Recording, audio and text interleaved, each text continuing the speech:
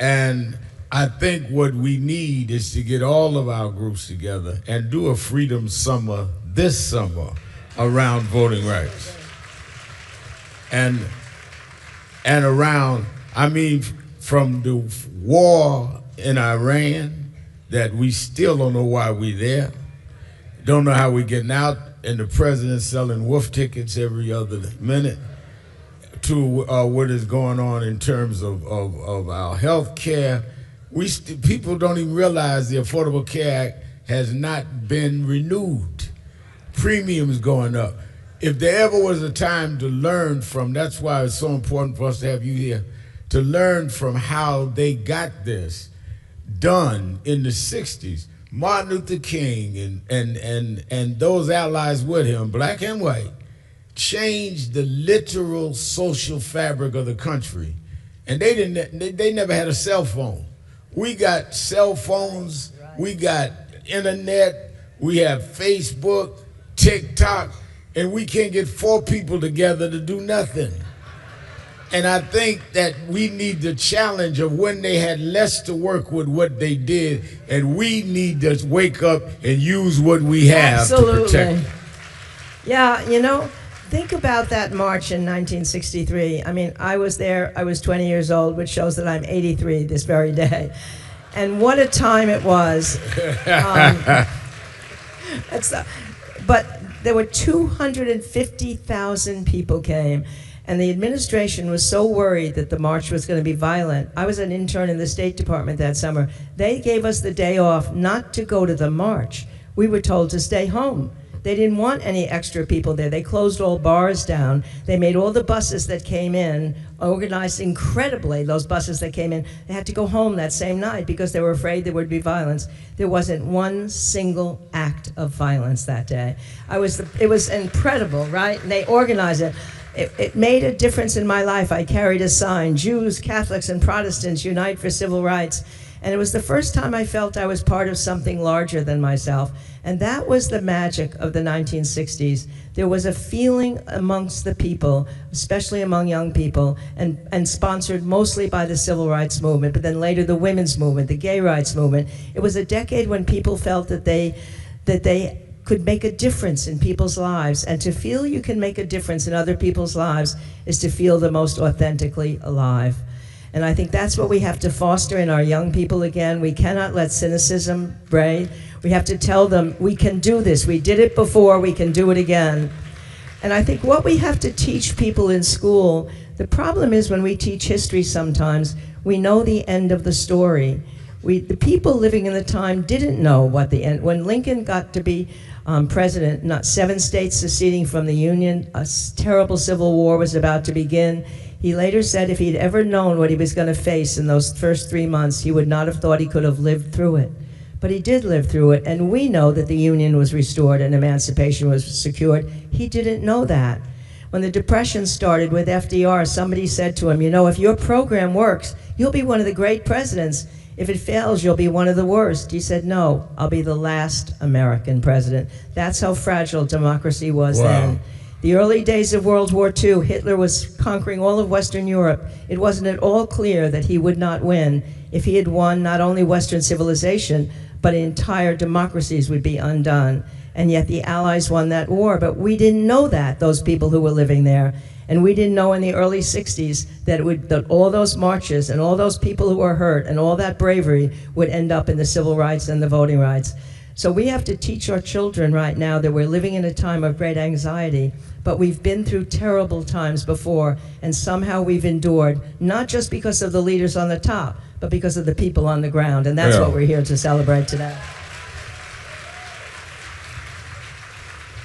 And people need to know the March on Washington that you referred to in '63, they didn't get the Civil Rights Act till '64, which means that the blacks that came from the South had to ride the back of the bus to get to the march.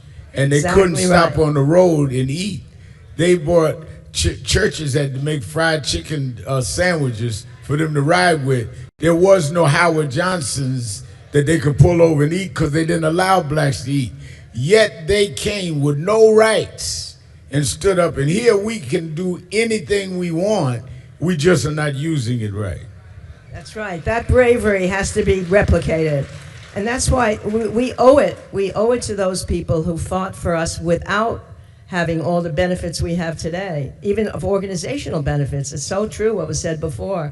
But I really believe we're at a point now where we're going to do it. But it's clear now. We're in April. We've got to start this thing happening this summer before November. We've got to begin to get as many people registered, as many people have their documents ready to march into those voting booths. And that's going to be the real march that's going to show where we are. The other part I want you to elaborate on is that even in those stark times, like I said, I was a kid, but I was raised by those that led there. There were those whites that would march with us. There was a white woman from Michigan named Viola Luisa that went down and volunteered her car, and they killed her for being down there in Selma. There was Goodman, Cheney, and Swerner, 2 Jews and a black, that were killed for getting registered voters in Mississippi. Killed.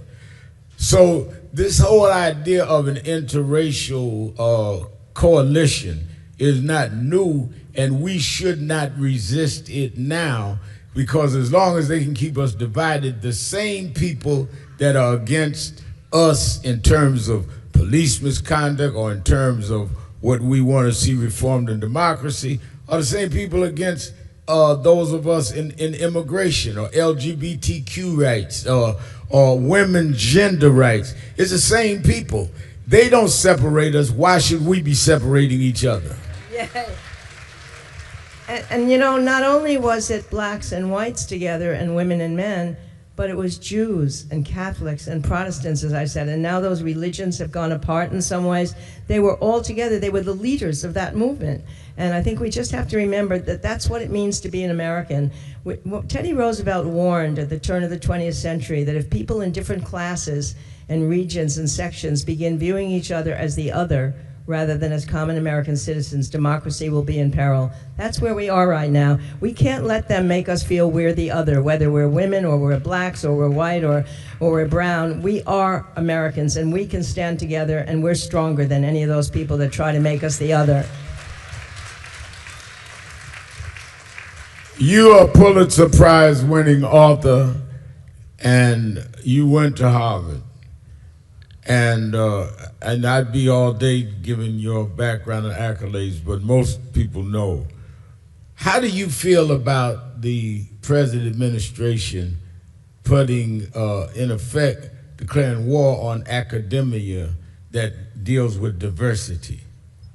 I think it's one of the saddest things. One of the proudest things that my husband did was to work on Johnson's affirmative action speech at Howard University in 1965. And the metaphor that he used is you can't bring people to the beginning of a starting line of a race and having had them discriminated against for 100 years and expect them to compete. That's what affirmative action was for. It's to bring people only to the fair place where they have a fair chance. One of the things Abraham Lincoln said is a democracy should be that anyone can rise to the level of their talent and discipline. You can't give them more talent than they have. You can't make them work harder than they're willing to. But if they're willing to work hard and they've got a talent to use, they should be able to rise through the system, and there should be no barriers. And those barriers are what are being dismantled, being put back on today.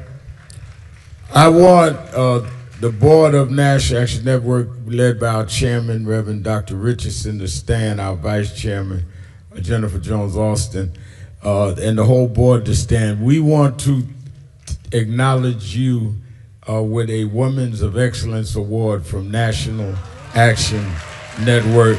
This is our Senior Vice President, Ebony Riley, presenting you the award. We thank you for your service. We thank you for what you've done. Give it up for the historian par excellence, Doris Kearns Goodwin. Thank you, thank you. No honor could mean more than this, honestly, for all my years to have this. I thank you all for this, and I will fight for everything in these weeks. We've got a lot more years left, a lot of more fight left. All right. Get her book, she'll sign it outside.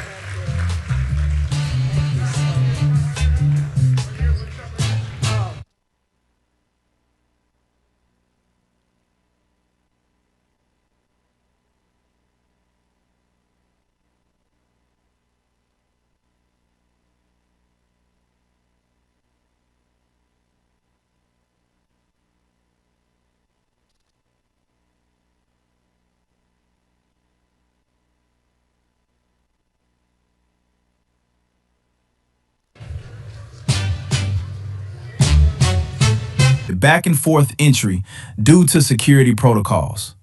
Please note that you will be required to go through security screening each time you re-enter. Thank you for your understanding and consideration.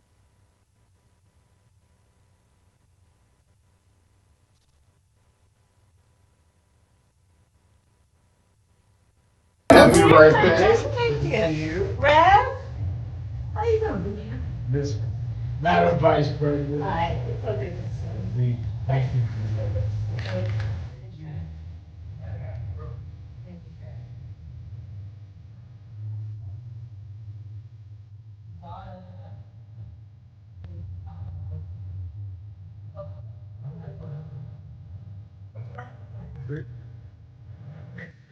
Yes, sir.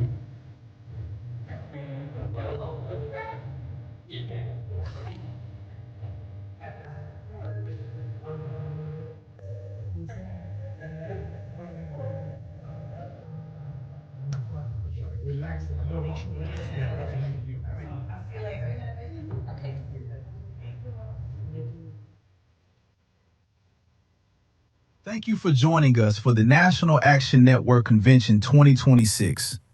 We kindly ask that all attendees limit back and forth entry due to security protocols.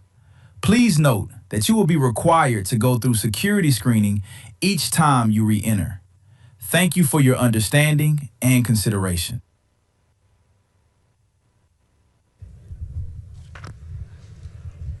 Let me, before we go on, several years ago, I went to San Francisco and met a lady that was running for district attorney. They said that she could not win. She ran anyway and won. Then I got to know her when she ran for the state attorney general in California. And a friend of ours, Paula Walker, said, "You gotta help, Rev. They told me you wasted your time. She's not gonna win statewide." She ran and she won. Then there's a Senate seat open up, and she decided to run for the U.S. Senate. And they said, well, you know that's going to be next to impossible, especially with her background. She had fought criminal justice cases, fought against some of the profiling, and it added a lot of strength because her having been a prosecutor, they couldn't say she was anti-police or anti-whatever. And she got it from both sides. Tax, unfairness. She ran though and went to the U.S. Senate. She was the one that helped to introduce the George Floyd Justice and Policing Act in the U.S. Senate.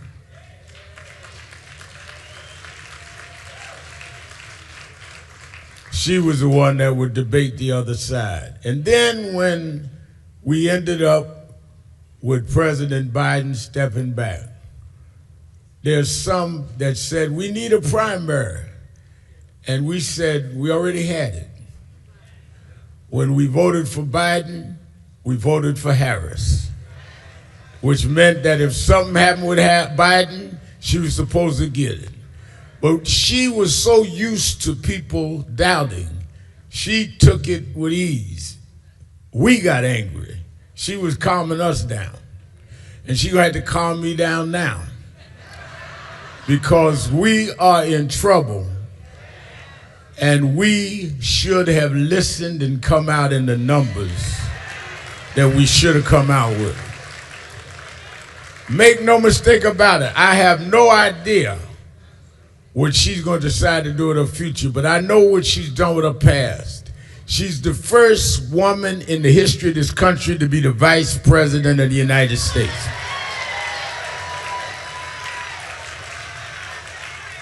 She's the first black woman to have the nomination of a major party.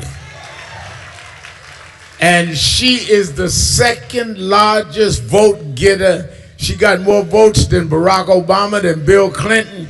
She got more votes than anyone in American history.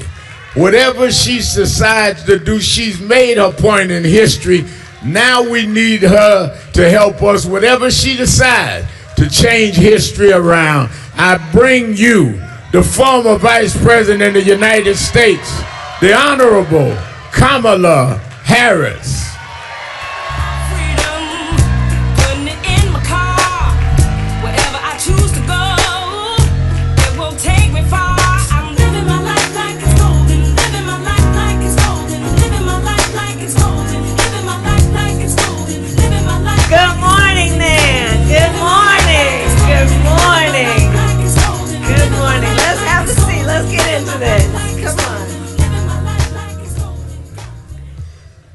Good morning. Good morning.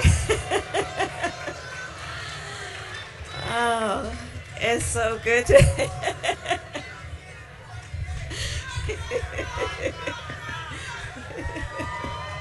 I think they're happy to see you. Oh, it's good to be back.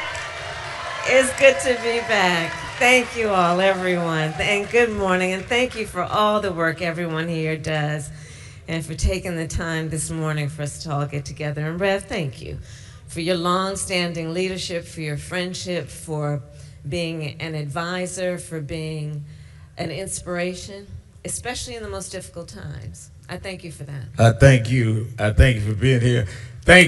First gentleman is with us too. Doug, stand up, Doug.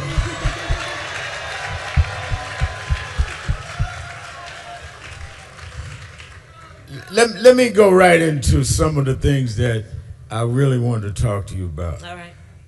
Today, even with the tenuous ceasefire, the war is no longer contained. It's become a regional war in terms of Iran.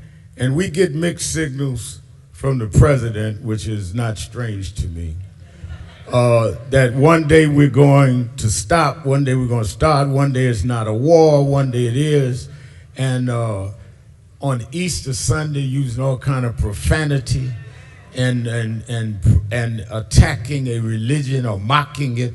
I mean, from the first strikes, you have been about your opposition to this war and to this engagement. And as you see it now, explain to me why there's such a danger on a global level, which I believe was the basis that you had opposed this engagement from the beginning and had said that. And it seems like, not that you wanted to be right, that you have been right, because we're losing lives on all sides and we don't even know why. That's right. Well, you are correct, Rev. From the beginning, I have been unequivocally opposed to this war of choice that Trump has entered.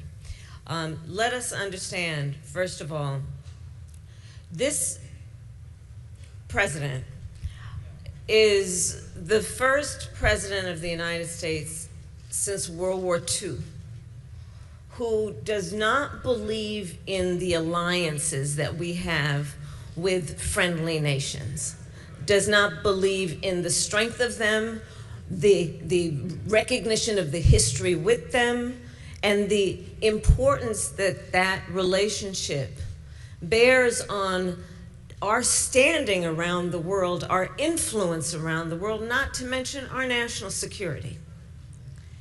This is the first president of the United States post-World War II who has not considered the United States of America to have a responsibility to be a standard bearer around international rules and norms, such as sovereignty and territorial integrity. Look what he did as it relates, and what he has been doing as it relates to Ukraine. And why is this important? Because America's strength in the context of the globe and the world relies on a number of things. Yes, it relies on the fact that we have the most lethal fighting force in the world, our military, and it relies on what we call our soft power, which is the importance that we have placed in being a participant with other democracies around holding up international rules and norms such as human rights, such as the importance of respecting relationships. Foreign policy is a lot like your friendships in your personal life. The strength of the friendship is going to be based on some mutual recognition of the history of the friendship, what you've been through together. It's going to rely on trust, which is a reciprocal relationship. You give and you receive trust. It's a back and forth. Friendships rely on consistency. Do I follow through on what I say, what I've said? Well, none of this can be counted on when it comes to Donald Trump. None of it. It is, yes, evidence of his lack of character, but it is harmful to the people of America, not to mention people in allied nations around the world. So he enters into this war, a war of choice. Remember, the man said he got rid of their nuclear arsenal. Obliterated it, he said. You know how he likes to use those kind of words? Obliterated it. Which is not an ambiguous term. That means you took it out. Well, evidently he didn't do that. He is causing U.S. service members, 13 to have lost their lives, hundreds, it is estimated, of others to be injured, some very seriously, putting U.S. service members at risk.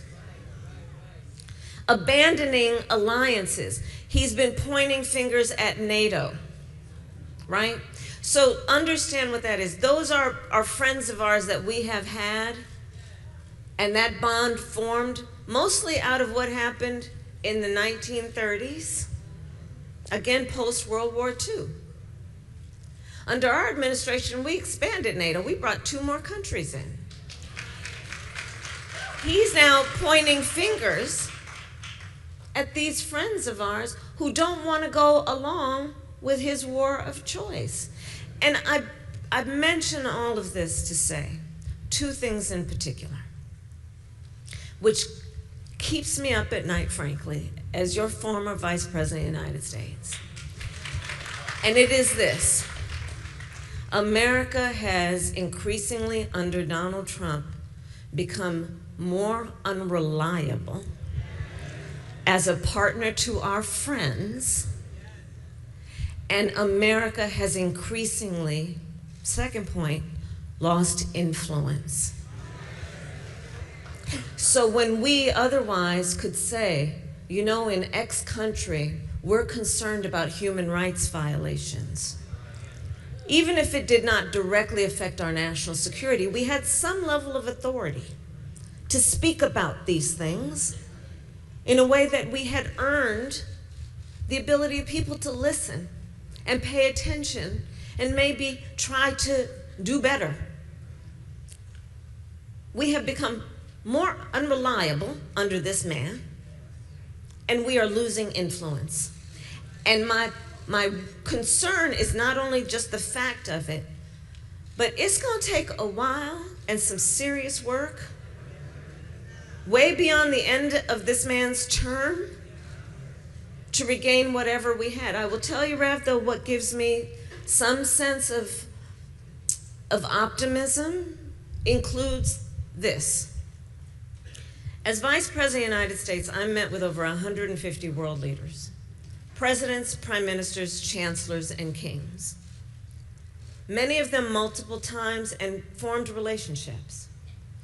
I have traveled the globe many times over, and I will share with the friends here, one thing that I realized is that the relationship that we have with allied nations, yes, can be forged and reinforced by the leaders, but I will tell you, the true strength of those relationships is the people of those nations feeling some level of identity and connection with the people of our country. And that includes the people in this room.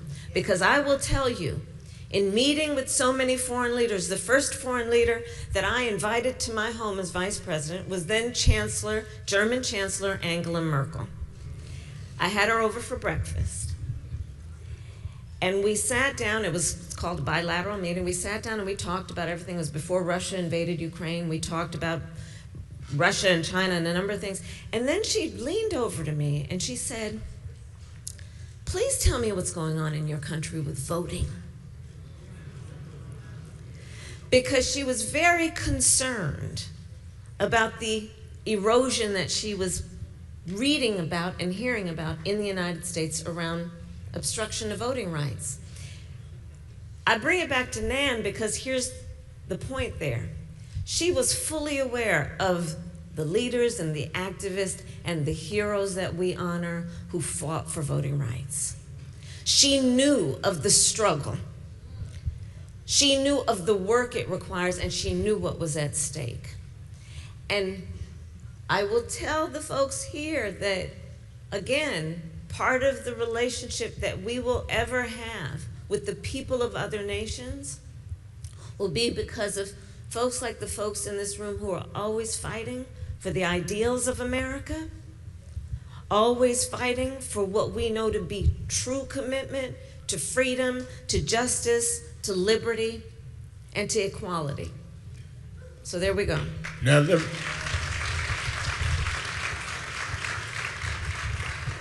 let me ask you this, and I'm sure you remember, many out there remember, President Trump said on day one, he was going to deal with inflation and make America affordable again, and to bring down the prices of groceries.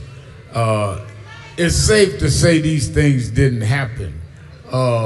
So, I mean, what do you make of this? I know you know I'm the preacher, but you practice better than me. I'd be up in the middle of the night saying, "I told you so," but how do you, on a serious side, deal with the fact that we are dealing at a time this war exacerbates it? What's going on with the Straits of Hormuz all exacerbates it, and we're paying for this. This is not just some foreign affair issue somewhere else. That's right. The American citizens, black, white, red, blue, don't matter, are paying for this war. And the American citizens will always pay for war. So that is true. First of all, just to answer the first question, and I heard friends in the room say, he lied. He lied. He told the American people on day one he was going to bring down prices and costs, and he lied. I will say this, however. You know, when you look at the numbers in terms of that election, 1/3 voted for him, 1/3 voted for us, and 1/3 did not vote. And I do believe there is a healthy number of the folks that voted for him that believed him and voted based on that very important issue, which is, can they afford to get through life with dignity and being able to take care of their family? It's without any question, I would say, the #1 issue for most people in our country. And you look at it, though, what he has done is, instead of taking care of the average everyday folk in America around their need for affordability, he'd been taking care of his rich friends and his own family. You look at what's been happening, the cost of gas, the cost of food, unemployment, inflation have gone up since he has been president. And then now, he has, you know, he says what he's thinking. I mean, here's the thing, we don't have to kind of like, what does he mean when he says that? That's the one problem we don't have. So, he just said the other day, the government shouldn't be responsible for affordable child care. That's what he said. This is the same man who pretended that he's a family first president. They're asking for at least $200 billion. I heard today the number may be as high as $400 billion, $200 to $400 billion for this war. Meanwhile, they've cut Medicaid, premium prices for health care have gone up, SNAP benefits, WIC. Everybody in this room knows what WIC stands for, women, infants, and children. SNAP benefits, which are intended and were created to feed hungry children, hungry seniors, people who have the right to expect that their government wants to alleviate their suffering. So he again has shown his character on issues like this. And his character is he is telling the American people he doesn't care about you. But I would caution us to understand it's not only about him. At some point, he will be termed out of office. And understand, it's not just about the individual, it's about the apparatus, if you will. I would prefer to just talk about the cronies who are allowing this to happen.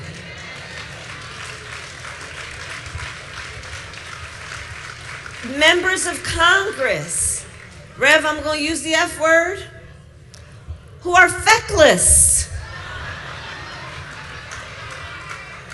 It's an appropriate F word. Who don't, and I served, as you mentioned, Rev, in the United States Senate for 4 years. I know a number of these folks. And I know that so many of them know what's wrong with this. I know they know it, but they don't have the courage to stand up. They want to walk around with their flag pin, having their staff run around and chase them like they're royalty. They don't want to give up those jobs. And they know it's wrong. The other thing I've come to, I know we're all spending a lot of time thinking about how could people be this way? I've come to the realization that, some people are purely transactional. By that, I mean they're in it for what they can get out of it, and whoever is harmed in the process, so be it. They're not burdened with doing what is morally right, what is principled, what is value-based. They're in it for what they can get out of it. And the second point I've come to realize, sadly, is that I do think it is part of the frailty of human nature for some, which is the need to just be next to power, no matter what it does. And these are the things that we're seeing come from people who are otherwise powerful and have taken an oath to represent the people in their best interest. So this is what we're seeing happen. I think we need to be, we need to understand it's bigger than him. We have midterms coming up. And anyone who is facilitating this, either by their silence or actively, needs to be held accountable.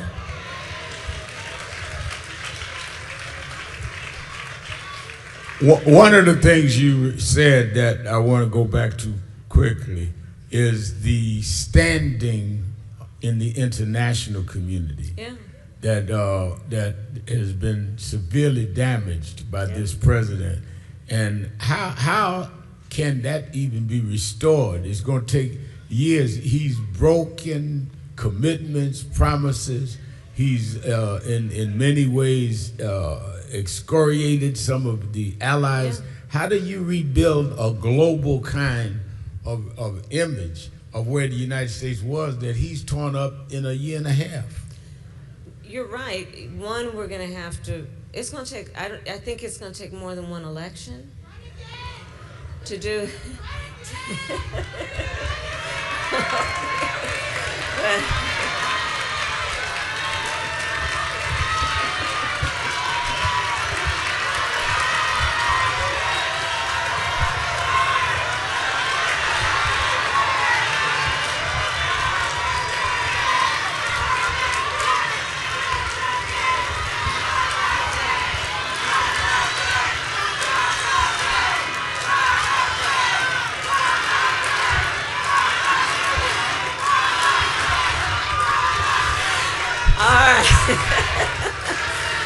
Okay.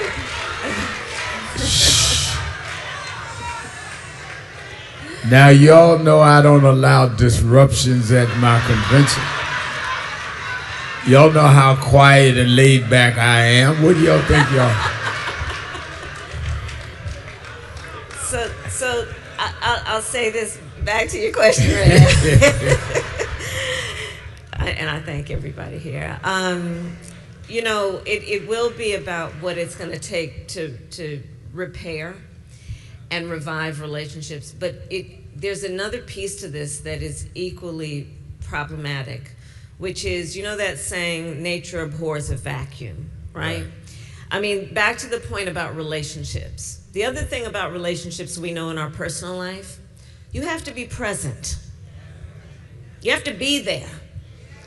So the other thing the man has done is he cut USAID, which was a commitment that we made and funded over many years that the United States of America, we still didn't fund it enough, by the way, but we did fund it, aid that we would give to nations in need, whether it be because they were dealing with a health epidemic. You know, for years it was HIV, AIDS, cholera, hunger, and through USAID, we would give aid and assistance to nations in need. And by the way, that was not pure benevolence. There was also an understanding when you do that, you earn the credibility to then talk about some other things. Right. So it's not like it's purely selfless to do it. It's not like, you know, what they would have you say, oh, American tax dollars shouldn't be going to this. America benefits from that. Our national security benefits from it. If you want to understand, right, there's multiple purposes. Well, he cut that. So we're not giving that level of aid. But the other thing, nature abhors a vacuum. When you are not present in these relationships, other people will fill the void. So see China. I mean, somebody asked me the other day, what's your take on China's connection to all this? And I jokingly, half jokingly said, well, China's just sitting back eating the popcorn. But what they're also doing is filling the void. When I was vice president, I was very intentional, and one of the things I'm very proud of is I was doing the work of attempting to change the narrative around the relationship between the United States of America and the continent of Africa. Because, you know, we have historically, when we have worked on the relationship, it's been about aid, but my point was it needs to be about partnership, right? Understand that on the continent, the median age, I think now, is about 19 years old. The prediction is that by the year 2050, 1 in 4 people occupying Mother Earth will be on the continent of Africa, which presents either a wonderful opportunity for partnership and investment, understanding this population of people are going to have such a huge impact on the future of the world, or it's going to present a risk if we just ignore the needs of the people who are there. For example, in many African nations, their economy is based on agriculture, right? So the work that we could do in partnership around new ways of, you know, I've been spending a lot of time in the South, as you and I talked about. When I leave here, I'm going to North Carolina, South Carolina, and Georgia, and then Arkansas later. But agriculture, and in fact, some partnerships with our local farmers and farmers on the continent. Well, he's pulled back because, you know, the way that he's thinking of foreign policy, it seems, is when he talks about America first, it's to withdraw from these relationships and these connections. And then he kind of acts like a mob boss. So then he's kind of like, well, you know, you take Eastern Europe, and I'll take the Western Hemisphere. And then you over there, you get Asia. And we'll just divide it up, right? Instead of understanding historically, America has always been about our global leadership, imperfect though we have been. So what is happening is by withdrawing for a number of reasons, not to mention what he has called African nations. Yeah. S-hole countries. Right. what is happening is the other thing that is going to require the work after he leaves office is understanding that people have filled our void, in particular China. And how's that going to work then when, again, relationships are based on who's been with me, who's been here? I'll give you another example, and then we can go on to the next question. When I was vice president, I spent a lot of time focused on the Indo-Pacific. So again, you got to be present. So I spent time and traveled to Vietnam, to Singapore, to South Korea, to Indonesia, to Japan. Why did I go to those places and have multiple meetings with those leaders? Because China is attempting to influence that whole region of the world, which we have a direct connection to. California is right in the Pacific, right? 40 million people. We have a direct interest in what happens in that region, so we need to be present. You look under the Trump administration, they have pretty much withdrawn from our relationships with Indo-Pacific countries, again, leaving a void. So while he struts around boasting about how he will annihilate a whole people, what he is in fact doing, and this is why it's important to watch what he does and not just listen to what he says. What he is doing is making us weaker, unreliable, and less influential.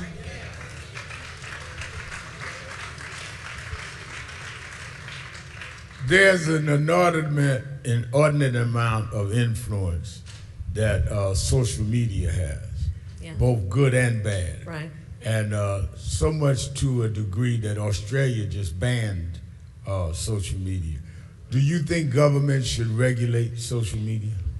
So I actually was in Australia in the last 12 months twice and met with the commissioner who championed their this restriction for social media for children 16 and under. It's interesting. She says she preferred to not call it a ban, but a delay. So this is how she thinks of it. It's a delay on when children can have access to social media. And it's relatively new, and we'll see how it plays out. I mean, here's the thing.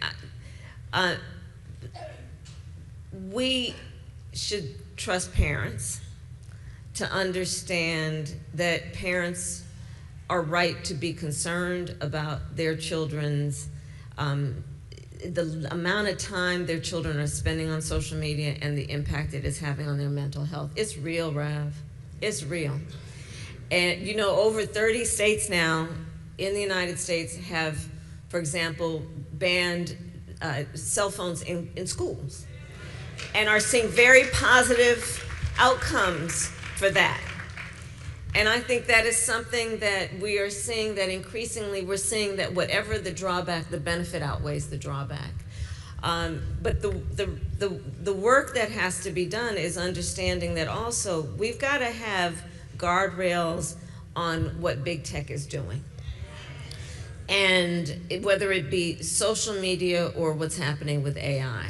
Back to the social media piece, I was actually very pleased to see that of the advocates for guardrails on social media were all these parents who just won that case against Meta and YouTube around the harm to children, so many of whom have actually died by suicide. You look at, and when we talk about suicide rates among children, and then you look at the suicide rates among Black children, we cannot ignore the reality of how, among the many factors that impact the mental health and well-being of our children, this is one of them. And the additional point I would make is, if we're sitting around waiting for governments to handle this, we may be sitting around for a long time. And I will say, though, states are taking it on, like New York has done some interesting work, California has done some interesting work. So governments can, but again, this administration through Trump has basically said it's either federal legislation or nothing, but you know there's going to be no federal legislation because half his cabinet are invested in the technology and are in the pocket of big tech. So where we would like to know and believe that government traditionally has a role to play in reducing harm, you know, we're seeing it with some state governments. I don't know if we're going to see it with the federal government anytime soon. Then you could say, well, then where else could the protections come from? Well, it's not going to come from the industry itself, because the industry has already figured out a business model where the algorithm is fueled by fear. And fear fuels the algorithm, and the algorithm fuels profit. So that's going to be difficult to expect that they will self-police, because they pretty much said that they're not going to. So then who's left? This is where I say the consumer, who, as we know, when we know our market power, our ability to have an impact on the marketplace, we can actually create movements that are about progress. And part of that will be, and I say this to NAN, is the work that we will continue to do to educate the people, the public, our friends and neighbors, the folks where we organize, to help them understand the effects of social media, so that they will know what to demand of the market. One of the things that NAN has been on the forefront of, and that you've been there longer than most, is voting rights and the protection of voting rights. Yeah. I am honored to have in one of our offices a picture of us marching across the Edmund Pettus Bridge, and you were helping to wheel one of the foot soldiers. And I and Ben Crunk was with you. But you've been to Selma before you were running for president. Voting rights is at risk. Yes. With the whole way he is now trying to change the qualifications for voting, passports, which is a poll tax, because you you don't have a passport, you need almost $200 to get one. Redistricting. Talk to us as one who dealt with, in the Senate, again, I go by the record, the John Lewis Justice Act, in terms of Voting Rights Act, and you tried to get it passed. I remember that there was the meetings, and they had 3 of you to meet and be the committee to get it through. And the last minute, the Republican, who loved Donald Trump, hugged him by the waist, turned on us. You called me and said, Rev, I try my best, but I think we're losing our ally. You championed that about voting rights. Talk about that. Yeah. So to your point about poll taxes, literacy taxes, this is not new in our history. And it's an agenda that has been in play since we got voting rights. And to fast forward to today, yes, it's more of the same. And so the way it is taking on is, one, first they're pushing redistricting. First, remember, they were pushing redistricting in red states. And then blue states said, all right, well, we're gonna play fire with fire then, okay? So that was right. They have been doing the work for years of building a Supreme Court that is configured as we now have it. And they're about to make a decision on Section 2 of the Voting Rights Act. And I am sad to say, I do believe they are going to kill it. And that will mean that the legal tool that we have to be able to litigate in a court what are clearly racist, influenced laws to prevent certain people from voting, we're going to lose the tool that we have had before. They then are proposing the SAVE Act. One must ask, save who? And what they will do is basically, to your point, Rev, to register to vote, you're going to have to prove your citizenship by a passport or a birth certificate. So it is estimated that over 20 million Americans don't have a passport or access to a passport. And to get one is at least $100, if not close to $200, which is in essence a poll tax, right? On the birth certificate piece, well, if you are a woman who got married and took your spouse's name, you are among the over 60 million women in America who are in that situation, which means that if you need to prove your citizenship with your birth certificate, it will not match, for example, your driver's license, which again is an obstacle. Because already, you gotta leave work to vote, you gotta have somebody take care of the kids to vote, you gotta figure out, is that the day that you can actually get to wherever the polling place is? All this is happening. What else is happening? They have been purging voter rolls. What else has happened? I believe in 24 states, they have gone in and taken ballots. Fulton County. I was down in Georgia and I was asked somebody, I said, tell me something, in Fulton County, you know when they sent those federal agents to come and get the ballots, did they take the 2024 ballots? Nope. So that one was okay, I guess. They took the 2020. And then he comes up with an executive order around mail-in voting. Well, guess who, when he's hanging out at his resort spa at Mar-a-Lago, votes by mail?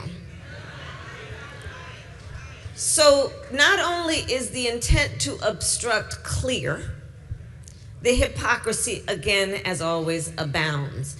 Here's what I'd say. First of all, as part of our activism and our work, we're going to have to register folks to vote, as we always do. But I'd start with this. Ask folks to make sure that they check right now their voter status.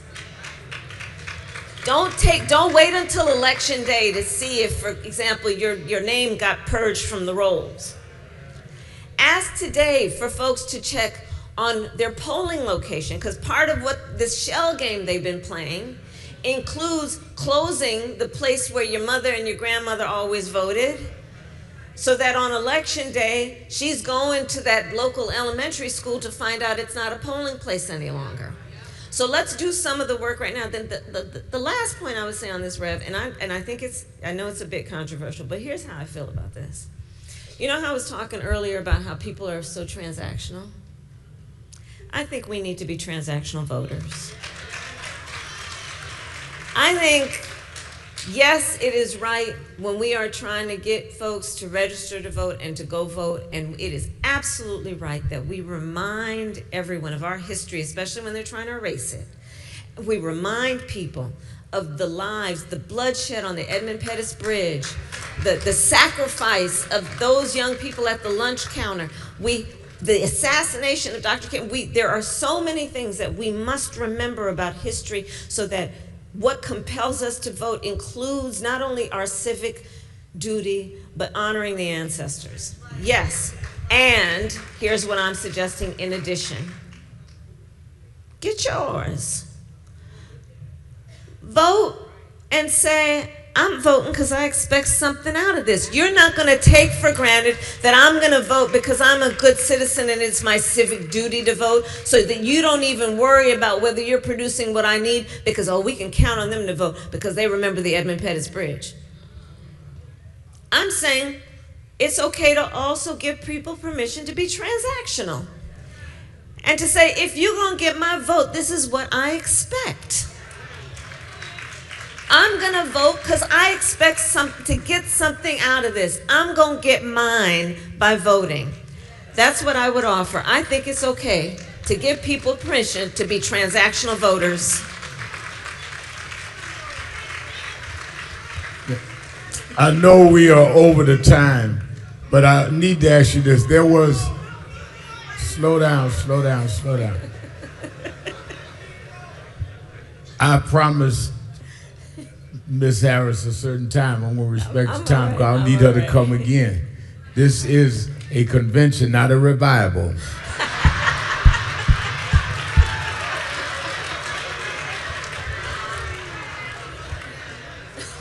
it was debated in your campaign in the 107 days that whether you should talk to people like Joe Rogan and hard right-wing people in media. If you were to run again, would you talk to them? Yes, I would. Listen, I will talk with anyone if it means talking with the American people.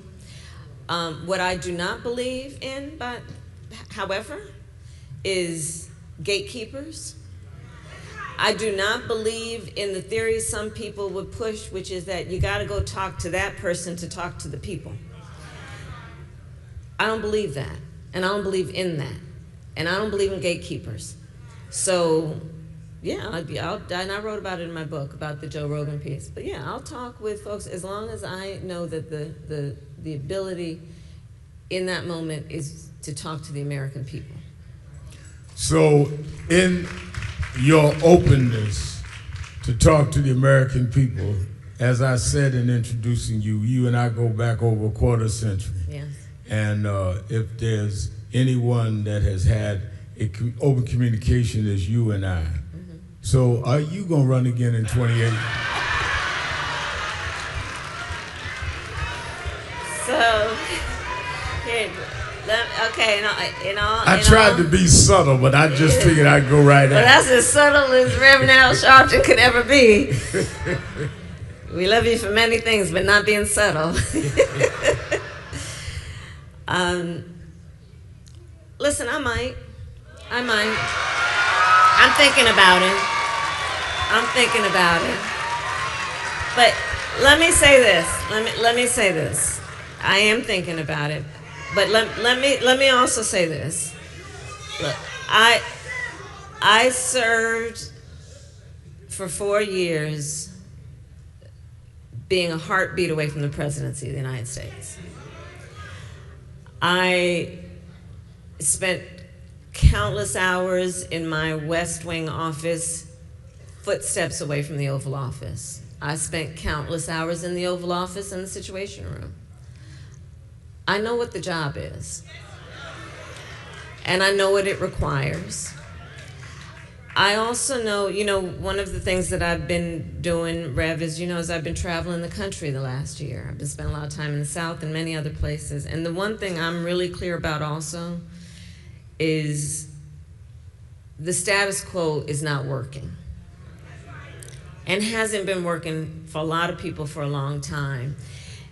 And part of the issue is the need to get rid of some of the bureaucracy in government and to understand that the people they don't want process, they want progress. And that's the work that needs to be done. I think that, look, the American people have a right to expect that anyone who wants to run for office and be a leader, that it can't be about themselves. And what they want for themselves has got to be about the American people. And that's how I think of it. And I am thinking about it in the context of then, is who and where and how can the best job be done for the American people. That's how I'm thinking about it. I'll keep you posted. I'll keep you posted. Okay. All right. All right. Vice President of the United States, Kamala Harris. Come on.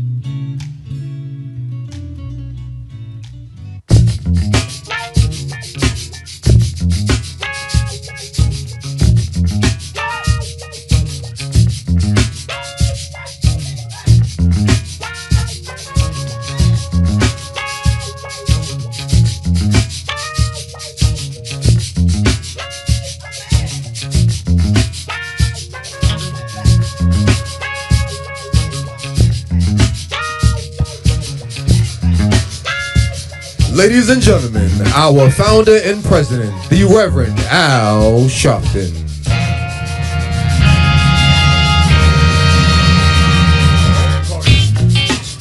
All right. Have your seats.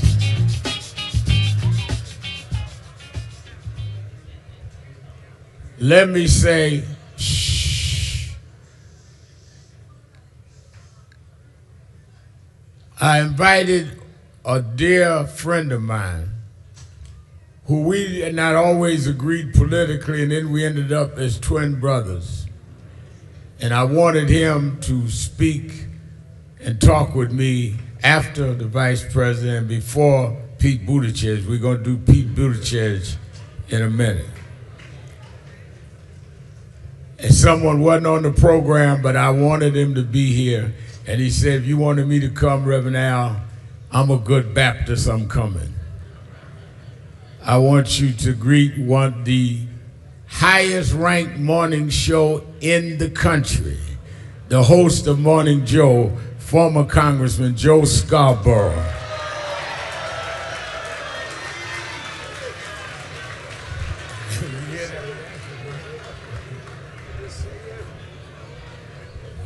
Now, I'm going to tell Mika. Joe, I told you how friendly our crowd was. You hear that cheer for you.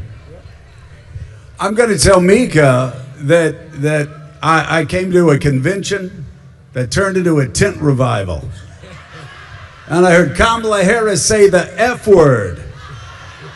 It was feckless. And you saying that you're going to be subtle. I'm always subtle. You're always subtle.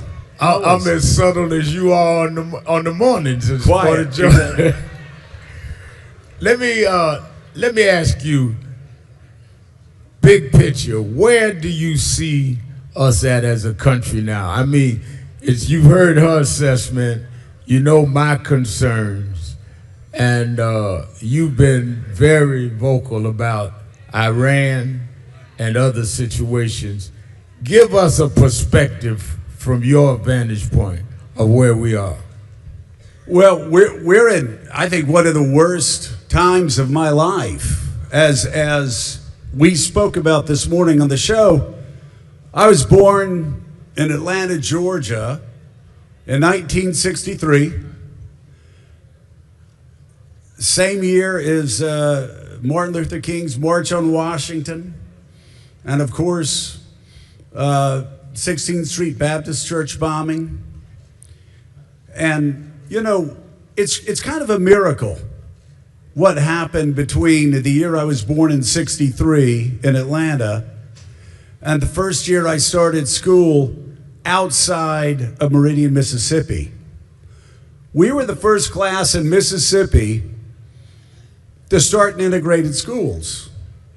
Now, for me, that was normal, but think about that.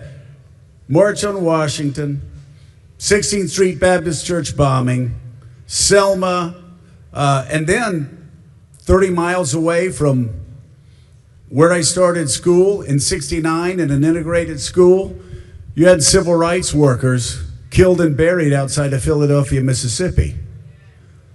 But there was remarkable progress.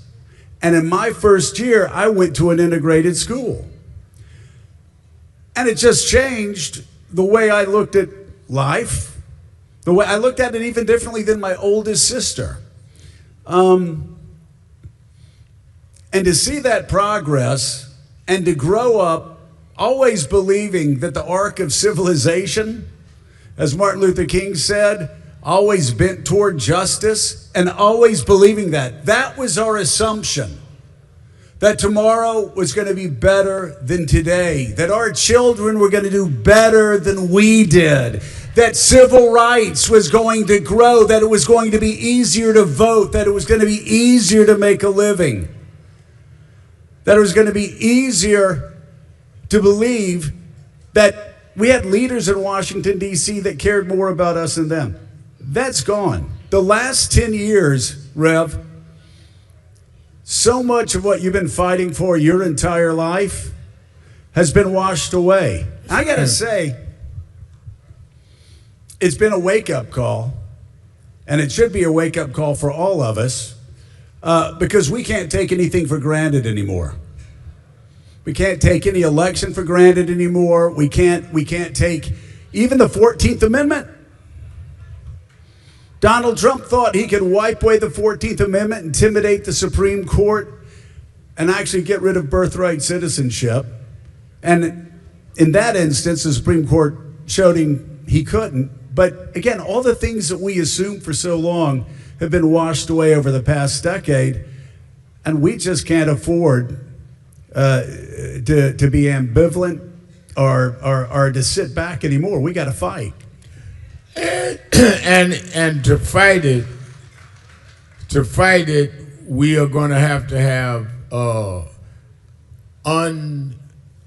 unusual alliances. People that never united before find themselves in the same position of being disenfranchised, disempowered, and in many ways the same economic plights that others have faced, we're now facing.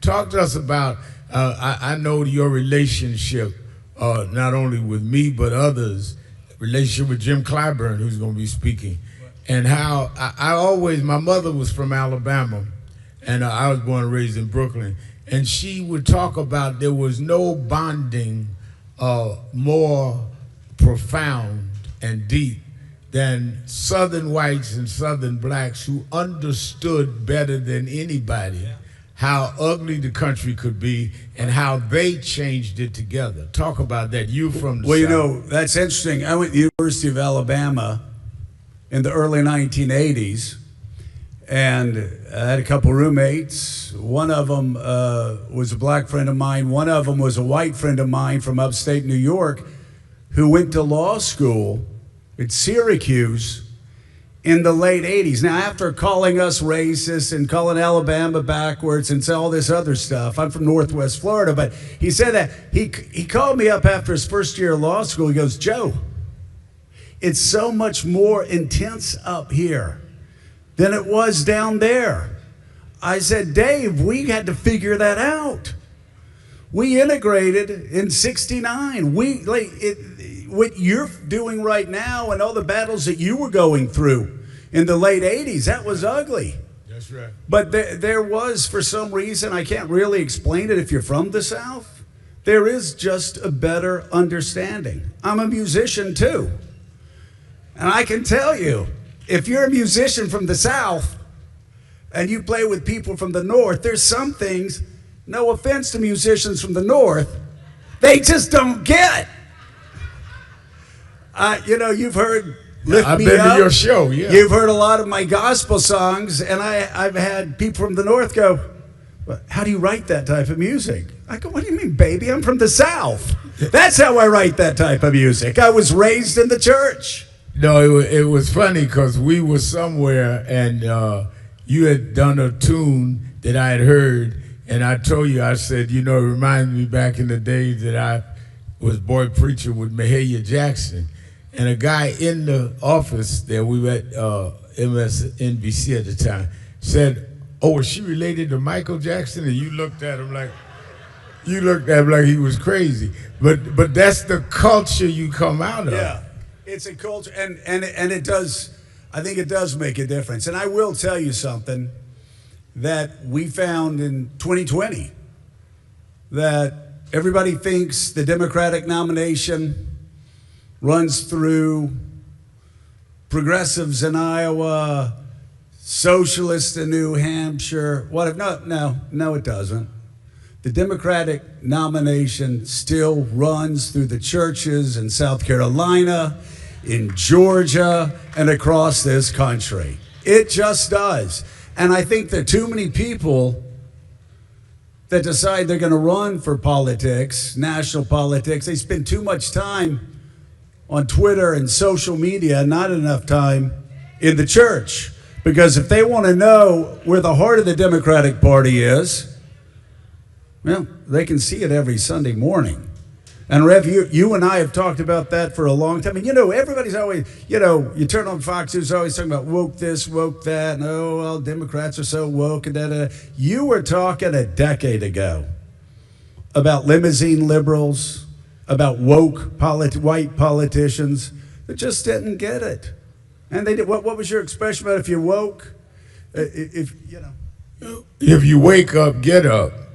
And a lot of those that were woke are woke where? With who? I mean, we were never looking to replace one slave master with long-haired slave masters. And I think that a lot of them, well, we're progressive. Progressive for who? Where's the progress? I'd rather have somebody that is from the deep South that understands my pain and deals with it, and that may be centrist, than somebody that's more urban, northern, can quote all of the right books and do nothing for my condition. Well, exactly. And you talk about quoting all the right books. I mean, and I think it's something that you're starting to see Democrats do more now. But actually, it used to be that a lot of politicians were afraid to talk about their faith. Right. Now, not this crew in the White House, because they'll throw Jesus under the bus and blame him for the war in Iran. They'll throw Jesus under the bus and blame him for the worst, most un-Christ-like policies that have ever been committed, like at least in my lifetime. I mean, it's incredible when I hear Pete Hegseth actually claiming Jesus has something to do with a killing that's going on in Iran. You got right now an administration that wants to spend $200–300 billion on a war while they're gutting health care, they're gutting Medicaid. Your vice president talked about WIC, SNAP, all of these benefits. And at the same time, who do they want to defend? Who do they want to fight for? Is it working Americans? No. It's billionaires. It's literally billionaires.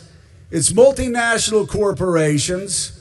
It's tech monopolists. You ask Kamala about if Washington's going to do anything about social media.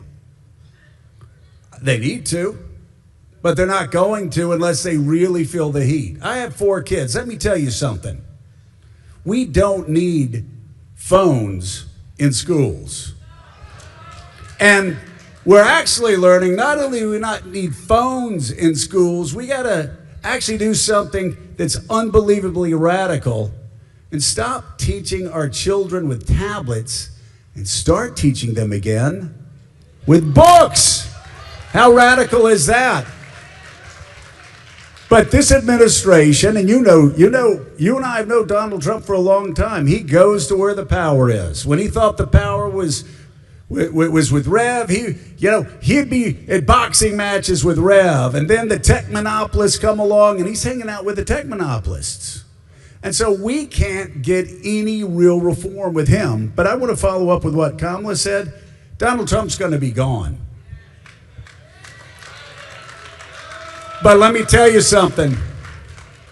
The Republicans, the people that I know, the people that I used to be a member of their party with, the people I used to serve with, those Republicans are still going to be around. And those people who've allowed this to happen need to be held accountable. They need to be voted out. And we need to make sure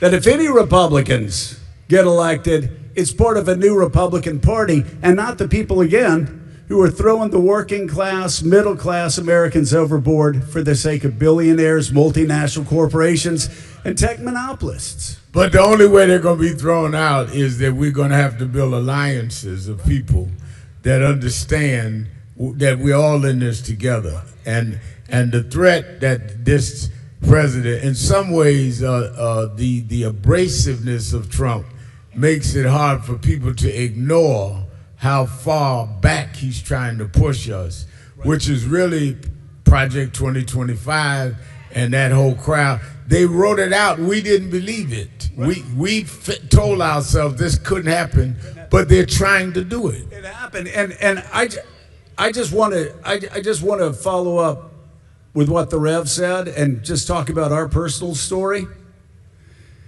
I mean, he talked about coalitions that we have to build, maybe coalitions across party lines, coalitions across lines that we're not used to. Rev and I, we look like we're best of friends, like we love each other, but boom, we used to go after each other hard. I even put a resolution on the House floor condemning Reverend Al Sharpton when I was in Congress.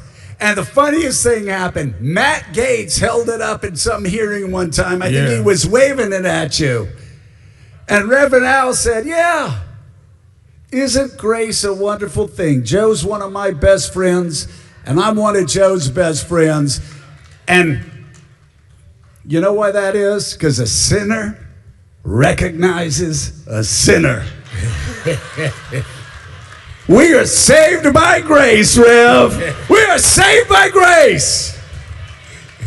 We both have a lot more of Peter in us than Paul.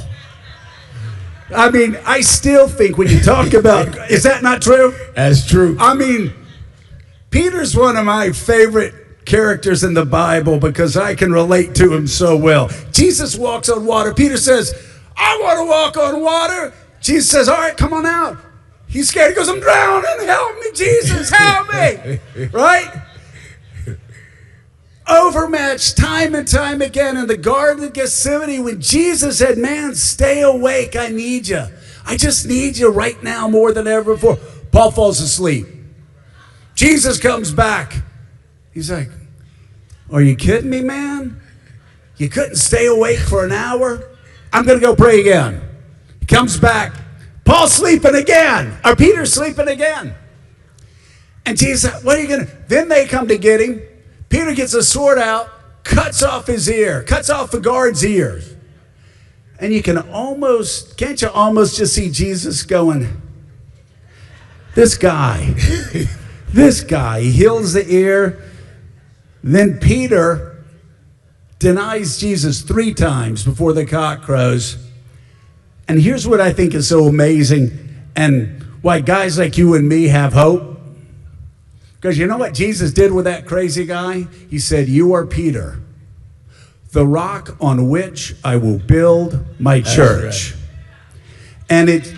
And when we're looking at people that we want to form alliances with, when we're looking at people that we need to work with, to get us over the finish line this time and make sure that somebody like Donald Trump is never elected president of the United States again, it may not fit neatly into our preconceptions or our prejudices about who we should work with. But I say, if you're for democracy, if you're for civil rights, if you're for finally moving this country forward again, then you know what? We got to build those alliances that you're talking about that may not be old alliances, but find the new alliances that bring people together that politicians try to drive apart.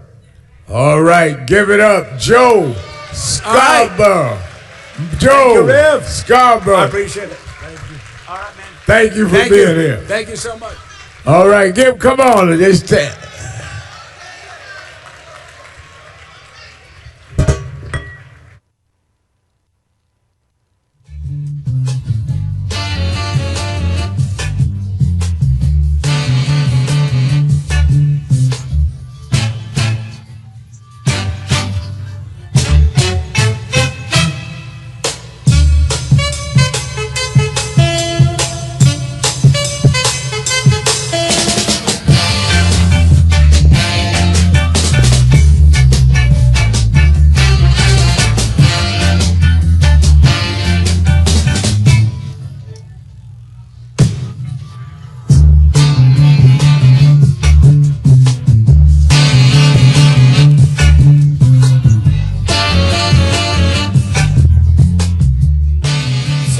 forget where you come from and forget how you got there and act like you got there because you were qualified or that you had a good resume.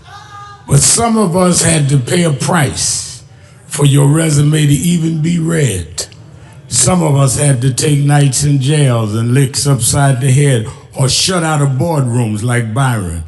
so you could walk down red carpets and act like you got there by yourself.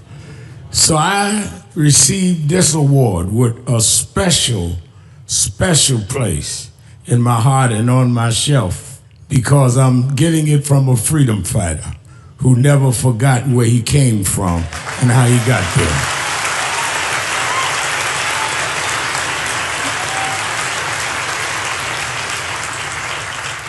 Yes, we've come a long way. We've had now a black president and now a black vice president, but we still can get shot down and have to march to get a case in court.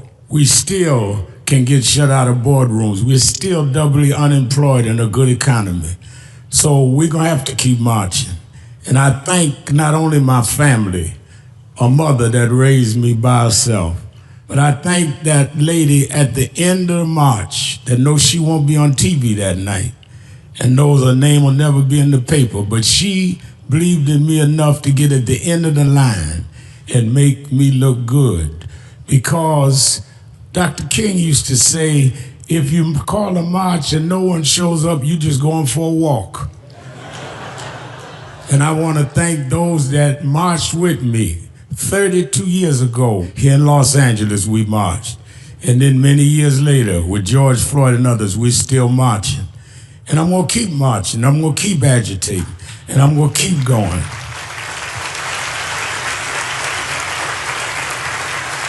Until we don't have to do it anymore. Eddie, known you a long time, Mariah, Chris and your kids. And I promise you this, the only thing that I really live for is I get up with this dream that every bigot, every racist, everyone in this country that hates will say, damn, he's up again.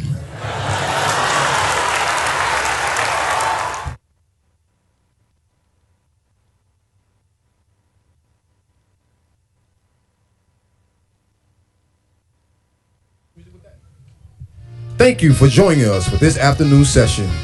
Please remain seated as the next session will begin with the Honorable Pete Buttigieg.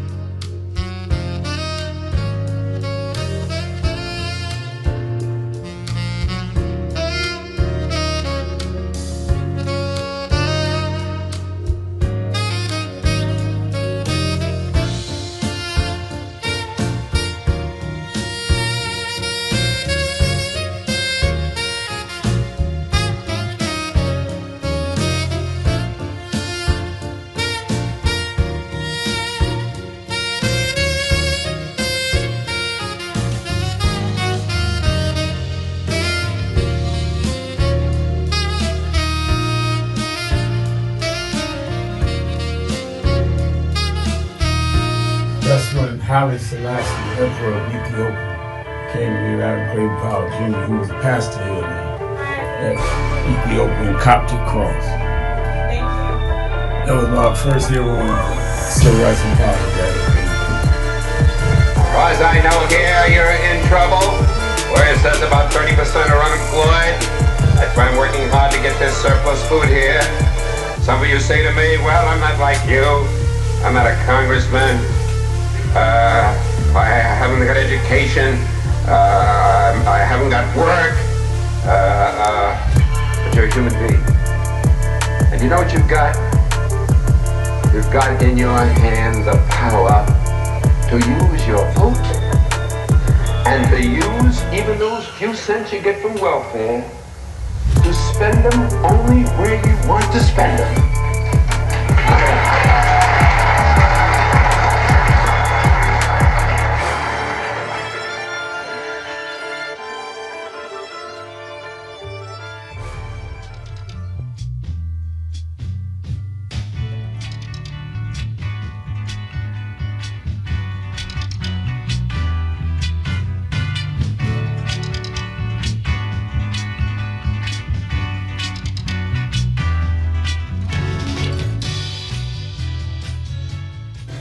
I'm downtown Brooklyn at Junior's restaurant. We say Fort Greene? In Fort Greene. The Fort. With the one and only Spike Lee, we just had breakfast. and talking about what's going on in the state of the race on Juneteenth Day, and encouraging everybody to come out and vote. Come out and vote. Movement going. Gotta go. We do keep tougher than Donald Trump. Don't bow now. Keep going. Peace and love.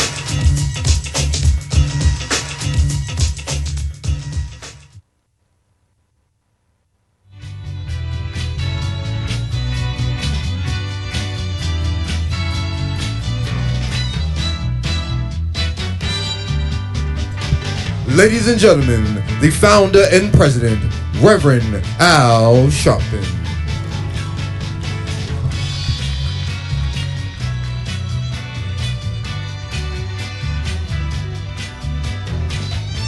Y'all give me a dead mic.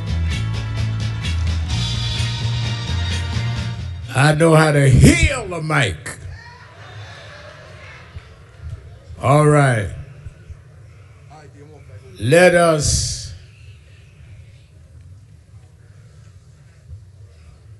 that baby cry. This is a protest movement. We allow crying in here. Our next guest, and I'm proud to bring to the stage, has been here before and has been open to any time we reached out. He served as the 19th U.S. Secretary of Transportation, where he oversaw a historic investment of over 70,000 infrastructure projects that were designed to bridge economic and community gaps. He's a former two-term mayor of South Bend, Indiana, and a veteran of the U.S. Navy Reserve, and he has, in my opinion, been consistent and persistent on issues of human rights and on issues that concern civil rights communities. May you welcome back to National Action Network the Honorable Pete Buttigieg.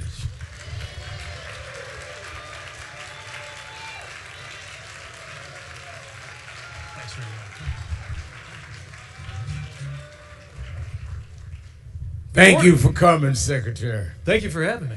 Let me ask you, as one that was Secretary of Transportation, we just went through a real problem in transportation in this country with the TSA workers in many ways being used as some kind of ball back and forward with the president playing games with their salaries while he tried to hold them hostage to force the Congress and the Senate to pass a bill he wanted and to stall things like the Affordable Care Act.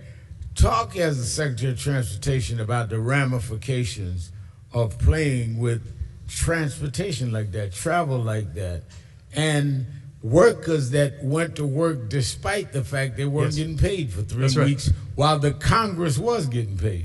That's right. Well, first of all, thank you for having me, and congratulations on 35 years of leadership in this organization. Thank you for the warm welcome. I care so much about this, not just from having worked transportation, but as a member of the traveling public. So many folks flew in order to get here. The safety of the traveling public is one of those core functions that should be beyond politics. And yet we've seen it treated as a political football. And many times they have shown their hand. For example, when the president eventually said he was going to do an executive order to make sure they got paid, he was really telling on himself, because what that means, of course, is he could have done that the whole time. And now here we are, where there's actually a bipartisan compromise to fund everything in Homeland Security except the pieces that need to be negotiated, including TSA, Coast Guard, all of those things, work through the Senate, and Speaker Johnson not just won't bring it to a vote, the House isn't even in session. So they're not even pretending to be trying to fix this problem. And the consequence is this very real human consequence for these workers who are coming to work, doing their job, keeping us safe. I see them just about every day because I'm traveling so much. And they are a credit to this country, but they deserve so much better from their leadership. You know the legacy of the Department of Transportation and Civil Rights. In the past, the federal government used highways and other infrastructure places, bridges, to divide communities. If one studied in New York, many of our delegates here are not from New York, there was a builder, Robert Moses, that purposely built a highway to divide blacks and from whites and others. And you, when you were serving at DOT, Department of Transportation, had to try to deal with changing the shaping of that approach. Talk about that, because I think people don't understand. If you go to any major city, it is a political decision where they build a highway. Absolutely. And where they're going to build certain things. And they use that to put people in certain boxes, right, in many cases based on race. Right. The way I thought about it is the purpose of transportation is to connect, right? That's what a road ought to be for. It's what a bridge ought to be for. It's what a railroad ought to be for. But there's so many cases where transportation was used to divide. I mean, just to think about the fact that in the American version of the English language, we have the phrase wrong side of the tracks, right? That tells you everything you need to know about how a piece of infrastructure, a road, a bridge, a highway, can be used as a dividing line, sometimes very directly separating black neighborhoods from white neighborhoods. And our view when I was Secretary of Transportation was we ought to do something about that. If federal funding created or contributed to a problem, then federal funding ought to be part of the solution. And the really remarkable thing is that nobody is worse off when we do that. When we supported a vision in Atlanta to the Stitch that takes, I think it's 75 and 85, that cut right through the heart of town, put them underground.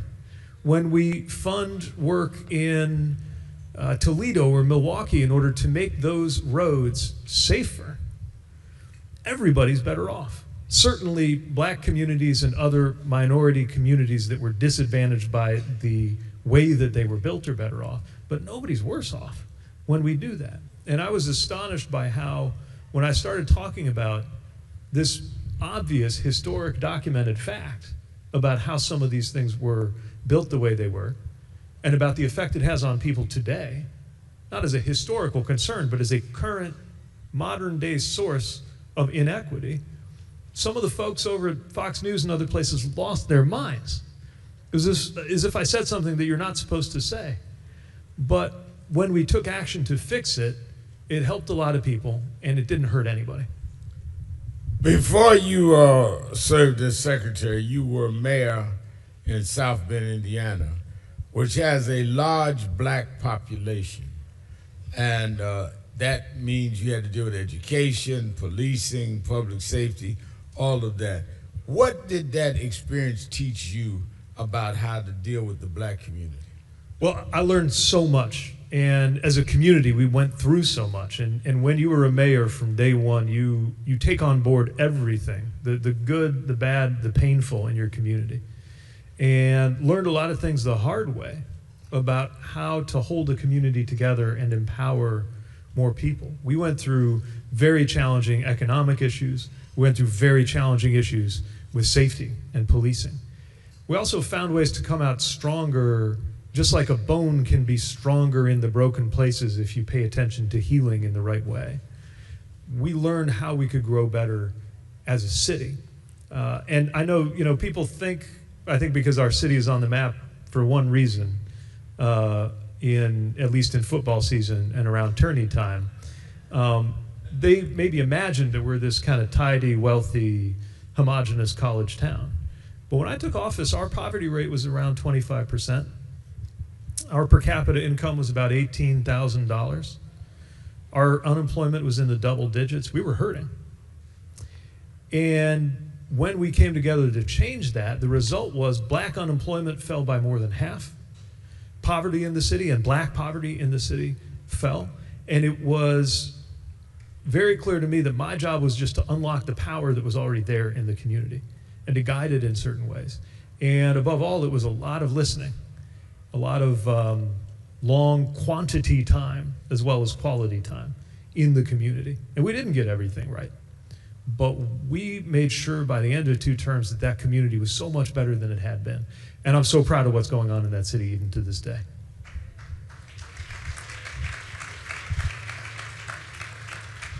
I remember when you were at the Department of Transportation that you ensured that infrastructure money was reached communities of color, reached disadvantaged communities.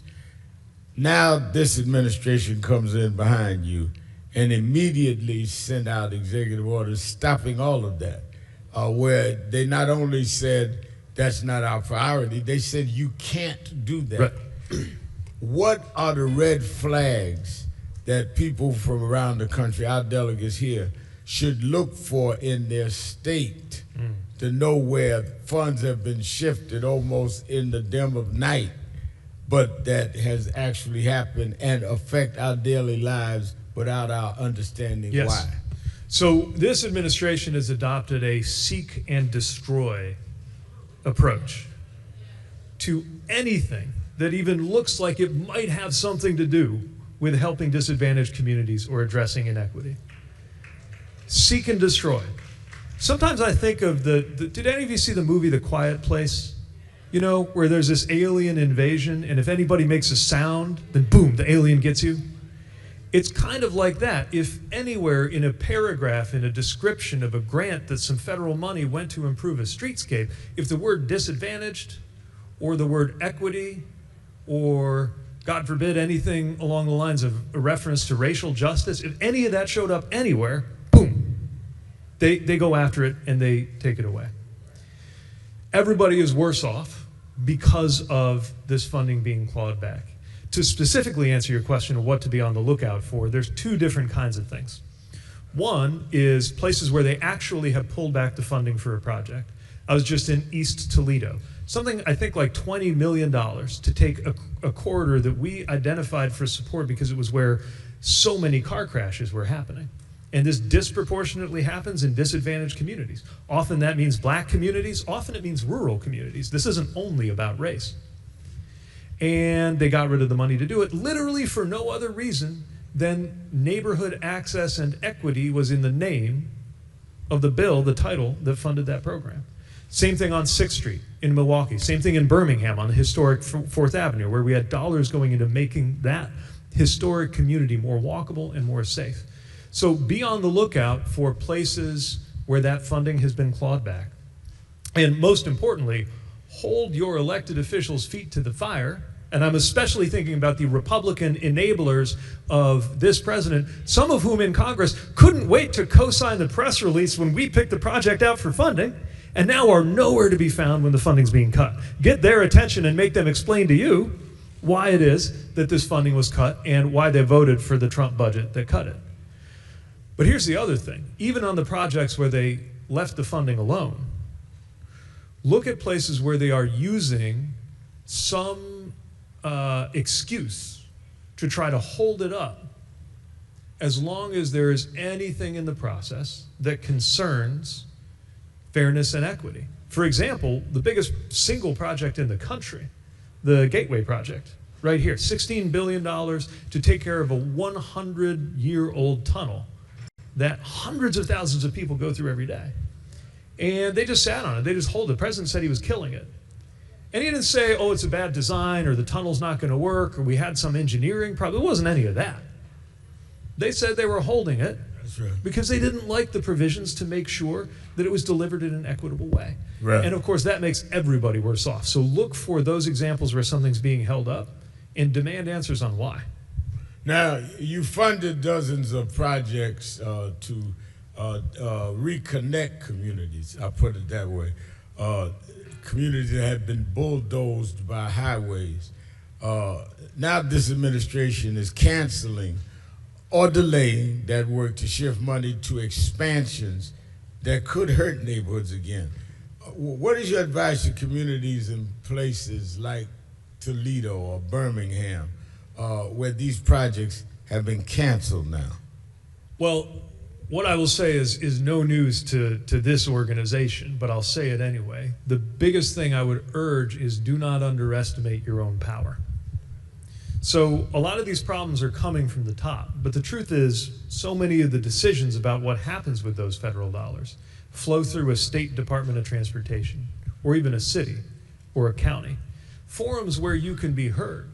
I mean, I saw for myself how activists through the National Action Network can get heard at a city council, at a state proceeding, in those forums that are a little bit closer to home. And that is a place where you can make sure, first of all, that nobody can ignore what is happening when they take away dollars for a transportation improvement that will reconnect a neighborhood or make a place safer. But also get the attention of people who can and should do differently, because we don't have to wait. And again, I know I'm preaching to the choir, but as important as the elections are, you don't have to wait till the election to deliver a different outcome through political pressure. You know how to do this.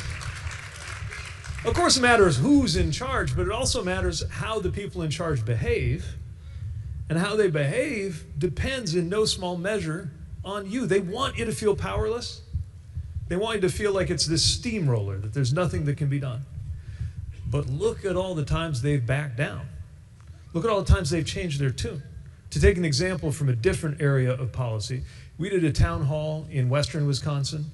About 1,000 people came in the district of a, let's just say, disagreeable MAGA congressman who refused to do a town hall with his own constituents. So we said, okay, you don't want to do a town hall? We'll do it for you. And just the fact that we were coming to town, I think might have been what inspired him to do something completely out of character, which is, even though he is no moderate, he wound up being one of the Republicans who switched his vote to vote with Democrats on extending the subsidies for the Affordable Care Act. It was a miracle. I don't think it's because he suddenly saw the light about President Obama's healthcare vision. I think it's because he saw the headlights of what was coming at him in terms of the headlights on our car. The political force right.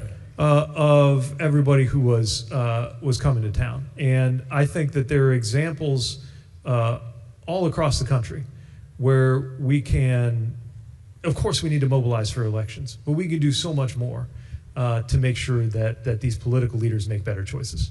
Now, one of the things that this organization has been in the forefront of is fighting to restore and or maintain DEI, diversity, equity, and engagement. Now, the irony of it is when George Floyd happened and his family called us in and we helped to organize and mobilize the marches and protests and worked with Senator Booker, Senator Harris around the George Floyd Justice and Policing Act. I remember that you as secretary would make sure that federal contracts went to people that weren't even being considered before, as long as they could do the work. Now this administration has come in, says stop DEI, and calls any black contractor, Latino contractor, a DEI hire. Right. Not based on the merit, right. Not based on what, since the contracts they started under your administration, they've been able to deliver, is automatically assumed, which is racist in itself, that the only reason a black has a contract is somebody gave him a handout. Right. And the irony of it, of course, is that this is about merit. This is about making sure that people and businesses who have been excluded get a chance to compete, get a chance to participate, get a chance to create generational wealth and deliver projects well. And we've seen this especially in transportation, going back certainly to Atlanta, whose black middle class today has a lot to do with the then mayor, Maynard Jackson, insisting that the airport project was fair in creating opportunities for black-led contracting firms. And a whole middle class arose out of that. Some of those businesses, I've met them, now they're in their second generation. They were delivering the renovations on the project that their parents or grandparents had delivered the groundbreaking on. It's incredible how that can work. And let's be very clear, this is not about, these guys in charge right now are not about merit. Right. I mean, look at how the Secretary of Defense intervened, overruling his own Secretary of the Army in order to block the promotion of black colonels deserving to be general officers. Does anybody seriously think that the reason a political creature like the Secretary of Defense overrules the career military on who ought to be promoted is because he believes in merit? Of course not. And we see the same thing with this contracting. This is about making sure that the wealth in this country goes to the kinds of people who can pay a $1 million membership fee at Mar-a-Lago. That's not about merit. Kinds of people who can contribute to the grand ballroom being built for dinners at the White House. That's not about merit. But that's who's profiting in this current environment. And we could be doing so much better as a country by ensuring that people get that chance to compete, get that chance to deliver. And that's true whether we're talking about making sure more folks get a chance to work in jobs, in service. By the way, meeting, of course, the same high standard, or whether we're talking about the business side. And when we do that, you wind up with more competition, better projects, and of course you wind up with more generational wealth being built in the very communities that were shut out of it for so long. Well, one of the things I took note with you was in barriers in trucking, the CDL, pay, predatory leasing. Beyond the contracts, the trucking industry has built barriers. I mean, literally barriers. The cost of a CDL, predatory lending, low pay. Based on your time at DOT, what changes were made to protect drivers and to make trucking a real path of stability for black drivers? Well, if COVID taught us anything, it's how much we count on truck drivers and other transportation workers for everything. When there's a problem I know supply chains is this kind of nerdy thing to talk about, but we all started to think about supply chains in different ways because of what we went through. And what we saw was there was a recruiting, I would say, emergency in terms of supporting, recruiting, and retaining the drivers that we need. And by the way, a very good opportunity for a durable and important career. And what we saw was that we as a country were leaving talent on the table. There were so many people who could do a great job, many of them, by the way, veterans. And look, if you were in my vehicle driving on the open road from Bagram to Kabul, I am quite sure that you could do an excellent job driving from Traverse City, Michigan to Chattanooga as a truck driver, if you want that career. And so we found ways to deal with some of the barriers, like the cost of signing up for the training to get a CDL or to go to trucking school. And by tearing down some of those artificial barriers, while maintaining a high standard for how you qualify to be a driver, we were able to see a dramatic increase in black drivers getting a chance to be part of that career and getting a chance to contribute to our supply chains. Let me ask you about voting rights. What role do you believe that national figures like yourself should play in defending the right to vote today? We see voting rights under siege. This is not hyperbole. We have a president that has said that we want to require people to establish first birthright citizenship no longer goes. We want to require ID of birth, of a birth certificate, and passports. Passport, as I said with Vice President Harris, costs up to $200 if you don't have a passport. Many of us don't have a passport because we ain't going nowhere. We don't need one. And then many people with birth certificates, I think Ms. Harris said, suppose if it's a woman who gets married, uses a married name. And I'm saying if you are married, I would say 85, 90% of us wouldn't know where our birth certificates are. And some that are even older in the South didn't get a birth certificate. So how do you view this blatant, in my opinion, attempt to stifle the vote, particularly in communities that did not have the same economic advantages? So why would you be buying something like a passport if you were not planning on going anywhere? Mm-hmm. And as you know well, part of what they're doing is making it impossible to do things like use your driver's license to register to vote. Right.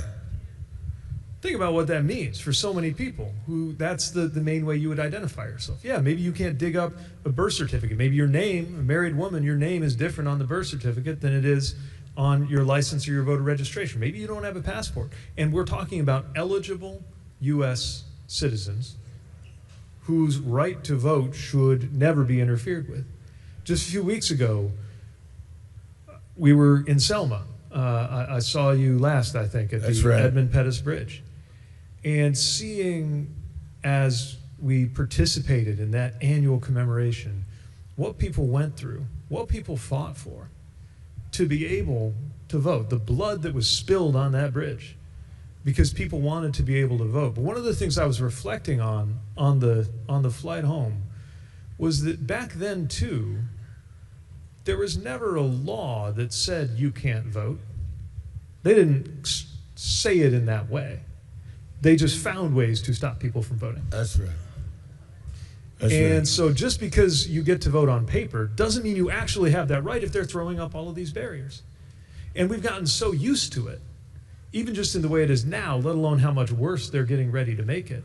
For example, I would argue, if you have to wait more than 1 hour in line to vote, do you really have a right to vote that's being enforced? You shouldn't have to wait more than an hour to cast your vote. Ultimately, in the long run, I think this may not be something that we can fully resolve until we have a specific constitutional protection of that right to vote. And we shouldn't be afraid to try.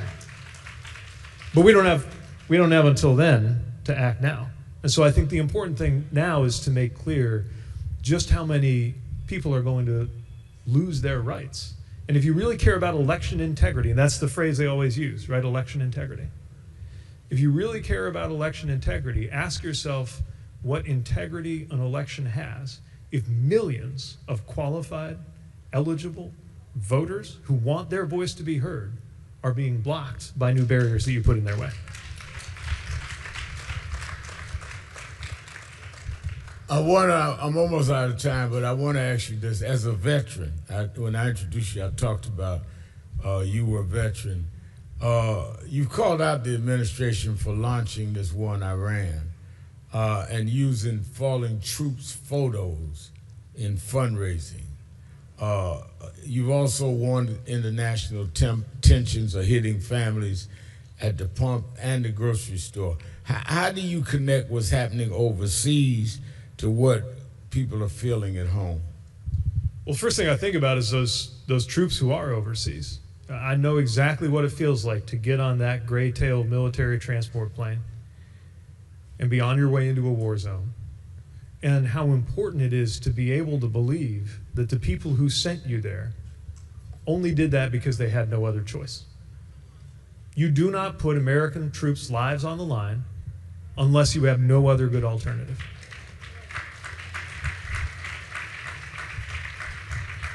But look at what they did. We're not in this war because we had to be. We're in this war because he wanted to be. After specifically promising not to launch these kinds of wars. And what is the result? It's not just that it destabilized the Middle East. It's not just that it's created all these problems for countries over there. It's that we're feeling it right now in the most immediate personal ways, even if no one you know is in the military. If you want a house, your mortgage went up because interest rates went up because of this war. Every time you fill up, your tank of gas got more expensive because of this war. The price of food this summer will be more expensive because fertilizer is more expensive because of this war. They are asking for an extra $500 billion for the defense budget. That is thousands of dollars for every household in this country. So we were paying directly for this. And what did we get in return? Is the world any safer? No. America is less trusted than before. When you need trust, by the way, you don't just need your allies to trust you, which is going to take a generation to reestablish. It's actually kind of important that your enemies trust that you will do what you say you're going to do. And we don't even have that anymore, which makes it that much harder to negotiate with adversaries. Right. And by the way, let's be very clear about what it means that this negotiation's happening now, this ceasefire. The president a month ago said unconditional surrender and regime change. Those were the goals. Regime change did not happen. We went from Ayatollah Khamenei to Ayatollah Khamenei Jr. And we went from unconditional surrender to negotiating off a 10-point plan written by the Iranians. That he said he had wiped out. Yeah. What do you think the world thinks of that? The next time we're going to come around saying, put your lives on the line to stand with us in some big effort. It is making America weaker, and the American people don't want this. The good news, if we can find good news in all of this, is that a lot of people have been woken up. Yeah. And we got to keep that going. But very importantly, when we encounter somebody who has been along for the ride with so many things that we consider to be grotesque abuses, because they are, when they start having doubts, think about how hard that is. I mean, we all know how hard it is to change your mind. Many of us have spouses who remind us how important it is to change your mind and say so when you were wrong about something, and it is one of the hardest things in the world.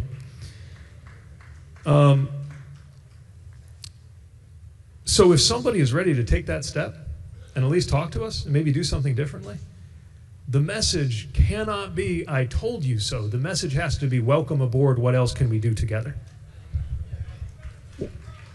What do you think, given the grave circumstances that we both agree that we're facing in some areas, what does the Democratic Party need to do to be able to be successful? Yes, we're angry, but anger does not mean everybody's going to the polls.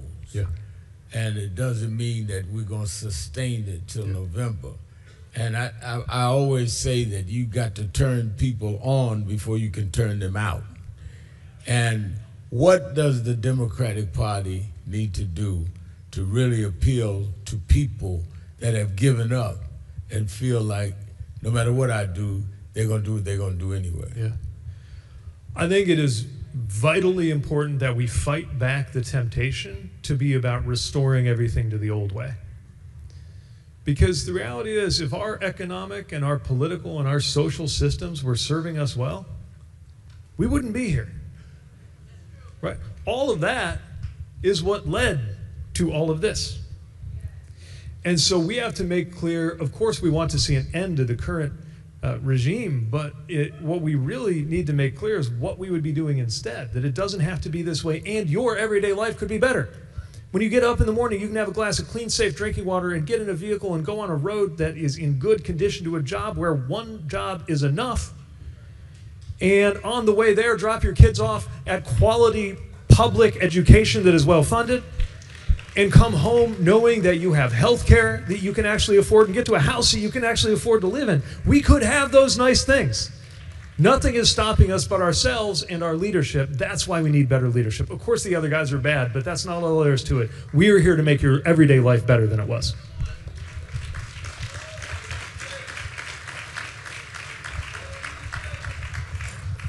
Let me ask you this, and I know the clock says it's on overtime. When you ran for president, you met me and we went up, well-publicized, lunch at Sylvia's restaurant in Harlem. just so my calendar is clear, should I be reserving a table at Sylvia's? Are you gonna run again? You save me a seat, I'll be there. All right. All right. Secretary of Transportation, Pete Buttigieg.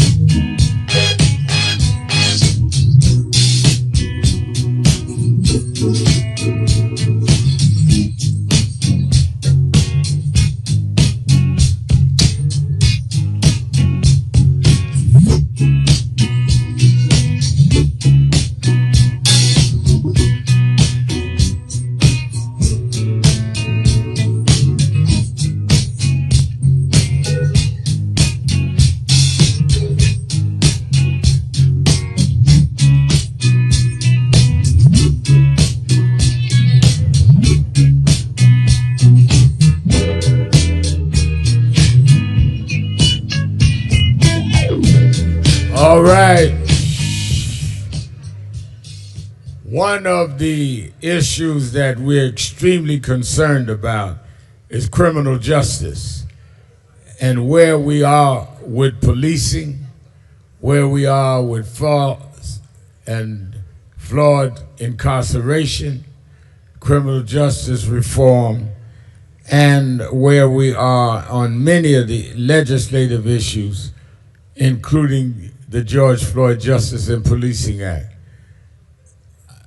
One who has worked diligently in this area, who's a member of the House Judiciary Committee, and who has taken time to be with us today to give some remarks from his work in the House Judiciary Committee. Let us welcome the Congressman from the Maryland's 4th Congressional District, Congressman Glenn Ivey.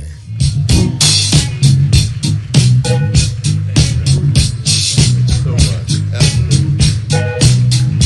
Thank you. Rev, before you go, wanted to just ask y'all, can y'all give a big round of applause for Reverend Al Sharpton? We ought to be standing up to thank him for the outstanding work that he's done over the decades. He won't remember this.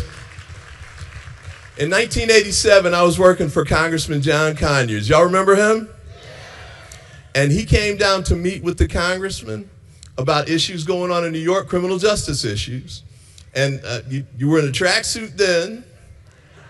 You weighed a little more then, but you know what? I had a whole lot more hair then too, but you've been dynamic and dedicated through the decades. So thank you so much for all that you've done and continue to do. How y'all doing today? National Action Network, congratulations on your 35th here. And 35 more coming, right? All right.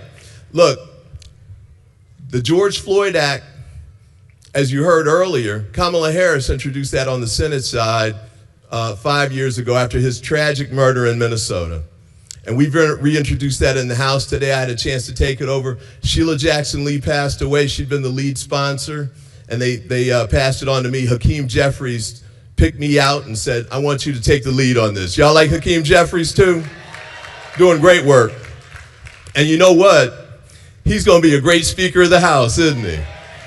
It's coming. It's coming. It's coming. I went out to Minnesota back in January.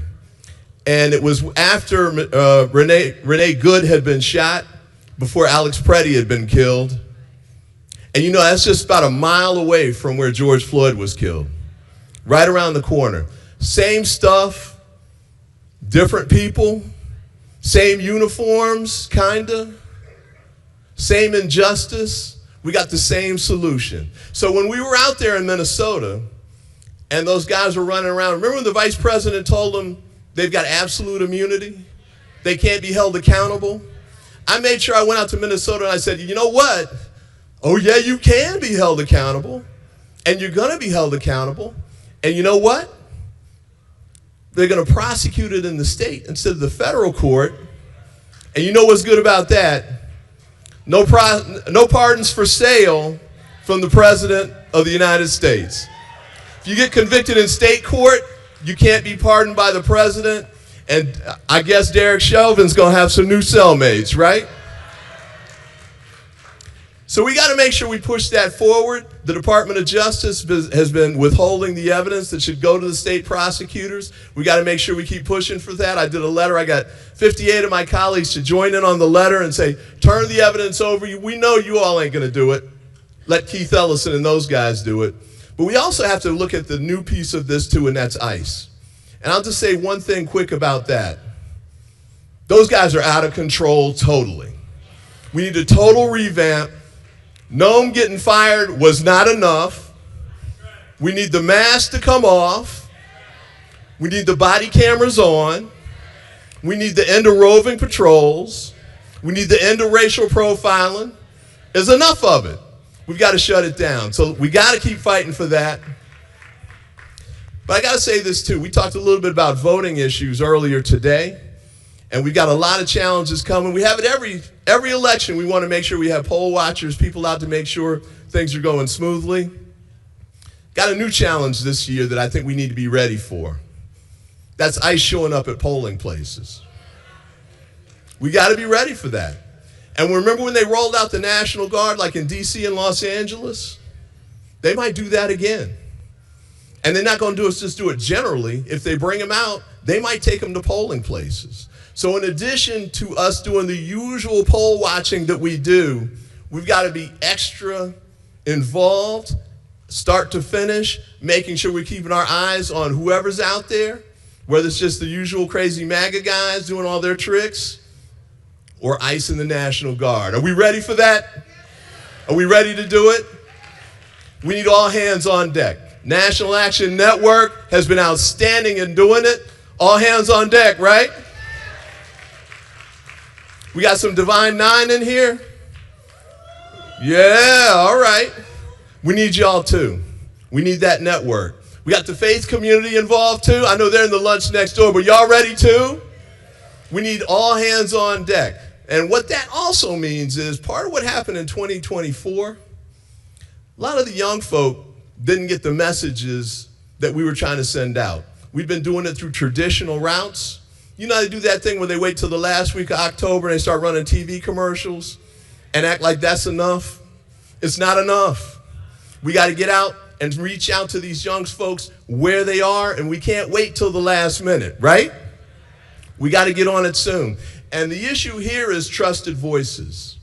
They don't always trust the voices that they hear, but they know you. They know grandma. They know cousin. We need all of us talking to all of our family and our friends all across the country. You up for that? We've got to do it. Now, one of the things to remember on that front, because I know a lot of times we used to rely on television. I've got 6 kids. And no, I did not play in the NBA.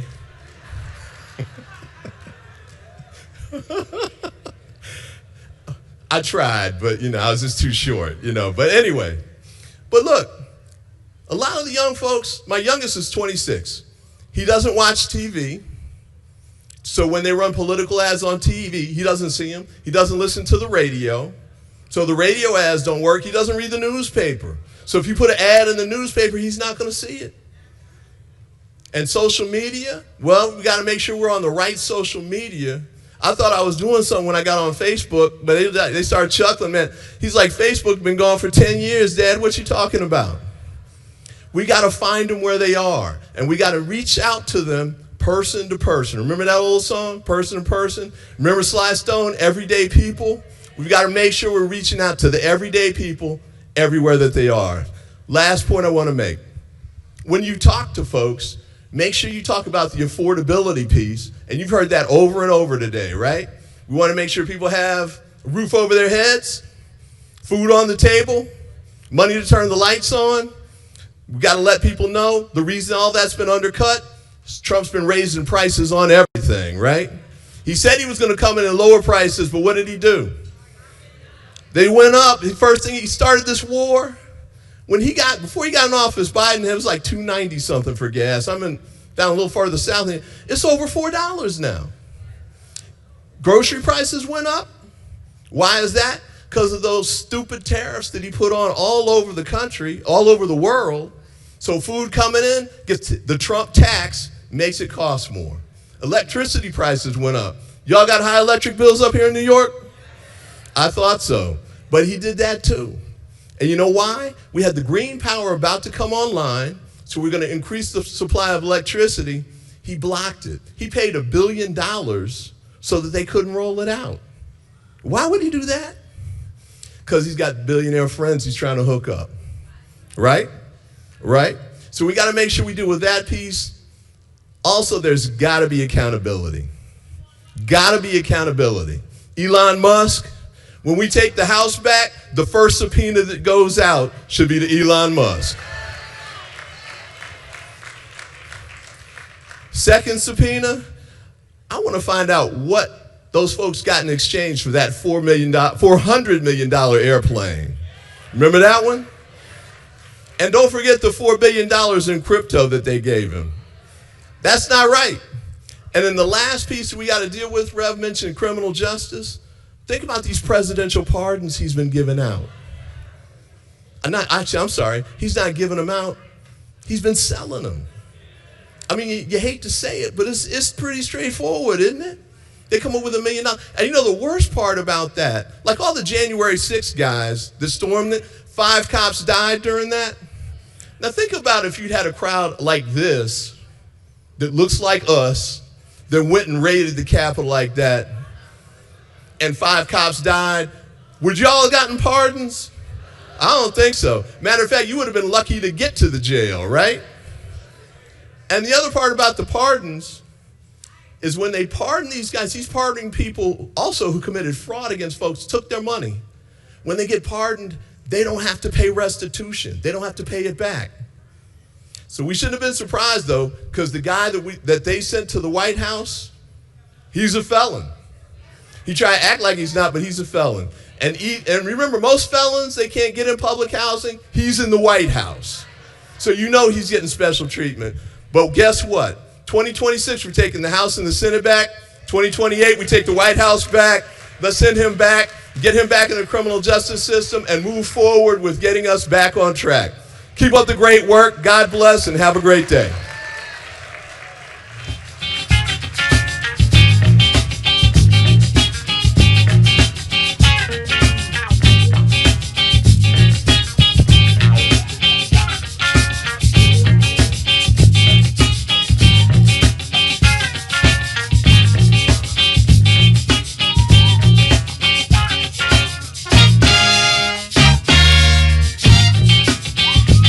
All right. Give it up, Congressman Ivey. One of the things that I've learned down through the years is there are those that have paid a price and have opened doors, and their wisdom you can't learn in a book. One of the misnomers of Western civilization is that they teach some of us that they have put in a servitude situation to reject hearing from those that travel the road before us. It is always wise to talk to somebody that's been down the road that you're traveling, because they know where the potholes are. They know where the snakes in the bushes are, especially if they have traveled that road. And we're honored to have a man that did not start in the halls of power. He started as an activist, been to jail in the South, and worked his way into the halls of power as the movement that he was a part of opened those doors. Them doors didn't open automatic. That's why a lot of people are going right now with a DEI. I've got black executives calling me that would never return our call before, because all of a sudden they get in the pink slip. And I'm saying, oh, I thought you didn't have my phone number. Because they assume that their merit got them the job. Well, and a lot of them do have merit. But merit didn't count until some people paid a price to make our merit considered like everybody else. We could play baseball before Jackie Robinson. We just weren't allowed on the team. We could be the president of major corporations. We could be all of that. We just weren't allowed. We were not unprepared. We were borrowed. And this man was part of those as a young student that fought the barring and then earned the right to walk in the doors that he opened. And I asked him to be with us today just for a few minutes conversation, because he is the dean of the Congressional Black Caucus, Congressman from South Carolina, the Honorable Jim Clyburn.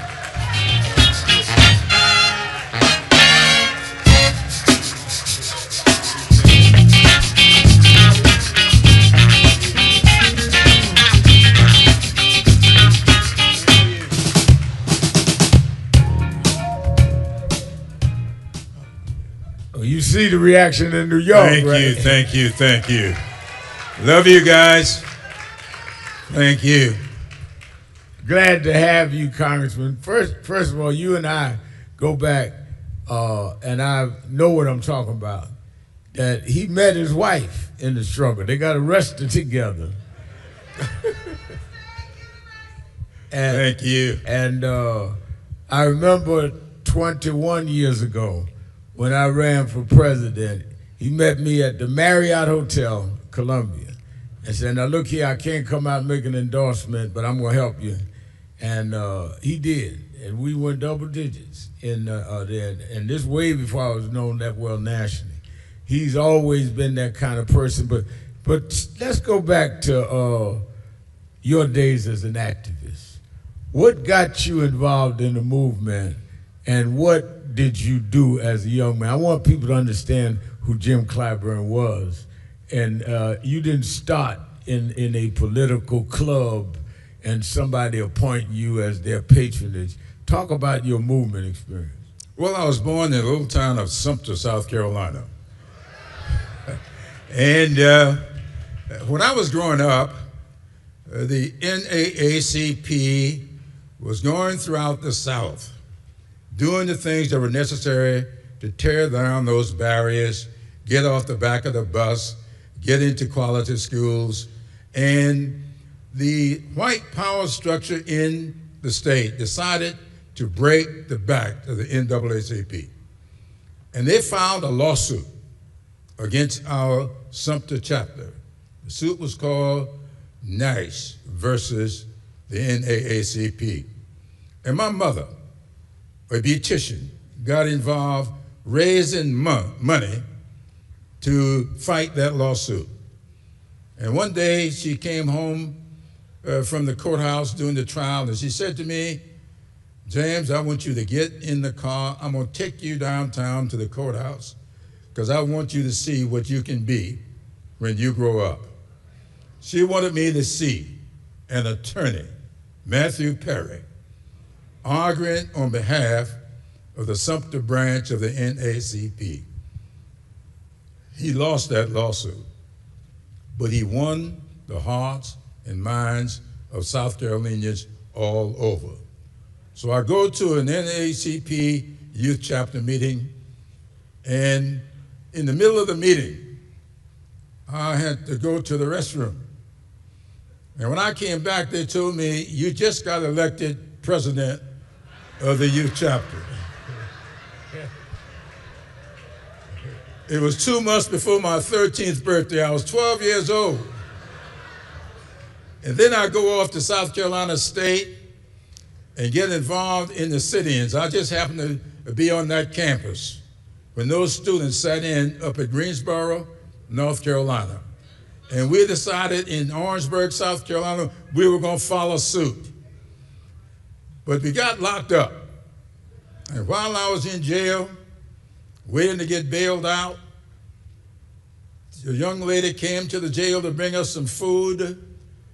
This little 92-pounder walked toward me with a hamburger in her hands. When I reached for the hamburger, she broke it in half, gave me one half, she ate the other half.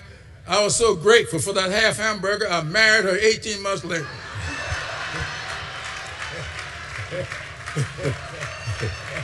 And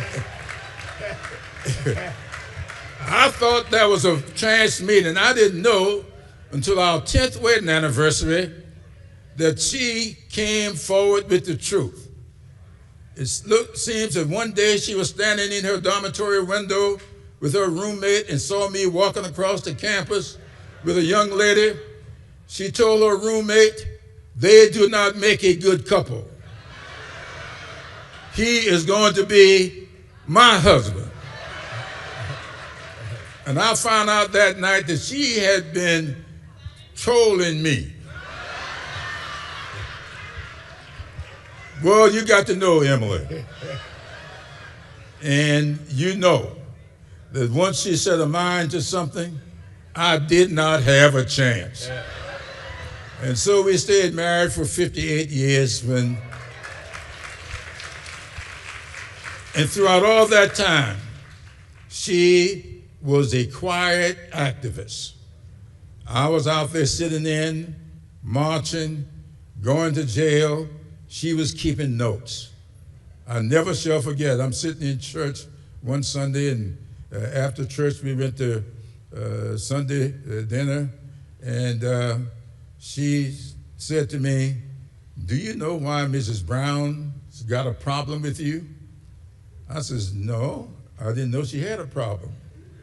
She said, "Well, she does, and you need to find out what it is." And I said, "Well, I'll give her a call." She told us a little page out of a notebook. "Here's her number. Call her now." And that's the relationship we had. And so, as you know, anytime you're out there on the forefront, there's got to be somebody that's a rudder. And so she had been that rudder, and I carry that with me even until this day.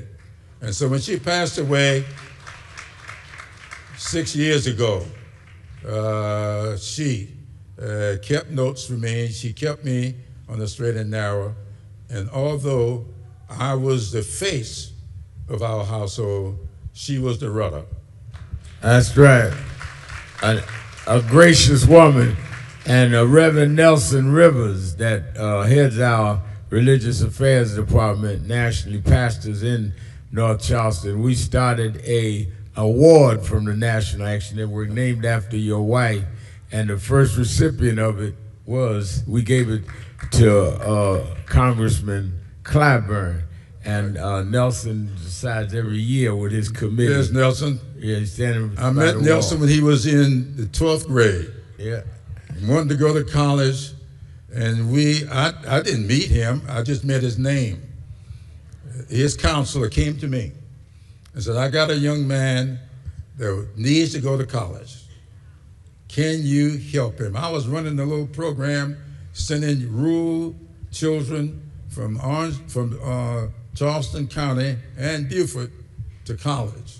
And she told me, can you make an exception for one young man that I have?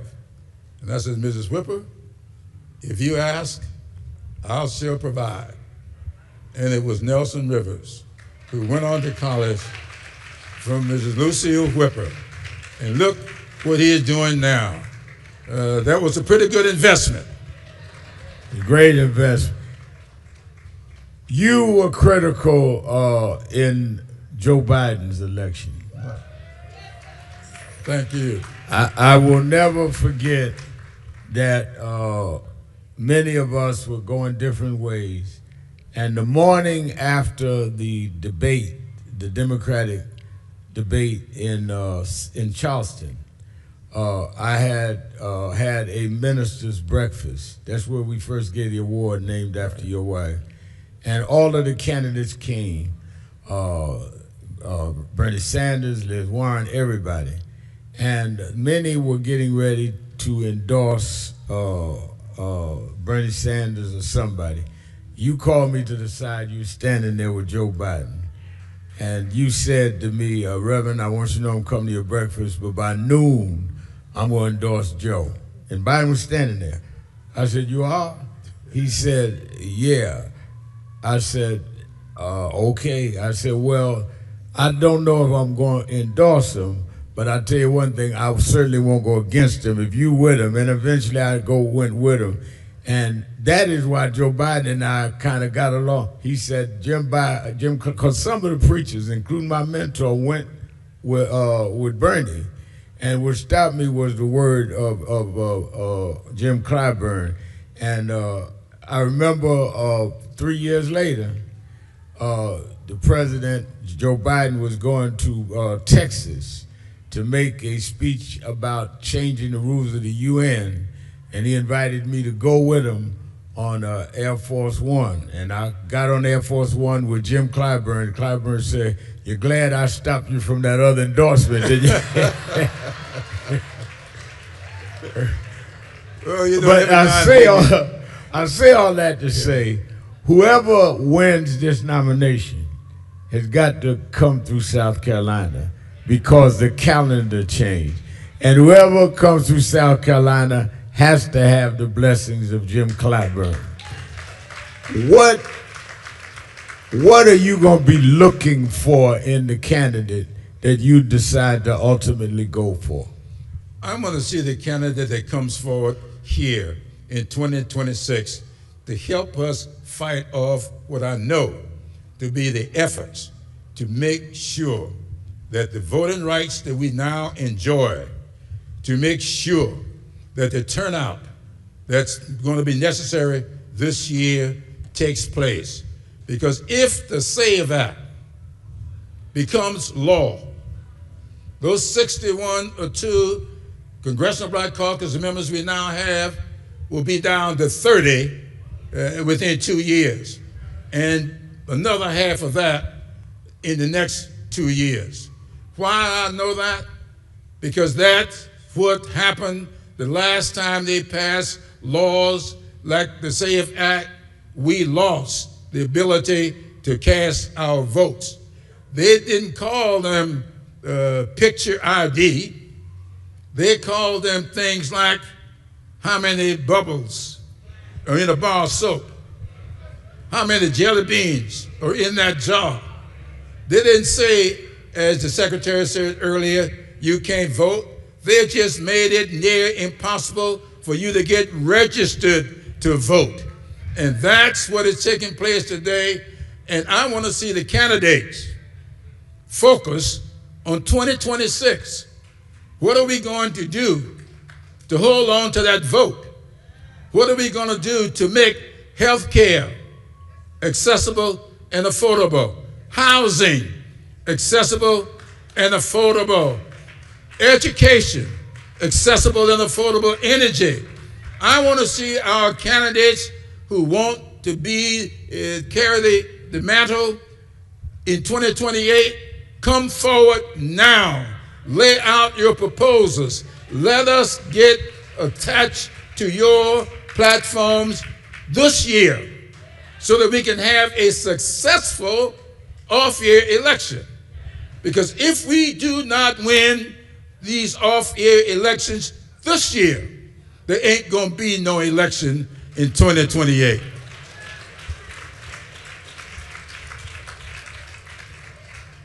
You have been adamant about dealing with the questions of voting, what you just said, and the unfinished business of racial justice. It's about 11 years ago, we had to deal with the killing in Mother Emanuel in Charleston. And we see hate crimes are still on the rise, criminal justice reform. How do we change this situation that we're in unless we get George Floyd Justice and Policing Act and other reforms? And should that not be, along with voting, those the things that we demand of the candidates as they come forward so that they got to stand up on our issues? Absolutely. And let me just remind you of this. I just finished a book that I've been on tour with. I just came from Michigan, spent 2 days up in Detroit. The weekend before, I was in Raleigh, North Carolina, Durham, Greensboro, talking about this. And let me tell you this.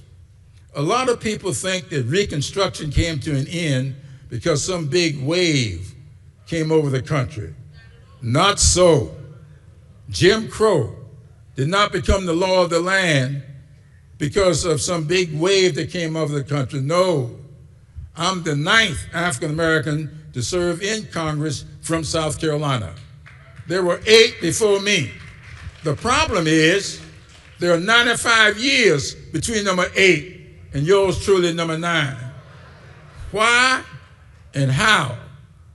Reconstruction came to an end by a vote of 8-7. One vote. Jim Crow became the law of the land by an electoral college vote of 185 to 184. Your one vote is going to be the most important thing going this year. It doesn't take a wave. It only takes one vote. Those are the 2 most consequential things that happened to us in the last century and a half. The big thing that started that destruction back in 1876 was something called the Hamburg Massacre. Right there in South Carolina. Right. The Hamburg Massacre took place on July 4th, 1876. So what was going on in this country on July 4th, 1876? We were celebrating 100 years. The country was established in 1776, and as we were having our 100th birthday, they pulled off the big Hamburg Massacre. We're getting ready to celebrate this year, 250 years. My question to each and every one of you, how will you celebrate our 250th anniversary Or are you going to do it by getting people registered, energized, and to the polls? Or are we going to wait back and let another massacre come forward? Or are we going to allow the SAVE Act or some other act to come out and start a downward spiral again? We aren't going to do that. Why? Because I'm going to be working with this guy. I just talked to your man in Detroit. I just talked to your man in Las Vegas. We're making appointments now. I'm going to be going all over this country. I'm going to go every place, as many of you know. Come July 21st, I'm going to celebrate the 47th anniversary of my 39th birthday.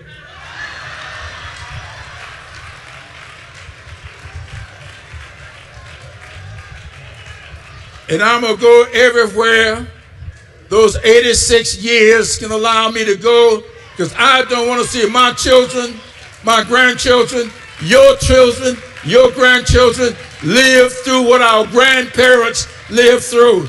That's what they are planning. We're going to disrupt their plans this year.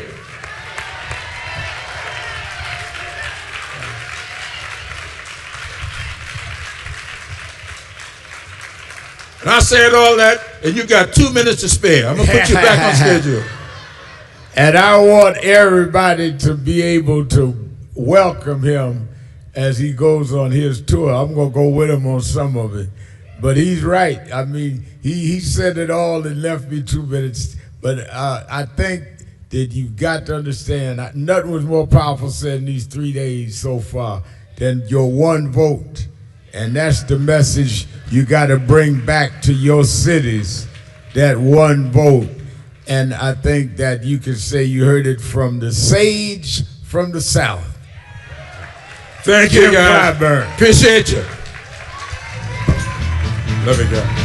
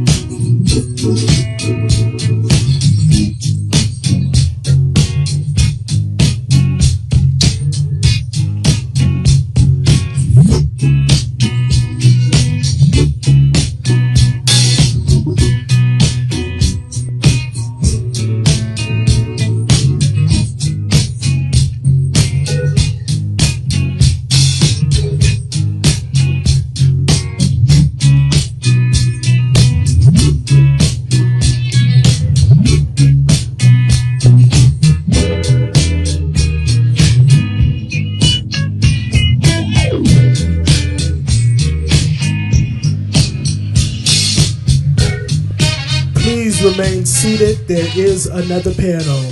Please remain seated. There is another panel.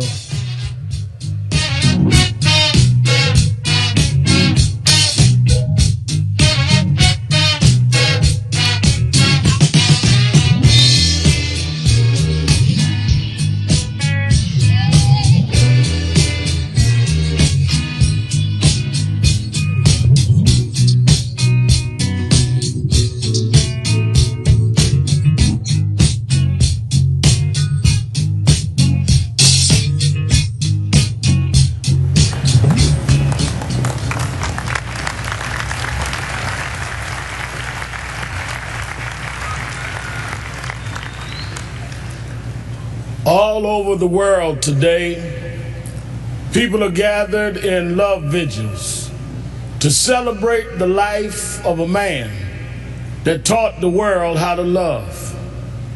People may be wondering why there's such an emotional outburst, but you would have to understand the journey of Michael to understand what he meant to all of us.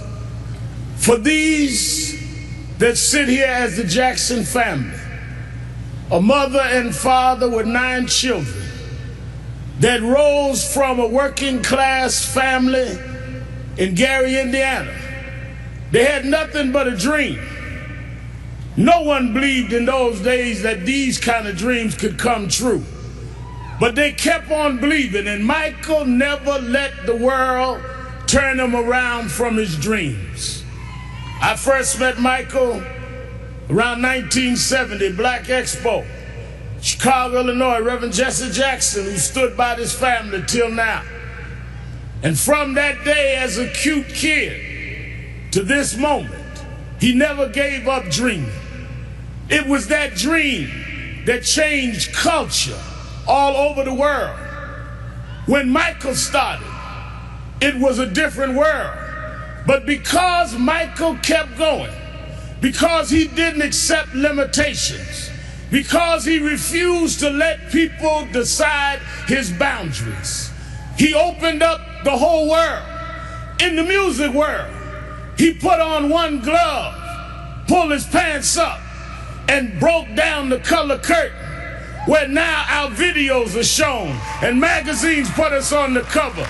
It was Michael Jackson that brought blacks and whites and Asians and Latinos together. It was Michael Jackson that made us sing "We Are the World" and feed the hungry long before Live Aid.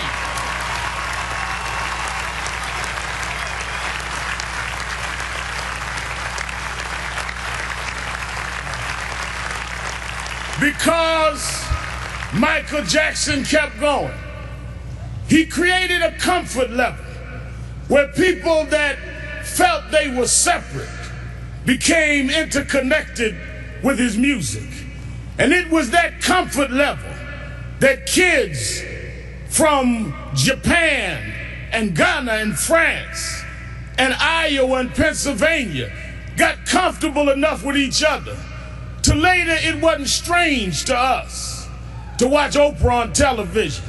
It wasn't strange to watch Tiger Woods golf. Those young kids grew up from being teenage, comfortable fans of Michael to being 40 years old and being comfortable to vote for a person of color to be the president of the United States of America. Michael did that. Michael made us love each other. Michael taught us to stand with each other. There are those that like to dig around mess, but millions around the world, we're going to uphold his message. It's not about mess, it's about his love message. As you climb up steep mountains, sometimes you scar your knee. Sometimes you break your skin, but don't focus on the scars. Focus on the journey. Michael Michael rose to the top. He outsang his cynics. He outdanced his doubters. He outperformed the pessimists. Every time he got knocked down, he got back up. Every time you counted him out, he came back in. Michael never stopped. Michael never stopped. Michael never stopped.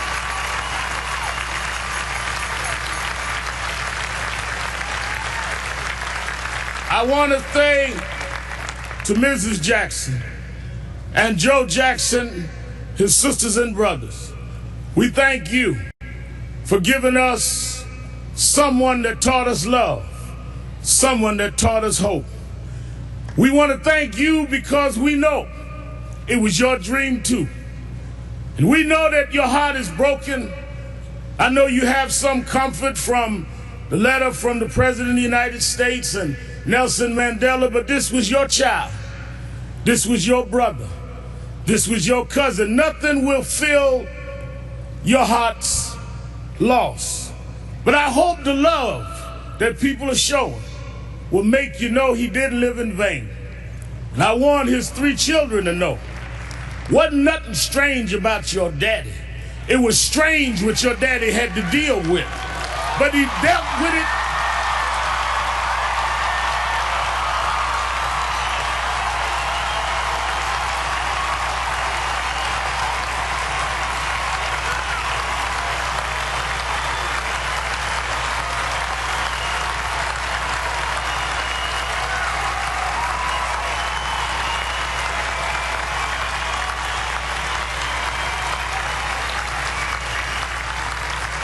He dealt with it anyway.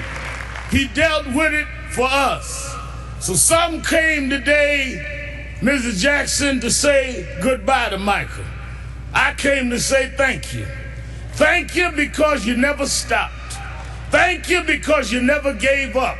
Thank you because you never gave out. Thank you because you tore down our divisions. Thank you because you eradicated barriers. Thank you because you gave us hope. Thank you, Michael. Thank you, Michael.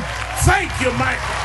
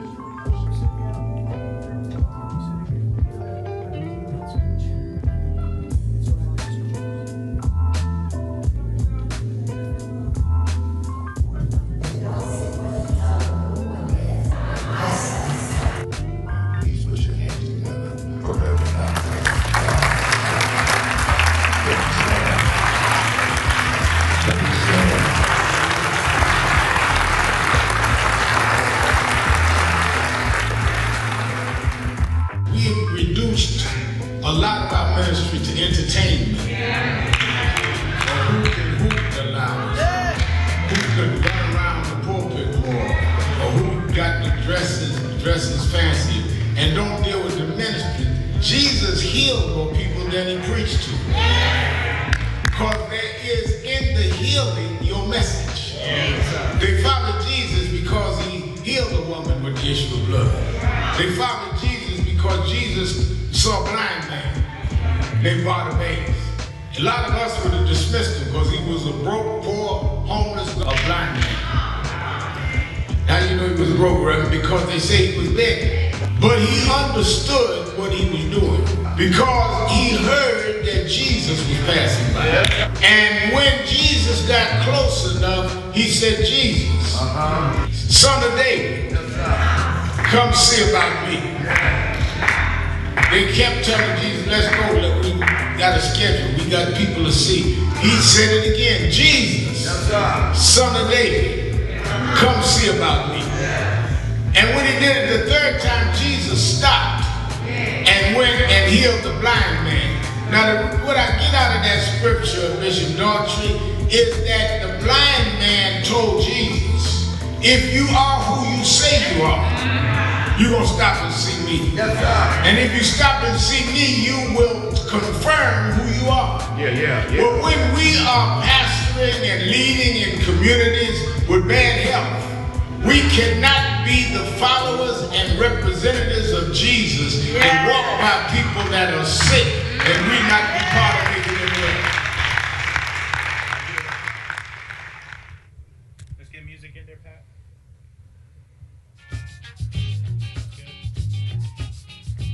Ladies and gentlemen, coming to the stage is Monique Presley, Esquire, principal of the Presley Firm, PLCC.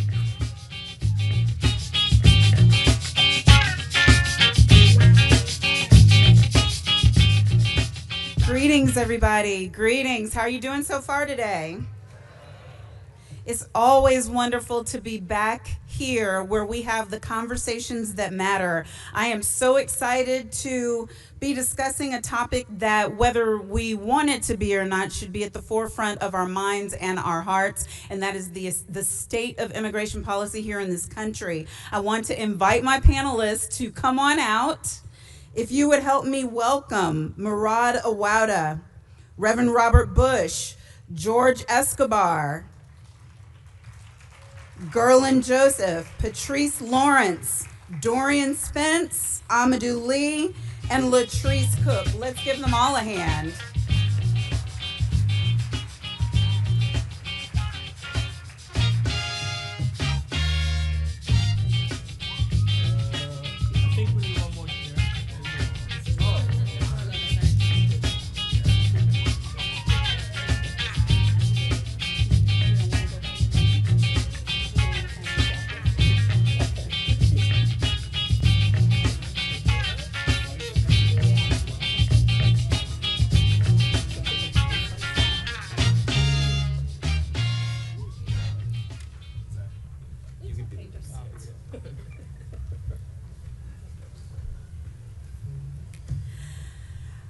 Before we get started, I've been thinking a good deal and frankly praying a good deal about this topic. For those of you who have not been with me here at NAN before, Monique Presley, I have a daily show, the Monique Presley Show, and I run a crisis management and communications firm in DC. And one of the things that we talk about frequently is humanity. Humanity. Not people who just care about things we care about, come from where we come from, look like we look, talk like we talk, eat what we eat, practice the same faith as us, but human to human, what rights are vested in us as part of the Constitution of the United States.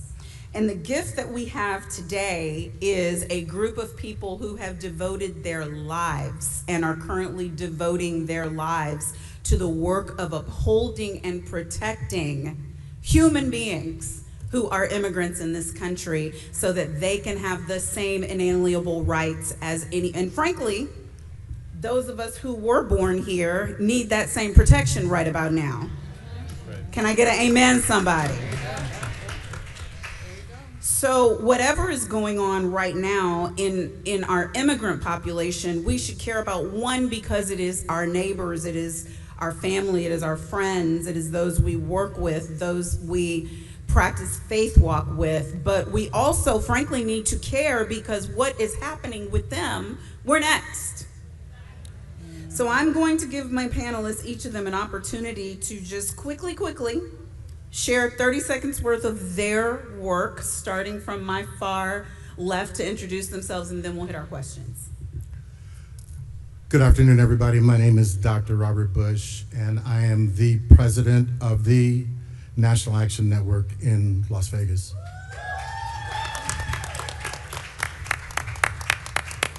Good afternoon. My name is Latrice Cook. I am the president for the Central Texas chapter of NAN in Austin, Texas, the capital city.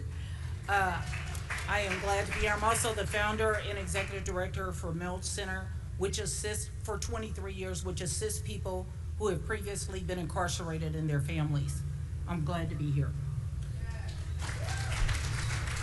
Good afternoon, everyone. My name is Patrice Lawrence, and I serve as the Executive Director for Black Network.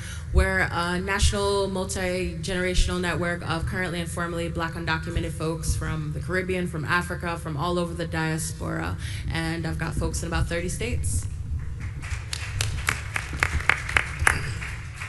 Good afternoon, everyone. My name is Dorian Spence. I'm a civil rights litigator, and I serve as the litigation coordinator for Communities United for Status and Protection, which is a coalition of organizations that fight for permanent status for folks with temporary protected status that are living in the country.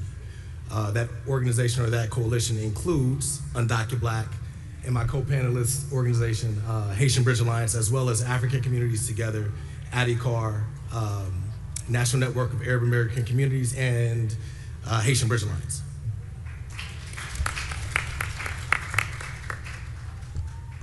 Good afternoon, everyone. How are you feeling? You could do better than that. This is post-lunch. How are you feeling? Good afternoon. My name is Murad Ouauda. I'm the president and CEO of the New York Immigration Coalition. We're an organization of over 200 member orgs across the state of New York, here fighting for all New Yorkers to ensure that we can all live with dignity and respect. Thank you for having us. Good afternoon, everyone. My name is George Escobar, so I am the executive director of CASA. CASA is an immigrant rights and services membership-based organization. We have offices in Maryland, Virginia, Pennsylvania, and Georgia, and we work to empower our community and ensure they have full freedom. Thanks so much for having us. Good afternoon, New York. My name is Gerline Joseph. I am the co-founder and executive director of the Haitian Rouge Alliance. We are an organization that advocates for the rights of people of African descent, and we bring together immigration, human rights, and racial justice for all people. Good afternoon, everyone. My name is Amadou Lee. I'm the founder of the Amadou Lee Foundation.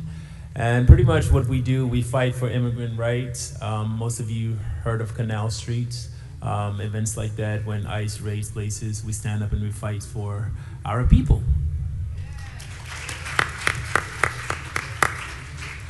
Murad, I think it's a good way to start with you because your organization is the largest state immigrant rights coalition in this country. Thank you for that and for your leadership. You represent over 200 diverse groups. I'm wondering if you can give us kind of a high-level overview of what the attacks have looked like under the current administration, the Trump administration. We call him thing a thing today. The war that's being waged on immigrants in this country, what have those attacks looked like, and what are some counter strategies that we should be thinking about to protect our communities? Absolutely, and thank you. I think what we've witnessed over the past year and 3 months under this administration and this regime, to be specific, is over 600 anti-immigrant attacks from the federal government.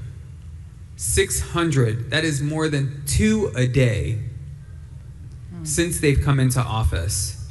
And that ranges from ending status, so making people undocumented, all the way to trying to ensure that immigrants can't have access to benefits, even if they are entitled to them, to waging war literally in the streets of cities across this country where they are murdering immigrants and US citizens alike.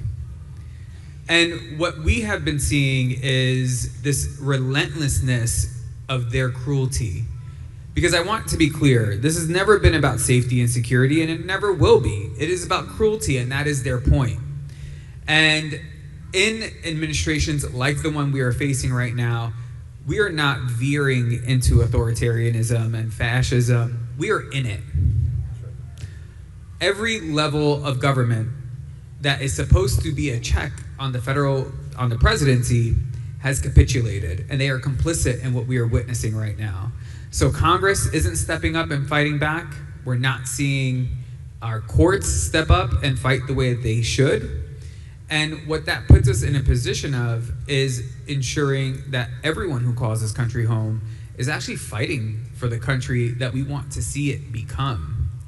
Because, oftentimes people forget that this nation was born out of a rebellion against the monarchy. And, this current iteration of this country. And for 250 years, this country will turn 250 years this year. It has fought for freedoms, but not everyone has gotten those freedoms. That promise has not been met.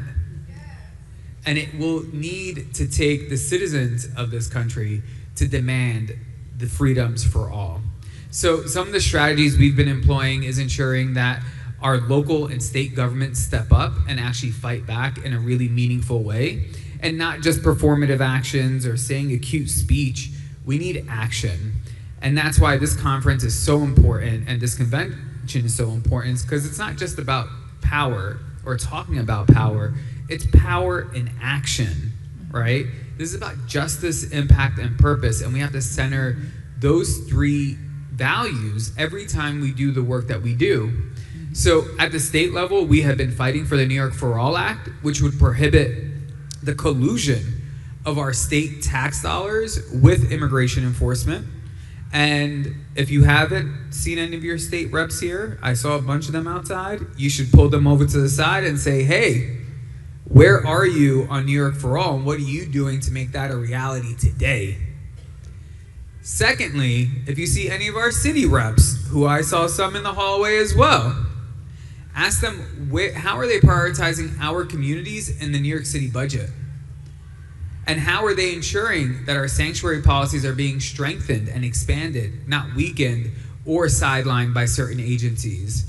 So every level of government has an opportunity to stand up and fight back.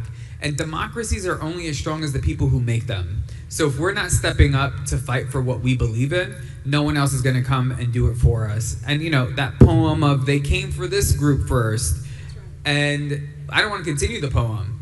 No. We know how this government is operating, and we know that what they are trying to do is use immigrants as test subjects to get away with how many rights they can take away from everyone else. Thank you. Thank you. Who in the audience knows the size of our immigrant population in the United States? Anybody? Anybody? Anybody willing to take an educated guess? How many? Immigrant population in the United States.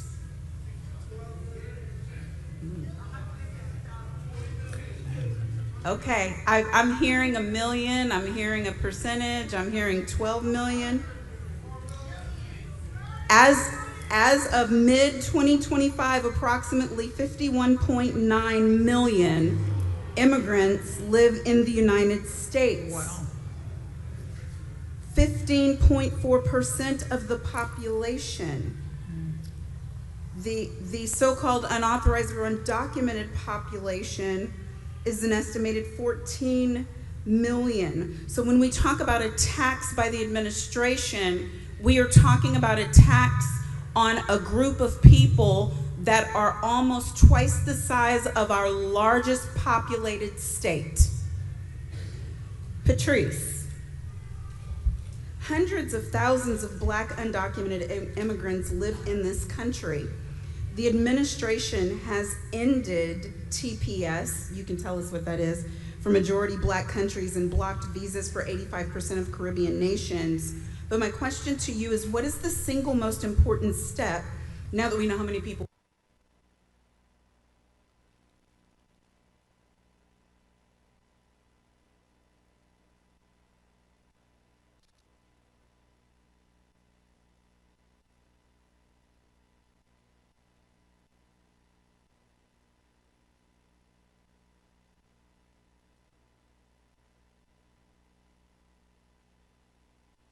we're talking about, the single most important step that people in this room can take starting tomorrow to ensure Black immigrants are fully embraced and defended as part of our community?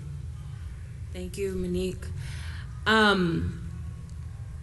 Patrice on DocuBlack, and I think the most important step is to make sure that what we do matches what we say, matches what's in your heart.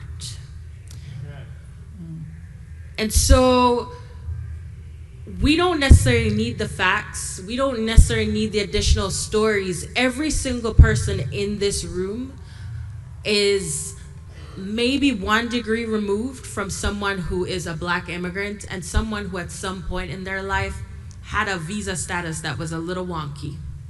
That's what I mean when I'm especially talking about people who are undocumented Black people. Folks who have temporary protected status, TPS, folks who may have DACA, all these names and acronyms that are being thrown around. But I think we have to ensure that Black immigrants are treated as they are, which is central to democracy and not separate from it. When we have what has been discussed here today, poll taxes, you need to get your passport, all these things that we know the SAVE Act and other things are saying for people to vote. When we have TPS being stripped away, when we have every single Caribbean nation as of January this year being banned from the US in some shape or form, we're in trouble. And they're going after Black people, and they're trying to see how far can they go with us, who may be a more vulnerable population, to then exact that in the larger population. It's like in and out, because Black people in America have had stories to tell. So it's really important that we treat it as central to democracy, and that when we fight for all. We name what's true, we demand what we need, and we invest in the populations that we say we care about. Thank you. George, CASA serves a massive, diverse coalition. In 2026, we are facing heightened enforcement, the expansion of expedited removal, and intensified workplace raids designed to overwhelm community infrastructure. I don't think there's anybody who's living in this country now who lives in an area close to a Home Depot or close to a grocery store where they're not seeing these unexpected pop-up, don't make no sense, no criminal to be found type raids happening. CASA has a massive operation, legal services, rapid response, policy advocacy. How are you adopting and adapting to this specific moment? What are you doing differently now than in Trump 1? And what's your message to organizations that feel like they have to choose between direct service and political advocacy? It's a great question. Thank you so much, Monique. I think, first of all, I want to give a lot of love to everybody that works in your social safety net, right? All those folks that work at food pantries, all those folks that work in community clinics, all those folks that work so diligently in providing legal counsel, pro bono and low bono, right? But at the end of the day, we also have to realize that that is a reflection of this government's choice to nickel and dime how they treat our most vulnerable communities, right? We have to realize that when you don't acknowledge the right, the universal right to health care, for example, or the fact that legal representation is something that the government should be paying for within the context of even the immigration court, you're seeing how you're putting that burden to really fulfill this country's promise on tiny, overburdened, underpaid, and under-resourced nonprofits across the country, right? This is not the way that this country is supposed to operate. While at the same time we're underfunding our most vulnerable communities, what do we have going on now in the Department of Defense, which has changed their name to the Department of War? Trillions of dollars, right? Trillions of dollars are being invested, and every year we see those budgets increase and astronomically, while we're seeing even the president say he can't pay for health care. That should be taken care of by the states, right? All of us that work in the services sector and social services, we should be working every day to get out of that job, right? We should be working our way out of that job. And the only way to do that is through policy and advocacy. Policy and advocacy that is led by the leadership of the impacted communities that are being disproportionately impacted by those policies, right? And so at CASA, we're founded by an organization that's really founded upon 3 pillars. One is services, policy advocacy, and organizing. And all of those work in service to each other and complement with each other and build upon each other, right? It's necessary for us. We were able to build that infrastructure within our organization, but it's necessary at all times for all of us to be working together across those different pillars, regardless of what the particular jobs that we have. We may be only working in the services sector, we may be only working in the advocacy sector, but we gotta be working together, because at the same time, as we try to build leadership within our communities and build those leaders that are gonna change those policies over the long term, we got to make sure that they're taken care of in the short term, right? They need jobs, they need to sustain their families. They need legal counsel when they're being targeted by their landlords, when they're being taken away and kidnapped by this government, right? So we have to understand that we have to do our best to meet those needs at the same time that we got to push, organize, and advocate. And in terms of how we've been adjusting to the moment and Trump 1 versus 2, I think in a lot of ways in Trump 1, we thought we really relied on the judicial branch of this government, right? We tried to do our best to delay the worst that can happen and try to bring in a lot of white shoe law firms to work with organizations such as ourselves, and brought up lawsuits in federal court, trying to protect DACA, trying to protect DPS, what we just heard about. Our first case at CASA that landed in the Supreme Court was to preserve the census, because Trump 1 was trying to not count people like us, any non-citizen, right? But what we found now in Trump 2, that's not enough. Those safeguards are not there anymore. Our judicial branch is crumbling, and we need to be proactive in creating the protective measures at the local, state level to disentangle local law enforcement from federal law enforcement, right? To disentangle that collaboration that happens at the local level that really supersizes the impact of those deportations, because those deportations would not be occurring if not for that collaboration that we're seeing at the local and state level. And I see a lot of champions out here in the audience. Shout out to Mr. Ivey, to Congressman Glenn Ivey, who's been in the streets with us, advocating and pushing ICE to be accountable and ensuring that disentanglement happens. And that's the work we got to be doing on a daily basis. Thank you, George. I appreciate that. Reverend Bush, I got to tell you, out of all the questions I'm asking today, I was most excited about this one. Because as I tried to put us in the seat of human-to-human care about the immigration issue, we can't ignore that in the Black and brown communities, there has been a level of frustration, there's been a level of friction, and frankly, the divisive nature of our current state of politics has been intentionally revving it up, intentionally trying to forge what should be community into animosity. We see in your area in Las Vegas that you rely heavily on immigrant labor.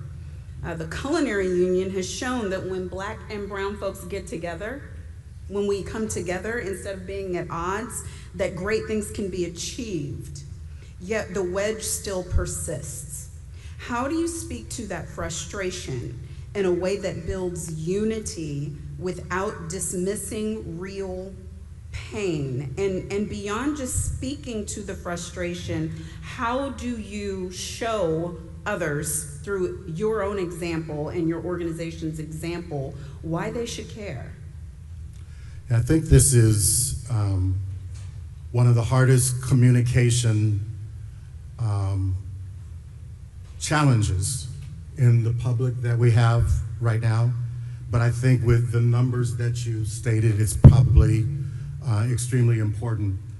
And I think we have to ask, because immigrants, most of us, most of our families, not our families, because the American dream, we weren't brought here because of the American dream. We were forced to come here as a people. But for immigrants, they came here because of the American dream, and I think we could start by asking, are we still selling the American dream?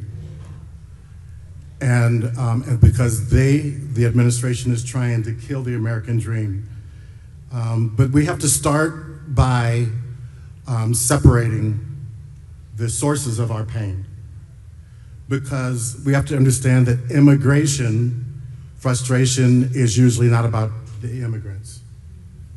It's usually about economic status, economic anxiety, jobs, housing, wages, and housing costs. And then we have to talk about cultural change. Cultural change that happens faster than a lot of people can process it. And then we have to talk about a felt sense of immigrants and our people, where the rules aren't being applied fairly for everybody. And so immigration frustration is about distrust in institutions that are misleading. And so most of our frustrations, whether from long-time residents or immigrants, point to the same failed systems. It's all about failed systems. Underfunded public schools, low wages, housing scarcity, and then we have to change our focus to those areas where we're lacking rather than letting people aim at each other. And so I don't think that we should flatten our experiences. We have to first acknowledge that there is pain. Yes. And then unity doesn't mean pretending that everyone's all right. Unity means coming together. In Las Vegas especially, we consider ourselves bridge builders. God told us for our organization that we would be repairer of breaches. And we have to not work in silos. We can't be on an island by ourselves. And most of the people that are in our organizations are that lead areas in our organization lead organizations of their own. And we've just brought them all together in unity. And so I can pick up the phone and call the executive director of the ACLU or the Culinary Union or the SIU. I saw our very own Reverend Sharpton build relationships with unions. And when he had his relationship with Mary Kay from SEIU, I went back and told my SEIU president, I said, I want to build the same thing on the ground here that Reverend Sharpton has built nationally. And so we take all those organizations and we are united, and when we hit the streets or we hit the doorsteps of our legislators, we're all in unity. And one of my mentors, Bishop Bill McDonald, said, if you try to put your finger through a wall, you probably break your finger. Mm-hmm. But you can put your fist through a wall. Yes. And we as organizations, we've combined to be that fist that can go through any wall. Excellent, thank you.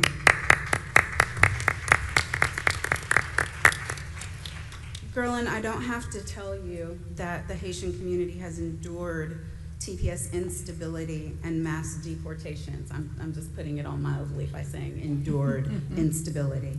Now, too often the response from the broader movement has been episodic rather than sustained. What do you see as the biggest missed opportunity in how advocates have responded to attacks on Haitian immigrants? And what would it look like if the Black Church and NAN chapter stood with Haitian immigrants as family? Give us one concrete example with the time that you have available that can help us bring ourselves that information back to the pews.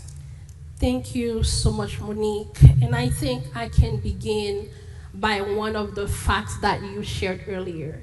And I want to highlight that 1 out of every 4 Black person in the United States is either an immigrant or a child of immigrant. That includes Vice President Harris, that includes President Obama, that includes Shirley Chisholm, that includes all the other people who have become a part of what we call Black America, the Black diaspora.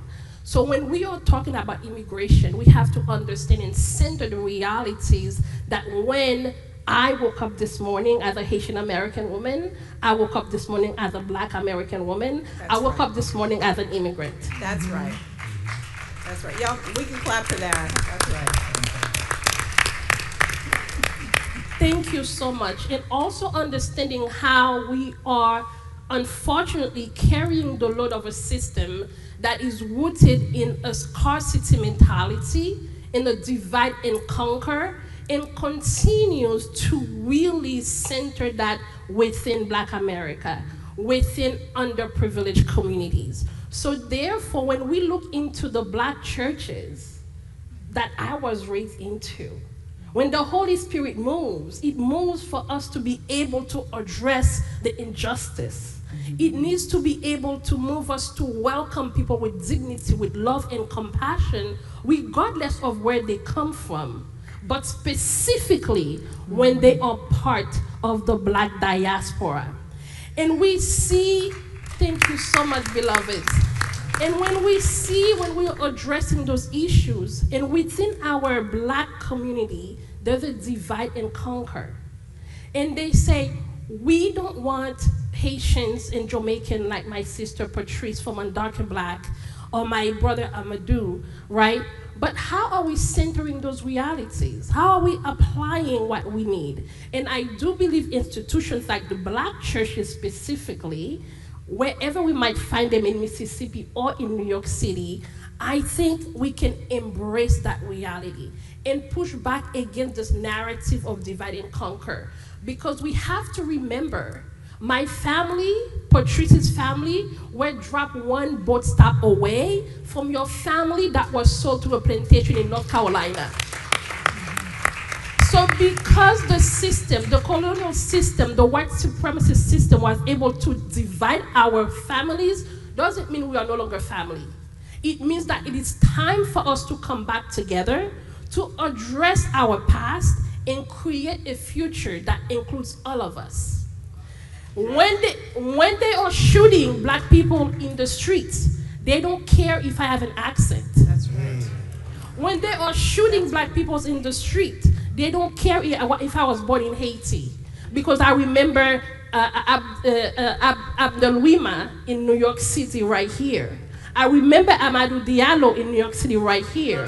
As we are really pushing into addressing George Floyd, and we have to understand our lives are interconnected. So we are family, and as the church, right, I believe we are called to be Christ-like, and I believe that regardless of what religion, what belief you practice, at the center of it all, love, care, compassion is what we are called to do. So I think one of the things that we do at the Haitian Bridge Alliance is bring this immigration narrative, bring that into social justice and racial justice, and center that in human rights so we can make sure we address those in a Black context as well. Thank you, Gerlin.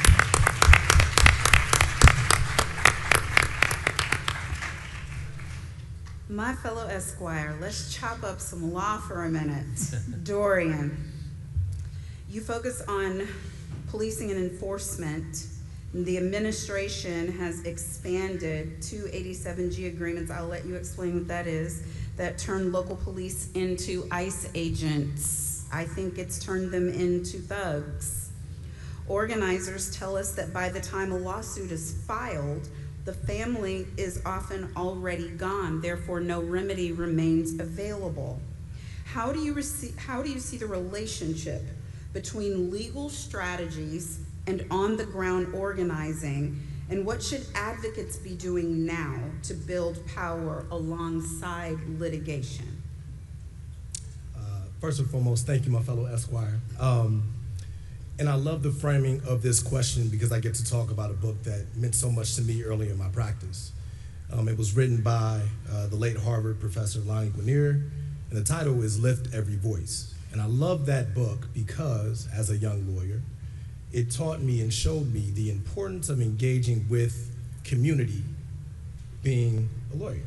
Because sometimes we descend on communities, oftentimes from cities in the north, thinking that we know every damn thing, thinking that we can tell communities what they need and what they want, often with the legal strategy already in mind. But that book calls us in to serve a higher purpose.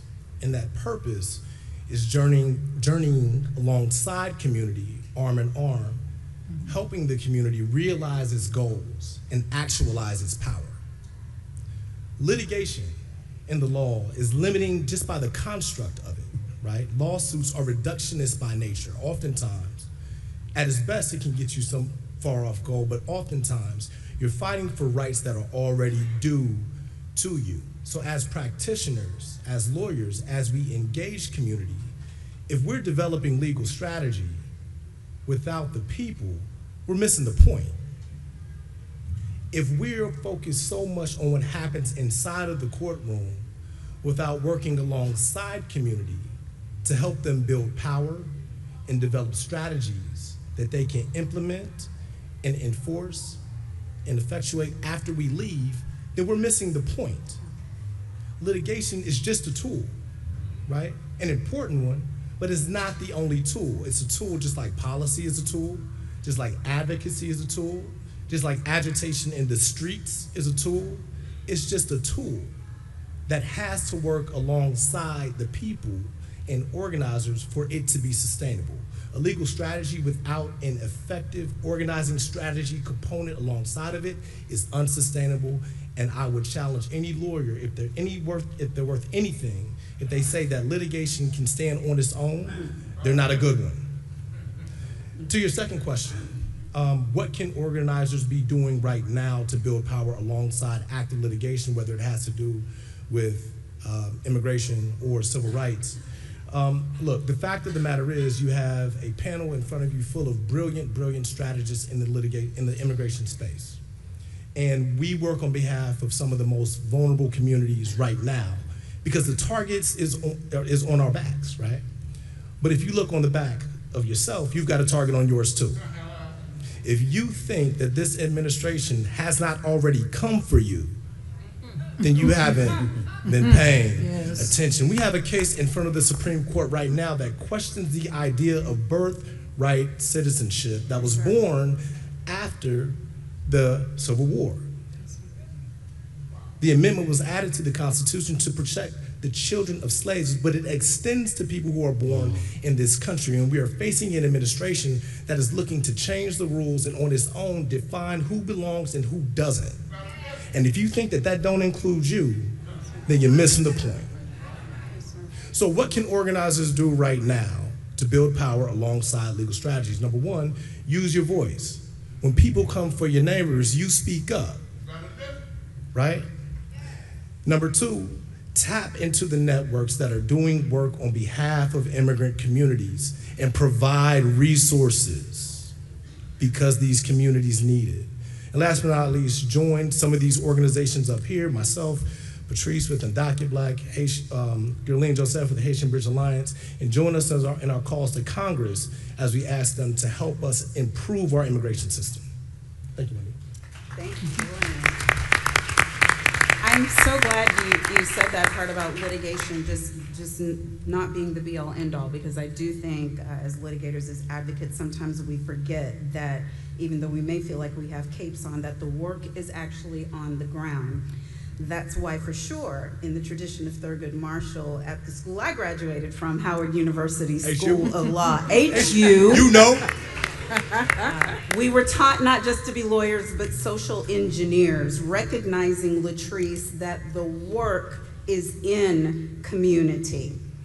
You are on the front lines in Austin, and you use your radio platform, Iron Sharpens Iron, to speak truth to the community every week. In a state like Texas, my home state, God help us, where the headlines are often filled with fear regarding SB4 and deportation. How are you using your voice to keep the community encouraged? And what is the one marching order you have for chapters in other states to help protect our neighbors in the South? So, although I'm in Austin, Texas, I want to do a disclaimer. I'm originally from Chicago. I just live in Texas. So, but I've been there a long time. And I just want to say, you know, I heard him say about the American dream, and I always ask, what the hell is the American dream at this point? As a person who is a founder, I've been in this work of reentry. Before reentry was a buzzword, I founded a nonprofit organization in Austin, Texas, that works with people who have previously been incarcerated and their families.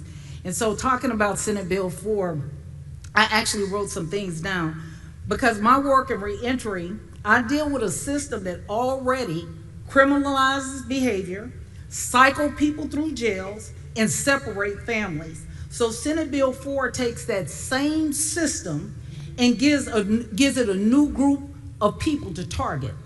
And we do need to be concerned about it. And let me be clear, Senate Bill 4 is not just an immigration law.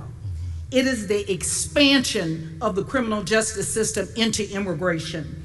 Because what the law does is create a new state crimes for immigration, allowing local police to arrest people for crossing the border and even pushing towards state level deportation. And I think, you know, what we really don't think about is that if you know about Senate Bill, if you know about mass incarceration, you already know about Senate Bill 4, because that's basically what it is. And in Texas, we are plagued right now with the bolstering of not only people being incarcerated, but the jail holding facilities with no air conditioning in the state of Texas, which I know our MC knows, is so hot in Texas, sometimes you would like to pull your skin off. And so you're dealing in a place where they're actually putting people that they're getting immigrants, even youngsters, and putting them in these facilities with no air conditioning, a rogues gallery of people who are actually keeping these folks in custody and selling them drugs and this, that, and the other. This is actually going on in the immigration detention centers right now. And so it is something that is, this is not by an accident, this is intentional. And it's about money. Prison and everything, all this incarceration and stuff is about money. And you know what kills me is that, you know, I see people who jump into these areas of where they want to run nonprofits and 501c3s and get in business because you're trying to continue to make money on people's pain. We should be trying to make it where we're working ourselves out of a job and not more into a job. And that's what immigration is really doing right now. It is actually criminalizing people for their existence, not their behavior. And I feel like we have a definite responsibility to make sure that we are really helping our neighbor. Who is your neighbor? It's the person that's sitting next to you. It's the person that you go outside and you see, that is your neighbor. And you have to help your neighbor. How do you do that? You educate them. You stand with them when something is happening grossly wrong against them. You don't think about the fact that, you know, hey, they got on sneaks and I got on Ferragamo shoes, so I can't do that. We need to not separate the issues, because incarceration is what it is, and that's what immigration is, a new way of incarcerating a whole new set of people. Thank you. So by way of segue into this next question, I want to point out that Black men in the United States are disproportionately over-incarcerated compared to all other peers, that they are more likely to be stopped, frisked, searched, arrested, jailed, assaulted, killed, that the number that we can actually count of wrongful arrests and incarceration in this country is climbing past 12,000 per month. That being said, it's no surprise, Amadou, that African men are the most targeted immigrant group in New York and across many other states. Yet the media barely acknowledges them. They are far more likely to face immigration hearings without an attorney, and many unscrupulous lawyers take advantage of their lack of resources. This raises some critical questions. What would a truly effective emergency plan look like for this vulnerable community, or for all of our vulnerable communities, before, during, and after raids? And how can NAN, the Black Church, and everyone in here or who will watch this video later, and I hope it's a million of them, how can we step in starting tomorrow to ensure our people are ready the next time? Thank you so much, Monique. Anyone here heard about the Canal Street raid when ICE came? Who is at Canal Street? Is it just Africans, or do we also have some of our Asian brothers? Okay, so what I'm hearing is Africans and Asians, right? When ICE came over there, everyone they arrested, every single person, guess who it was? Okay. I came to New York, and I was walking down in Harlem, and I saw so many of our African brothers and sisters. asking so many questions regarding immigration. Some of them were sleeping outside. And then I asked them, is the city helping? They said, well, listen, we don't know too much about what's going on. I said, no, there are actually plans budget that's been passed to help you guys, all right? And then I started to dig deeper. And then I started to learn that when I asked for answers, people were telling me, well, listen, some people prefer sleeping outside in the streets instead of hotels. I said, okay. So many of these brothers and sisters came into this city uncounted for. And when it was time to allocate budget, it didn't go to them. I say that to say, we can only count on our neighbors. We can only count on our brothers and sisters that are here, the church, the protesters, the organizers, because the truth is, black people from across the board are at the bottom of the barrel. That's just the truth. This is not an attack, it's just a fact. How can we better prepare before a raid takes place? Well, check on your neighbors. If this is an individual who is most likely to be targeted, speak with them. Have a plan of action. In the event that a raid takes place, who's going to take care of the baby? Right? In the event that a raid takes place, how will they be able to pay their mortgages? Right? Do you know resources that maybe they do not have, or maybe they do not know about? Right? In the event that a raid takes place, well, in that case, speak with attorneys. Go to attorneys, give them your neighbor's name. Actually stand up and fight if you're able to, as long as you do it peacefully. But we know what that looks like, right, in the country. What we've been able to do at the Amadou Lee Foundation over the past few months is to prepare what is called a habeas petition. And pretty much a habeas petition is what you do is you pretty much tell the government, the judge, the federal judge, whether this arrest was lawful or not, right? So we've been able to weed out and look at communities that are most likely to be targeted and say, all right, let us pre-register you just in case this happens, right? However, nonprofits, black nonprofits, I can only speak on my experience, there's no funding. There's no funding. Like, it's like, I came into New York and I'm looking at people like, so we've been working all of these things. I see that, such and such got $30 million, but I'm looking at all my black organizers and black nonprofit leaders, nothing is going to them. So for me, speak with your politicians as well. Are they preparing those nonprofits just in case things happen? Or are they not? Because it's nice to just sit over there and talk about, yes, Canal Street this, Canal Street that. Well, I'll tell you what happened on Canal Street. When that raid happened, it was our nonprofit that stood up and got those people out of there, out of detention centers. Therefore, it is important for us to diversify the funds that are going to nonprofits. It is also important for the church, for organizations to say, you know what, let us host nonprofits fundraisers for these brothers and sisters, because 9 times out of 10, you know what I'm saying, we don't have time to do fundraising. Things are happening. We're on the ground, and you know what I mean? It's on and popping. We know that with this administration. So for me, there are multiple levels to prepare for a raid. And it is important, again, to highlight the importance of habeas petition, right? Because with that petition, you are able to challenge the lawfulness of that arrest. And if that arrest is unlawful, especially if it's if you're in New York, 9 times out of 10, a judge is gonna release that individual. So tell your neighbors, especially if they're immigrants, to make sure that they get in touch with all these amazing brothers and sisters that are sitting here who are doing incredible jobs, because then if things happen, they're able to stand up for them. So that's what I would say. Thank you, Amadou.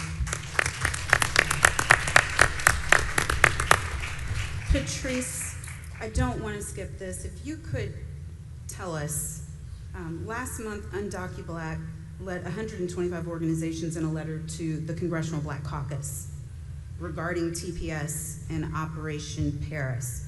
Why was it important to deliver this demand through a Black-led organization? And either from you or from Reverend Bush, what does that partnership look like? And what made NAN decide this was a priority in 2026? Thank you, Monique. 125 organizations when we still have so many problems going on, and to sign on to a Black immigrant letter, National Action Network made sure that they were at the top of that list. And that is power, right? And you know, you give immigrants just a little bit, you give Black people in general, because I'm gonna be very specific, just a little bit, we multiply that and make it a lot. You give a Black woman just a little bit, we are really going to multiply that and make it a lot. And we did just that. We are so close to actually passing what's the wonky term for it is a discharge petition in the House. In the House that is controlled by Republicans, we got a bipartisan bill that would allow for temporary protected status, would allow for work permits for 500,000 Haitian families. 500 million. Wow. We're not there yet, so this is where I'm gonna need help. Whoever you can call up who is your congressperson, make that call, keep going, name drop, you know, National Action Network, let them know they're behind this. But that letter moved Congressional Black Caucus. They were mad at us. They were like, why are you sending us a letter? We're already your friend. And we're like, well, if you're our friend, then you will actually now make some demands on our behalf. Because my friends have to show me that they're my friends. Yes. They did that though, and so the bill was introduced by Ayanna Pressley. We have 218 members of Congress, including 4 Republicans on it. This is bipartisan, and we are hoping to have it pass the House before April 29, which is when the Supreme Court will take up the Haitian TPS case as well as Syria. And so that's power, and we've got demands, and that little letter that may not seem like much, we took that, ran with it, and we're able to get to 218 in the House on a discharge petition on immigration, on Black immigration, which I was told has never been done before.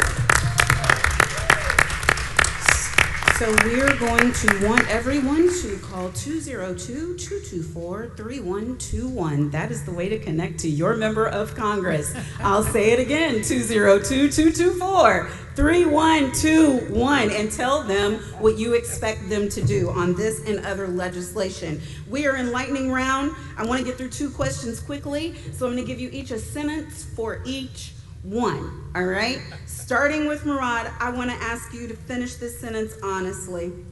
Honestly. One misconception about immigrants that we need to address honestly in our communities is? That immigrants are taking away from others, which is completely untrue. And here in the state of New York, immigrants contribute over $81 billion in local and state tax dollars, and have the spending power of over $250 billion. They're paying into systems that they can never benefit from. So just uplifting that, and the number of the 81 billion local and state tax dollars includes undocumented people and documented people. And that might have been 12 sentences, but it was good. Okay. Well, nonsense. Patrice, one misconception about immigrants that we need to address honestly in our communities is? The concept of today for me, tomorrow for you, or in Jamaican, today for me, tomorrow for you, which is that they're going after those people, they won't come after me. That's a lie. George, one misconception. Honestly, what is it? There are no good immigrants. There are no bad immigrants. There's no such thing as the worst of the worst. So let's reject that notion. We're all the same community. Reverend Bush? That immigrants commit more crime. Immigrants commit more crime. They're in here to change their life, and they have an interest in staying out of trouble. And so the studies show that immigrants, especially undocumented immigrants, do not commit more crime than natives do. Gerlin, one misconception about immigrants we need to address honestly. The fact that we have an immigration issue in the United States, because the reality is, as the current person in the White House mentioned, they welcome immigrants who are blonde hair, blue eyes from white countries, and they reject immigrants from black countries and other countries. So therefore, we do not, and I repeat, we do not have an immigration issue in the United States. We have an issue based on anti-black racism. Dorian, one misconception about immigrants we need to address honestly. That our struggles are not inextricably tied to each other. A weakened constitution hurts all of us. Repealing or rolling back the rule of law to attack one community means that this same administration can roll back the rule of law to attack you. Latrice.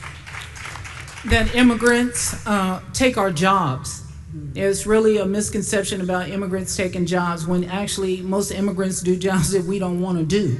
And the value of immigrants has definitely impacted our communities significantly so that they take away jobs. I think that's the biggest thing. Amadou, one misconception about immigrants that we need to address honestly.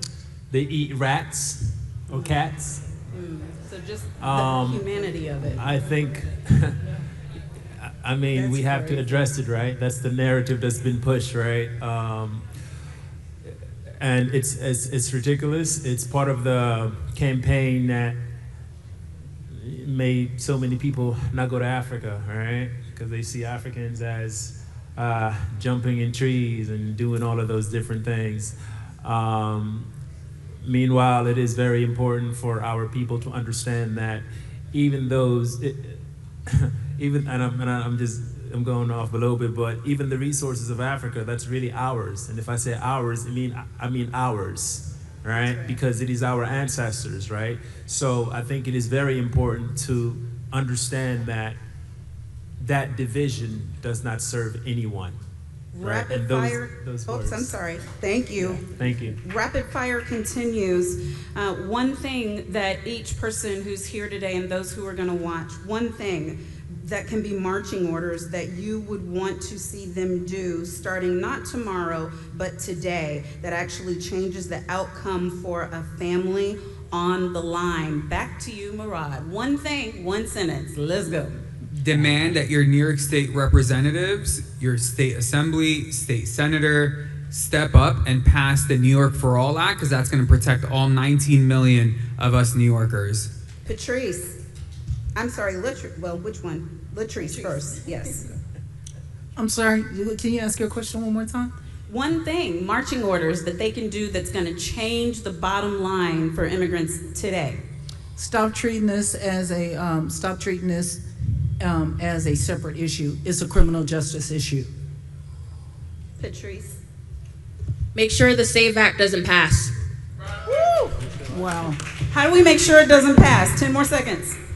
Call your congressperson, vote, make noise, make sure that you can vote, and make sure that we actually have elections in 2028, because there's a real possibility that's not going to happen. George. 5 seconds. We are living in under a fascist government, so let's not be afraid to have those difficult conversations with our family. Let's question why people want to go into the military. Let's question why some people want to go into the federal government for a safe employment. It is a crucial time in American history. We have to confront these truths. Reverend Rob. All elections are local and you must vote. In Nevada, our governor won by 10,000 votes over the previous governor, and we lost the supermajority by 1 seat. He vetoed 187 bills that are important to immigrants and to our people. You have to get out and vote no matter what city you are in. And Reverend Al is not going to come out here and get me. Dorian, come on. One thing. Resources, give your time, talent, treasure. Amadou. Resources, support your local nonprofits. And on behalf of this esteemed and wonderful panel, Monique Presley, I'm going to say again what was said on the end. Not just vote, register somebody to vote. Make sure your whole household is registered to vote. Work in your neighborhood to get rid of this regime so that we can all be safe. Thank you for being here with us today. I hope you learned something.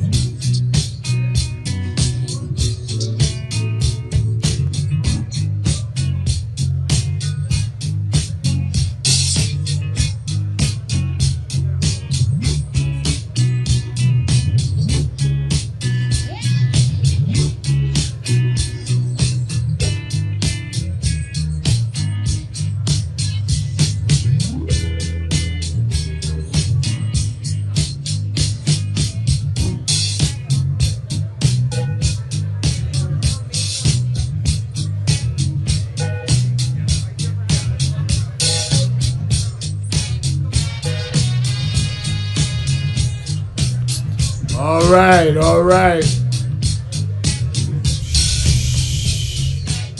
Let's calm down.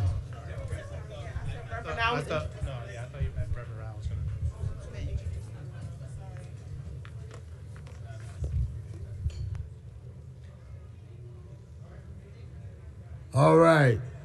We're now going to deal with our panel that is going to deal with international issues around our people all over the world. We must think and act global in order to affect anything. We're in a global world now. And what happens in Africa affects us in the Caribbean, affects us in the United States. So how do we coordinate and how do we weave this together?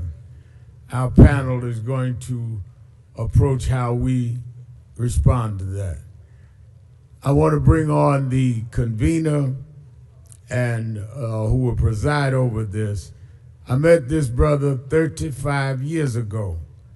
The year I started National Action Network, we had been marching in a section of Brooklyn, New York called Bensonhurst, where they had killed a young man named Yusuf Hawkins just for being in the neighborhood.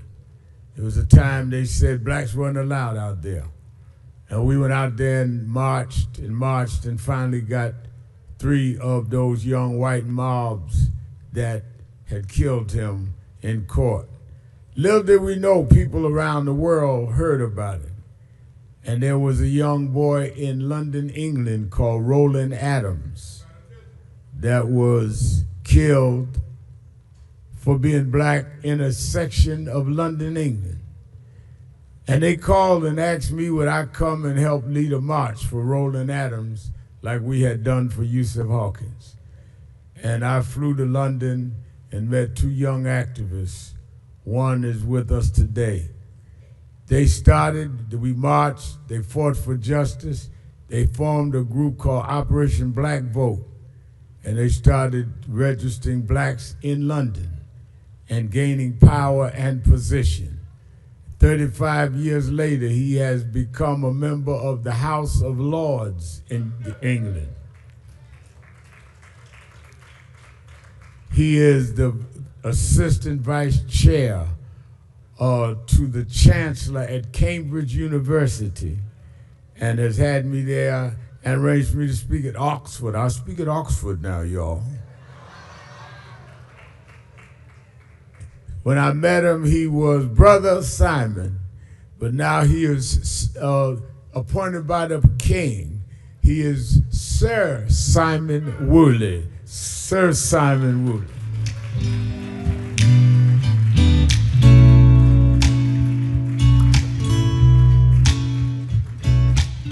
Let's bring out the panel. My one and only, come on, I'm gonna do them one by one. Let them first come out.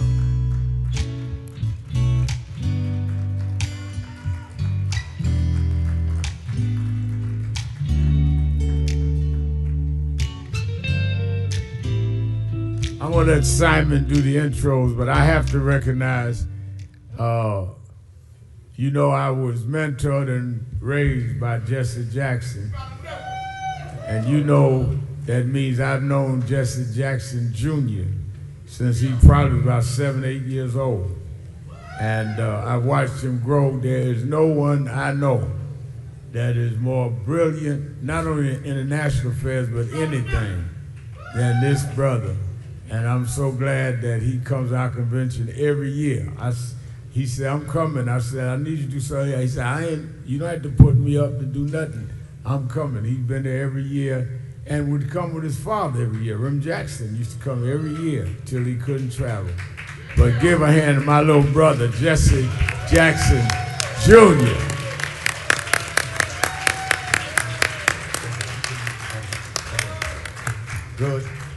Good afternoon. I must say, as your moderator today, what an honor it is.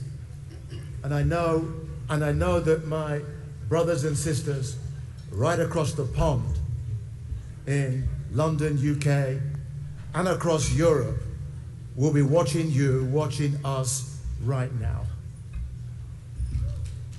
Yes, they are. And with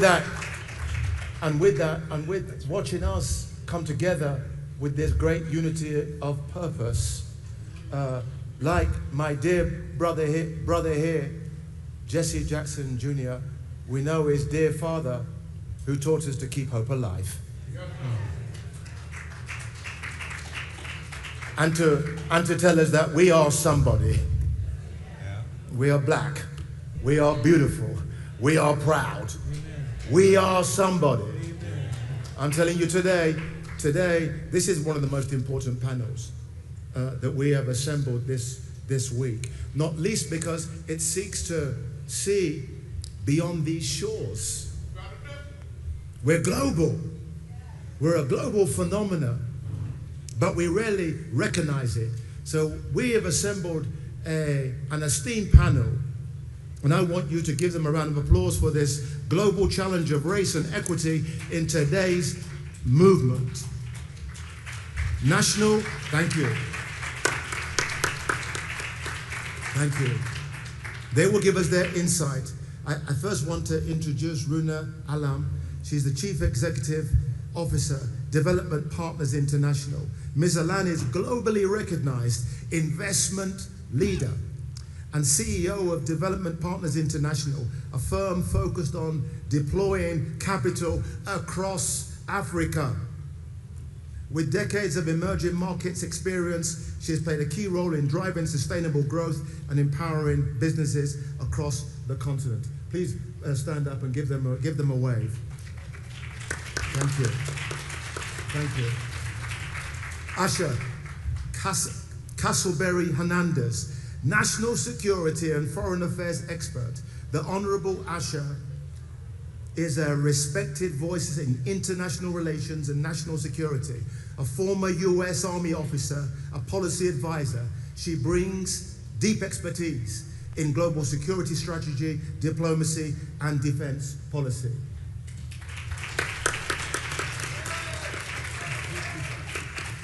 Edmund Fullifat, Associate Professor of Internal Medicine and Medical Oncologist, The Ohio State University. Dr. Falakak is a leading oncologist and researcher whose work advances cancer treatment whilst addressing health disparities to improve equity across to care. Where are you, brother?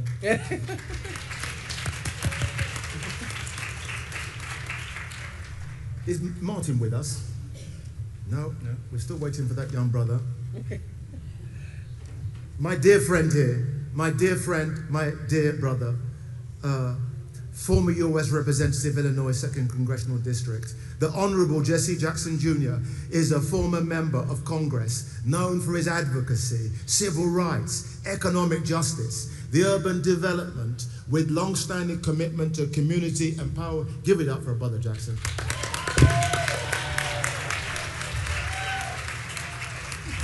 This next brother has about 1 million followers on social media.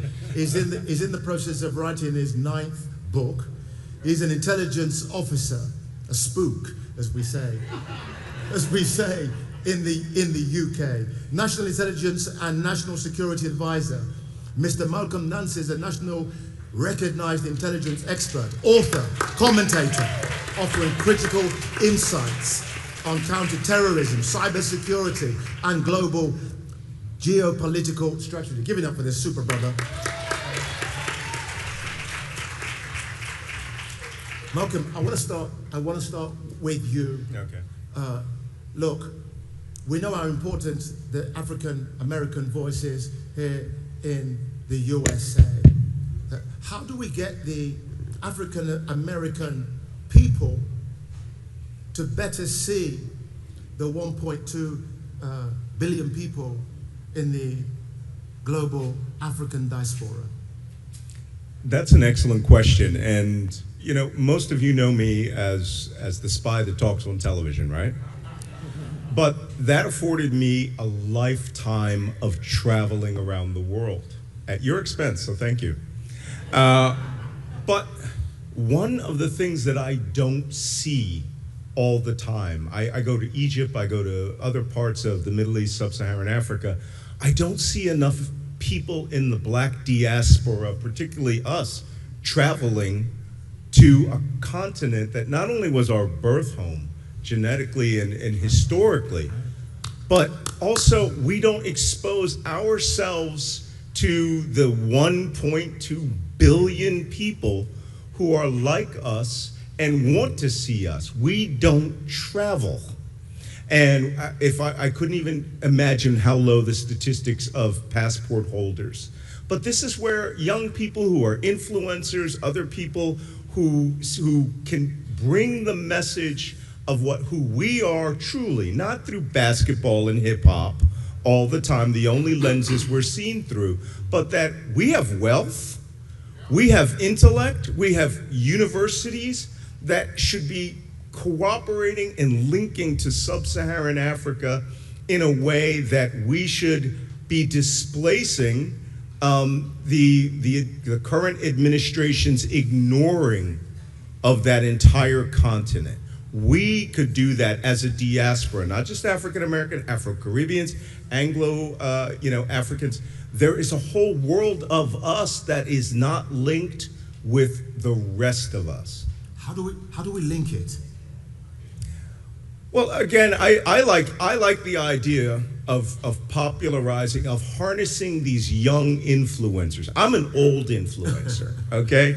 I might be the oldest there is, but these guys who are 18, 19, 20, every year I go to Egypt. I go out to a remote desert village in Western Egypt and I run into influencers who say, oh, this is a hip eco-tourist spot. That needs to be encouraged for the places, for Nigeria, Ghana, Ethiopia. I love Ethiopia. And all these other places, other than going on a safari. Most people don't know Botswana or Zambia, or we need to harness that. Let me bring in somebody that does know through the lens of Africa, because this woman has been setting up businesses in Africa that are just doing crazy stuff and earning earning tens of millions of pounds. Runa, from your lens, give our audience a flavor about the dynamism that's going on in Africa right now. So I'll start by saying that last 2.5 days there's been talk about giving capital to black and brown people, so creating wealth for the black and brown community.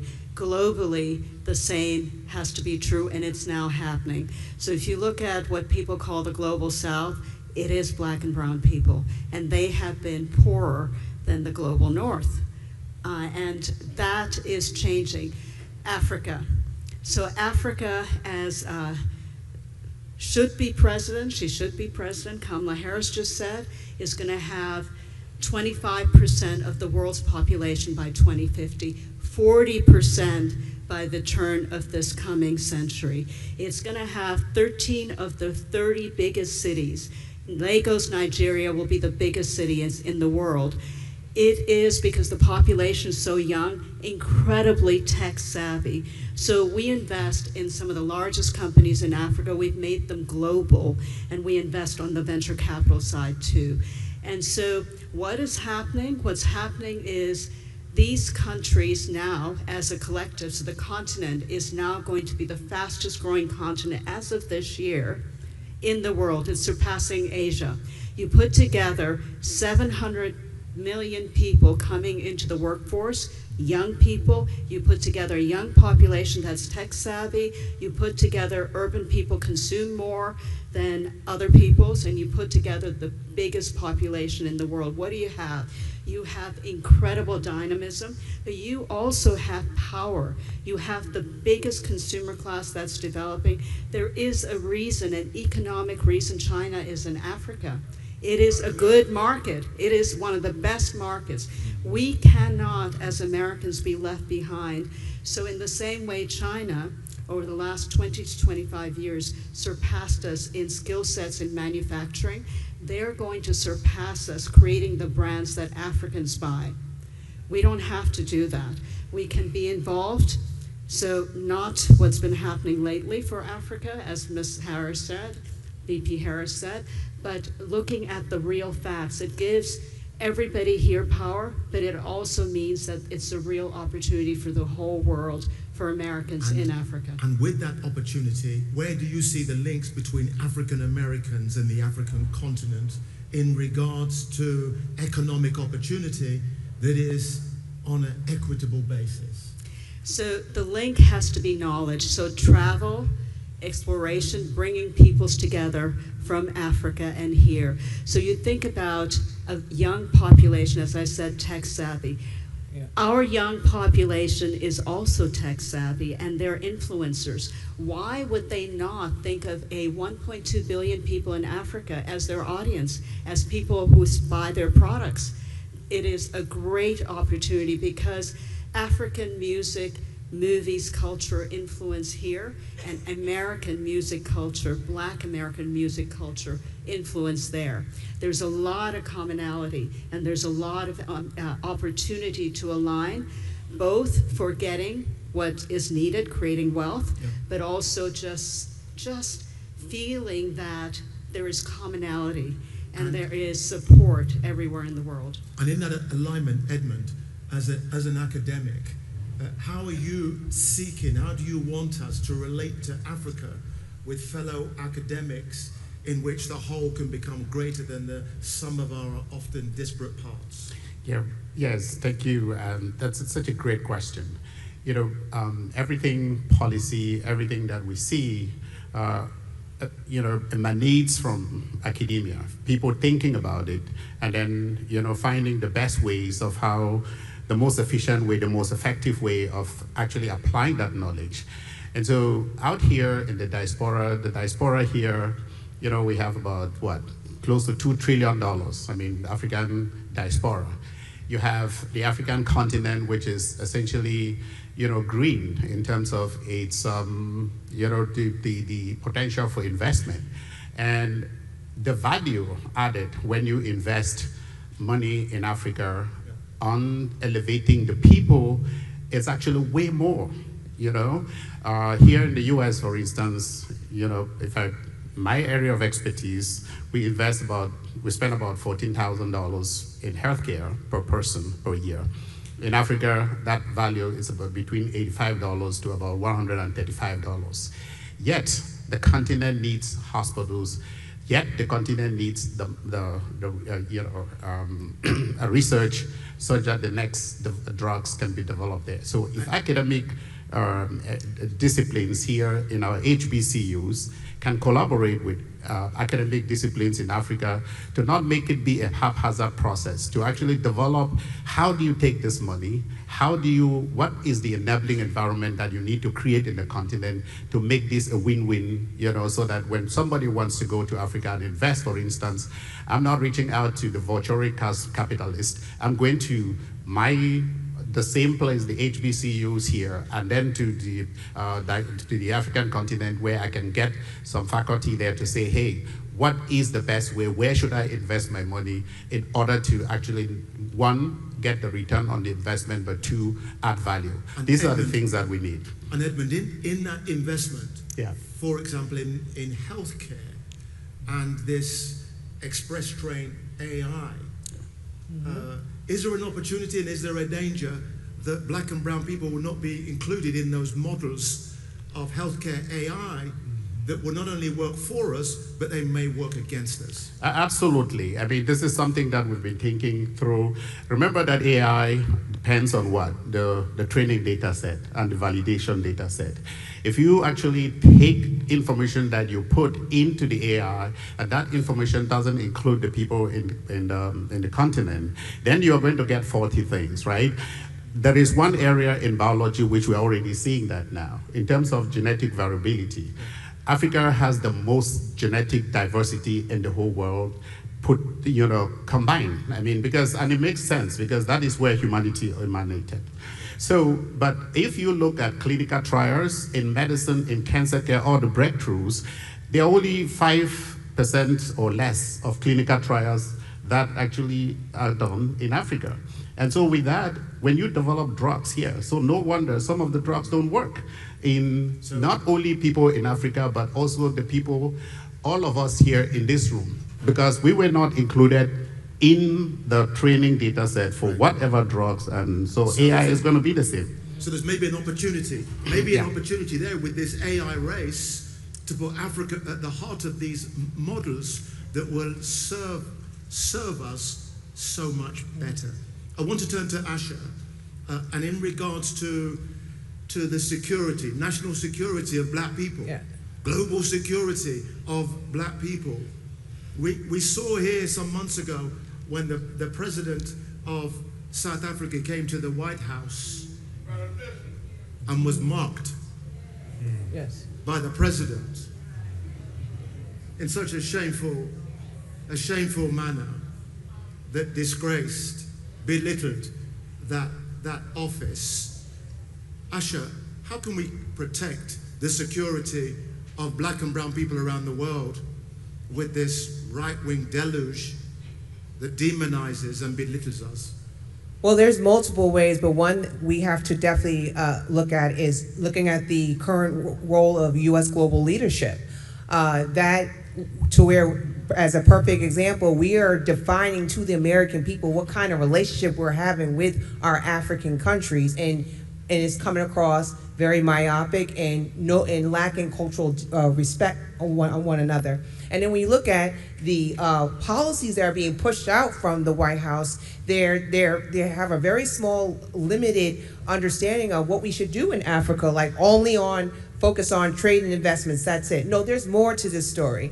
And we have to make sure that we redefine and be beyond this presidency as far as what is our role in terms of diplomacy with Africa, and being able to redefine our principles, and also identifying more activities beyond trade and investments as a way to help cultivate that relationship amongst the diaspora. And one way we can do that is building a task force where it's a diverse one, where we have influencers, celebrities, the Congressional Black Caucus, the private sector, that can help come together in a combined force as far as redefining what that relationship looks like and turn it into a long-term, enduring investment. Thank you. Thank you.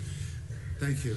Jesse, when you was in office, you were around those big power tables, speaking about Africa and how Africa could be enhanced, supported. What did you learn in that time that you could impart to our audience about those powerful tables that you frequented? Lord Woolley, first of all, thank you very much, and thank Reverend Sharpton for the opportunity to participate in this panel. Some of it is a function of definitions. Connecting African Americans to Africa is called a vacation. Connecting African Americans to opportunities in Africa and connecting Africans to opportunity in America, that's called business. We need a framework that includes human rights, our respect for theirs and their respect for ours, opportunity, those that they can create for us and those that we can create for them, partnership. It means that Elon Musk ought not be digging lithium in African countries and bauxite, and while at the same time overseeing an agency that fired 300,000 black women in our federal government. That requires partnership and empowerment. There are 5 black-owned radio stations, for example, that allow talk radio. Very seldom do you hear African countries advertising on those black radio stations about come to Africa, come visit our country, come vacation, come take a safari, come enjoy yourself, come partner with us, come do business. But the medium by which we communicate with them is through to help shape the framework. African leaders, and this ought to be the last time that they come to the United Nations and speak, and don't stop by the National Action Network and spend some time with Reverend Sharpton. Now, we don't trust Elon Musk, but we do trust Reverend Sharpton. And I don't have a problem trusting Reverend Sharpton to meet with Elon Musk to tell him there will be no more digging of lithium in Africa until you see black lawyers and black accountants and black teachers and black colleges and black people and make a commitment to us here at home. That's the leverage that we need so he can dig in Africa. And last but not least, the next time an African leader comes to the United States, they ought call and ask for the lay of the land before they meet with the President of the United States and get insulted by Donald Trump. We saw what he did to the President of Ukraine, made him go home and put on a suit and come back.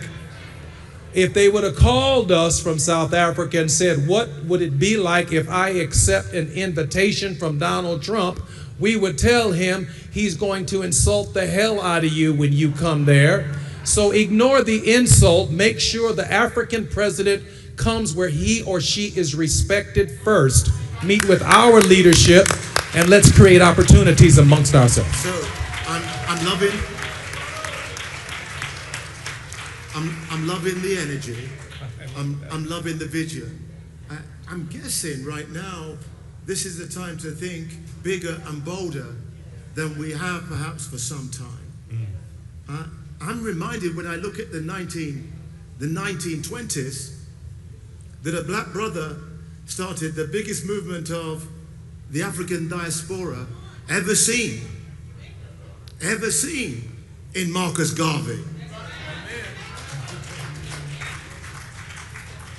6 million followers, raising millions of pounds, which would have been tens of millions of pounds.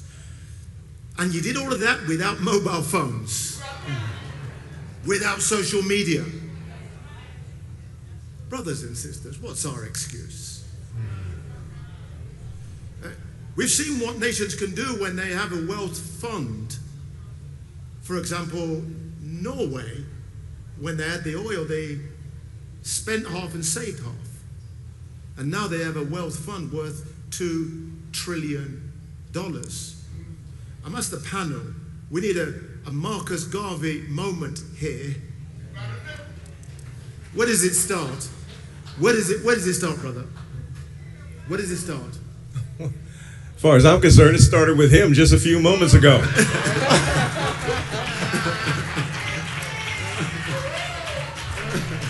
I don't know about you, but Jesse Jackson Jr. I was looking for my wallet. So let's start there with Nan. How do we get a wealth fund? How do we start our own wealth fund? Talk to me.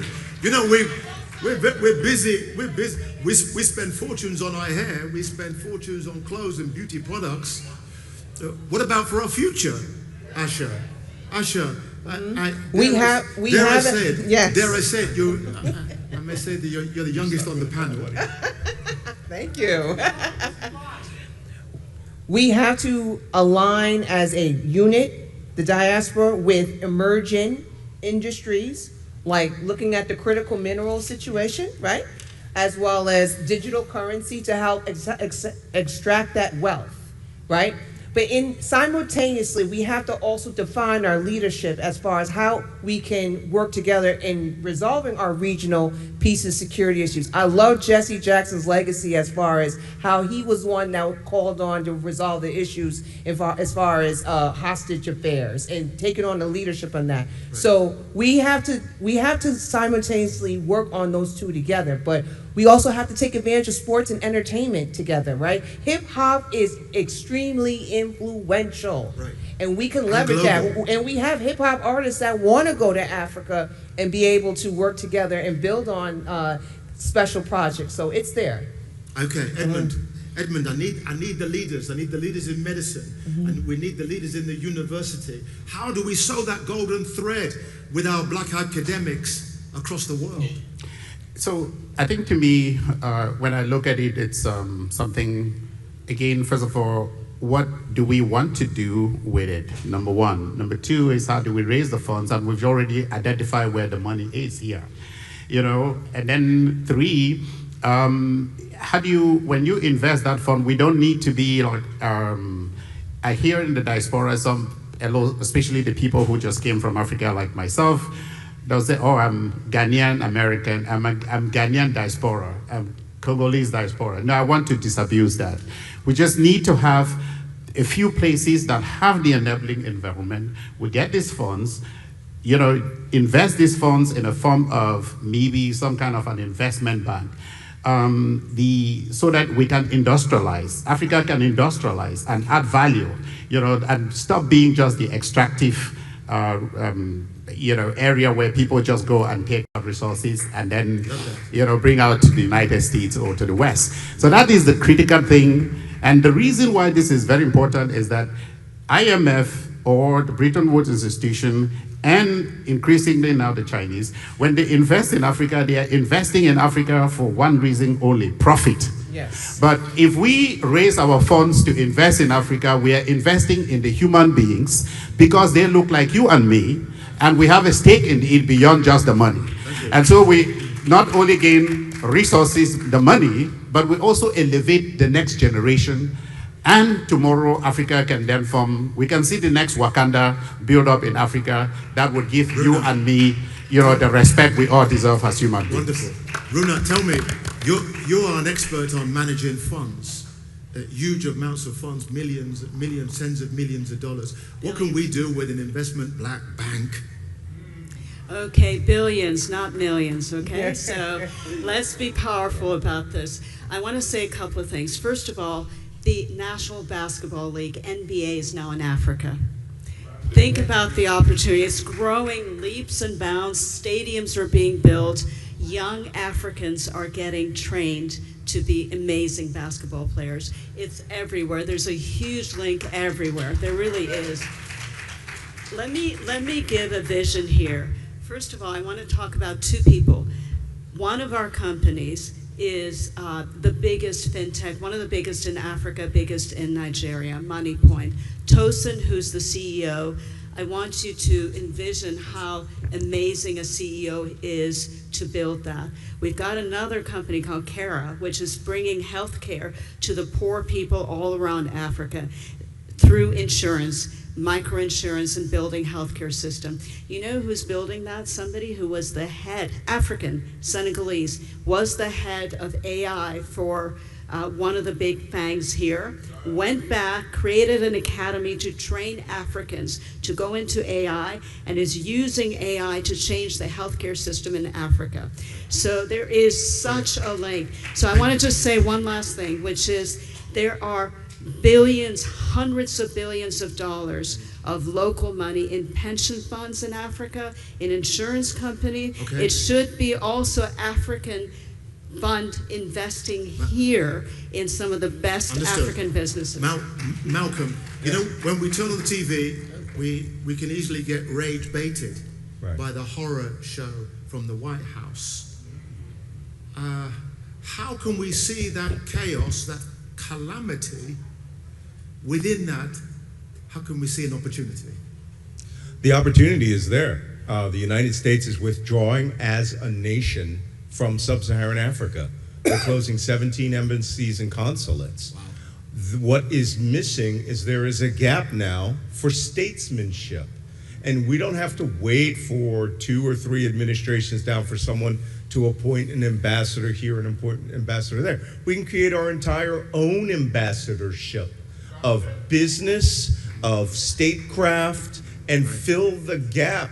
Not just African Americans, the African diaspora, and create those wealth and sovereign funds. $5 from 40, we're 42 million African Americans, right? We have an interest in Africa, and Africa has an interest in us. Correct. And where no one is helping, we should help ourselves, and we should build our own bridge. Where does it start? I'm sorry? Where does it start? 2 minutes ago when I started that statement. There we go. There we go. I think, the thing is, like you, over the last few days, I've sat here in awe, listening to the array of wonderful speakers, from business, from politics, from the arts. Sometimes I feel where the gap is missing in this leadership need that we have is that we're not looking in the mirror. There you go. To find the leaders that we need. In the last 48 seconds, I want you to stand up if you can now see yourself as a leader. Please stand up. Please stand up. Global Please stand leader. up. Please stand up. Look at this. Look at this leadership. Coming out of the shadows. Owning the space. Being black and proud. That we are somebody. That's right. That we will succeed. And Dubai, yes, and Dubai. Thank you, thank you, thank you. When you leave the building, keep the leadership. When you go back home, you keep the leadership. I love you all. Thank our panel. Thank yourselves. Keep hope alive. Thank you.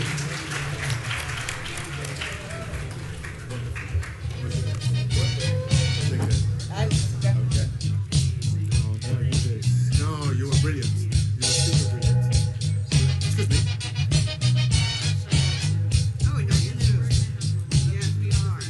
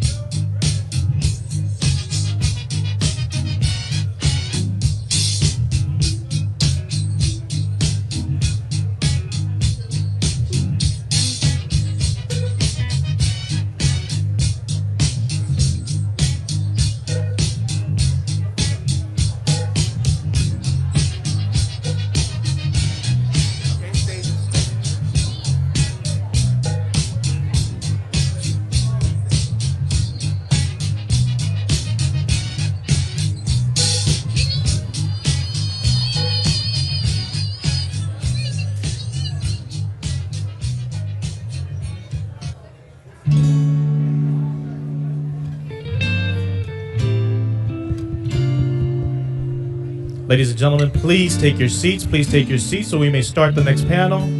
Please take your seats.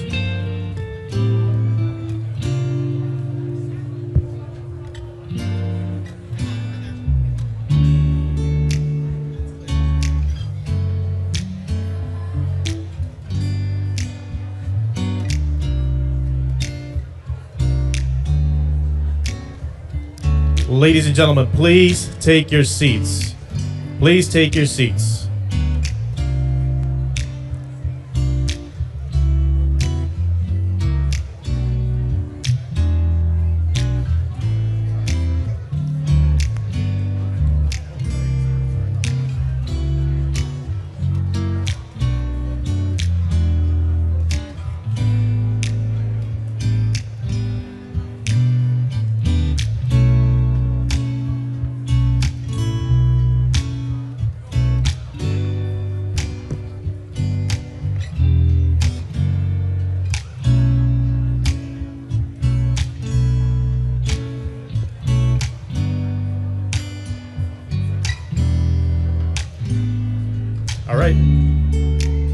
Please welcome to the stage Reverend Dr. W. Franklin Richardson II, Chairman of the Board of National Action Network and Senior Pastor at Grace Baptist Church, Mount Vernon, New York.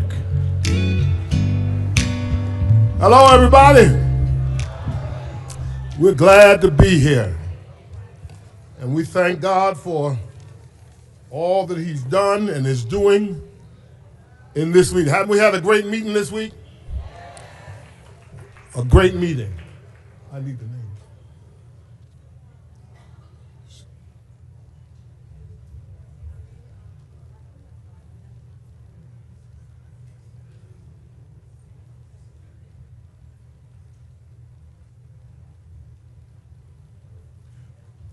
Well, we've come today to talk about the black church and its relationship to social justice. Earlier today, I was in the ministers' luncheon, and I talked about how the social justice movement in America among black people would not, could not, and will not survive without the black church.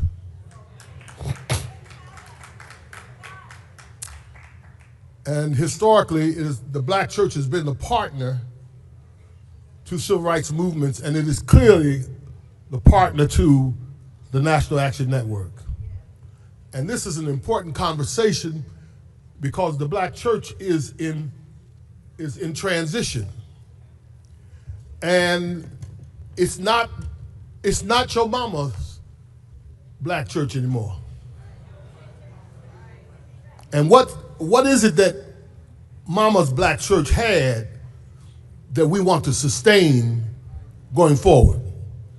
We don't want to throw away mama's church, but we certainly want to keep the principles of how we go in the future intact. And we want to be appealing to the next generation. We've got to figure out how to make the church more attractive to young people. If we don't keep young people, we cannot live. And so I want to challenge us in this session to, let's hear how we do this. And I want to invite our panel, the Reverend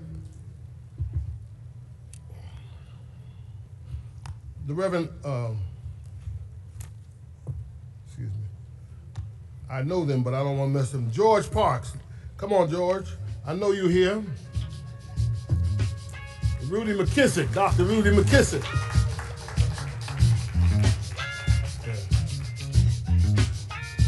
They handed me a...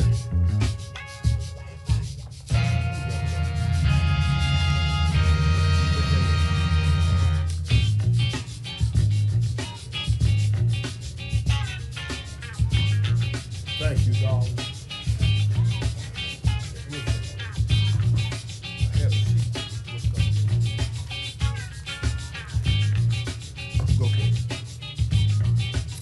And Reverend James Duckett, senior pastor of Fort Mont Baptist Church in the Bronx. Dr. Duckett, oh, I know who's obvious. I'm right on there. Have a seat. So let's get into this conversation.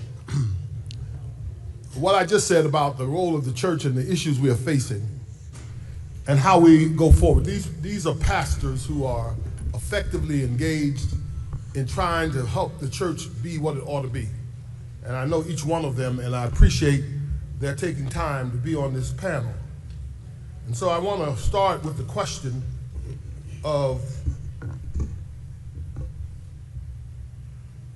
what is the black church in America right now, and are we thriving, surviving, or slipping? What is the black church right now? Are we thriving, surviving, or are we getting better? Or are we getting worse? So really the question is, where are we right now? Brother McKissick, you've been around a long time, and you've done a lot of great things. And I know you've seen your church grow. You pastored in Richmond, and then you came to work with your father, you're a legacy pastor.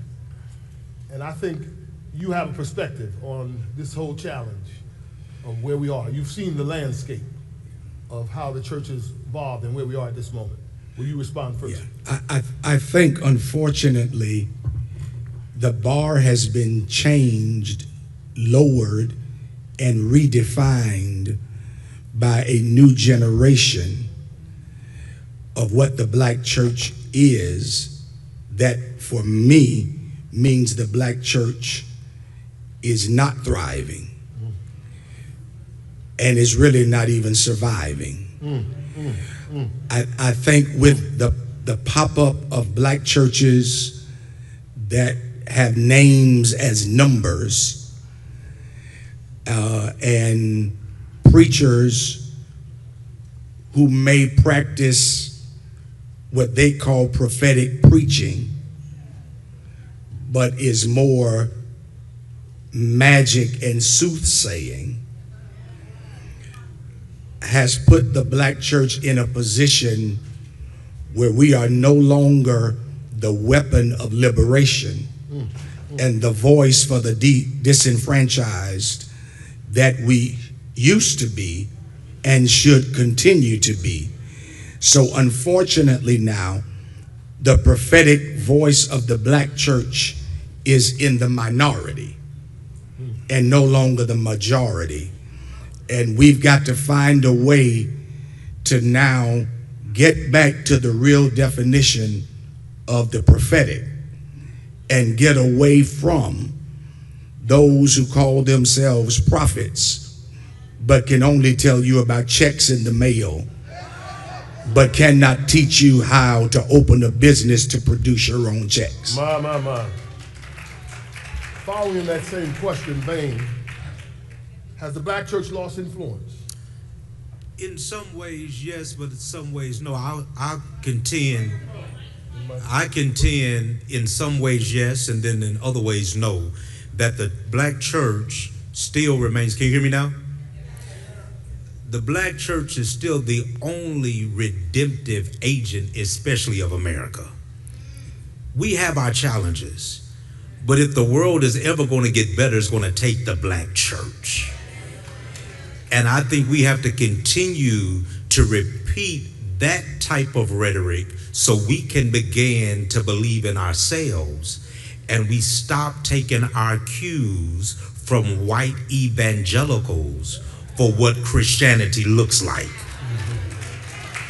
Because they have proven to us time and time again that they have weaponized Christianity and theology, and their politics and money have always come before their Jesus. All right, very good. But Doctor, do you think we can get out of this direction, or how do you think we can get out of what we have been depicted by Dr. McKissick and by Dr. Parks? Well, I do stand in the agreement with both of them And I think we can get out of it, or I believe that we can get out of it by having a clear motion and motto, a clear mission, because too many times our missions as the Black church are confused. And because of the confusion, I believe we have become theologically silent in political places where we should be loud and stand up preachers. So I think that we can get back to where we were, but we just have to have a clear mission, not a confused motto. Okay, let me say, all of you have put the analysis of the Black church as being challenged. All of you, and some of you said, one of you said it's being challenged by its mirroring the white church. It's being challenged by not being engaging in the check receiving church. The church is only about the money. And so I want to know, what do you all think is the best corrective measure, one corrective measure that we can make? And remember, it's going to be a long journey. Yeah. We ain't going to fix what's wrong in the Black church in this here meeting today. We hope to reveal it, but we want to go and say, what is the one thing you think, as we begin the road to the restoration of the Black church, what's the one thing that you think we need? What's the priority? I think to differentiate between prophetic preaching and prophetic witness, the church needs to reestablish prophetic witness, and here's what I mean by that. Prophetic preaching names Pharaoh, names systems. Prophetic witness refuses to partner with Pharaoh. So I think we've got to reestablish prophetic witness that doesn't just call out systems, but puts things in place to challenge systems and that current systems cannot ignore. So I think it's got to be beyond the pulpit to begin to correct it. So I want you to give me a real concise. Okay. I appreciate what you just said, but I want you now to reduce it to a concise thing that we can take away from this meeting. What is that one thing you want us to do? The one thing we have to do is begin to be programmatically prophetic, introducing programs into our churches that can change systems and empower people. Wonderful. Amen. Now, that's right. That's right. Yes. Mr. Chairman, I think we have to go back to curating our own hush harbors. What does that look like? That means churches, we shouldn't simply develop leaders for the church, but we need to begin to curate our own academies of how we produce leaders for the world. So, brother, you may have great gifts, but maybe I don't need you to be the chairman of my deacons. I need you to be in the boardroom on Wall Street. But if I train you, that's going to have a direct or indirect impact on my church. So I just don't want to raise up church leaders. We want to raise up leaders for the world. And those two don't have to be an enemy of one another. So let me ask you now. What is this, what's based on what you just said, what is the succinct one thing? Create leadership academies in your church that's just not for church leadership. All right, that's beautiful. You're going to train the people in your church to have a sense of engagement. Engagement. And what's going leaders on in the world. A global consciousness. A global consciousness. And you got, all right. Brother Duffy? All right, thank you. Thank you, thank you. So I do believe that the church should stop being so critical and become constructive and connected. What happens is when we're critical of each other, we don't connect with each other. And I think the construction starts when we learn how to work together in unison, in collaboration. All right, so now, what is the population that we ought to be focusing on, and how can we reach that population? What is the focus? Because I think we can observe that many of our churches or have gone out. Many of our churches have gone out of business. Since COVID, we've had, they say this year they're quoting that 15,000 churches will go out of business. And that is an indictment on the church's relevance. So how do we become more relevant, more engaging, more appealing? We got to leave this meeting with some answers to the observations we're taking. The observation is we see with our own eyes that the church is diminishing in growth. We see that it's not appealing to young people. We see it looking at our congregations. We're isolated. We're not engaged in the issues that are affecting people's lives. We're not fighting for their rights. Now, how do we get out of this? This is a serious dilemma we're in. And I want you to lead us in trying to give some pastors are sitting out here today and members are sitting out here. How can I make my church work? How can I make it better? How can I fill it up? You know, one of the problems about fill up is that we have a tendency to do anything to fill it up. Yes. Yes. We entertain any kind of thing you want if we can get the people in there. That's all we care about. But how do we be faithful to the ministry, make it attractive to the next generation? Yes, Doctor. So I believe if we go back to the basics, so the church was the hub for black education. The church was the hub for black empowerment. All right. The church was the hub for black stewardship. And somehow we have lost the basics of the black church. And I believe if we go back to the basics and having the public school teacher be the Sunday school teacher, having the person who is a community-oriented teaching the importance to the next generation, how we have overcome. I think if we get back to the basics and our mission as the black church, the reason why I believe the black church has seen a decline is because we do not know why we're coming to church other than to shout. Is it? Yeah. I think, I hope I don't get in trouble. I think one of the things we've got to do is stop celebrating a memory of what your church used to be. To attract this current generation, they don't understand the charge to keep with deacons singing devotion. That's true.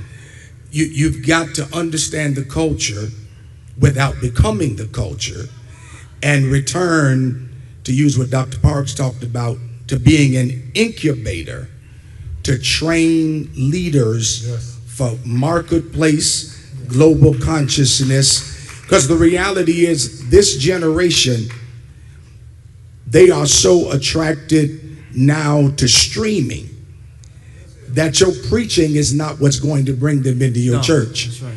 You've got to do something beyond your pulpit that scratches where they're itching. And sometimes we're so busy keeping Jurassic Park happy that we're doing nothing to attract the younger generation. That's right. And I think we've got to now come to a place where we create incubators and create programs and activities where young people can be trained and where young minds can be used and heard, so that the church really becomes a weapon of empowerment and not just a Sunday morning meeting place. Dr. Richardson, I want us to be reminded that we may need to reframe a bit. Christianity has been on the decline in North America for some time. So this is not a new problem, and this is just not a black church problem. That's why so many majority culture churches have aimed to solicit our people. So this is just not a black church issue. This is Christianity in North America is on the decline. Right. But we also have to consider how we do ministry now. Sunday morning has to be the gathering of the overflow of all of our different kinds of engagement. So the key word is meaningful biblical engagement, and the black church has never been monolithic. So you're not going to get at Metropolitan what you'll get at some other church. And we don't make any apologies for that, because this generation, only thing they really want to know is if you're authentic. Very good. So authenticity goes a long way. It's not if you wear jeans or if you wear a suit. They just want to know if you are authentic, and if you have engagement, and if you are lifting up the historical Jesus Christ that we claim that we believe in the Bible. Well said. I think that you have to, each of you and all of us,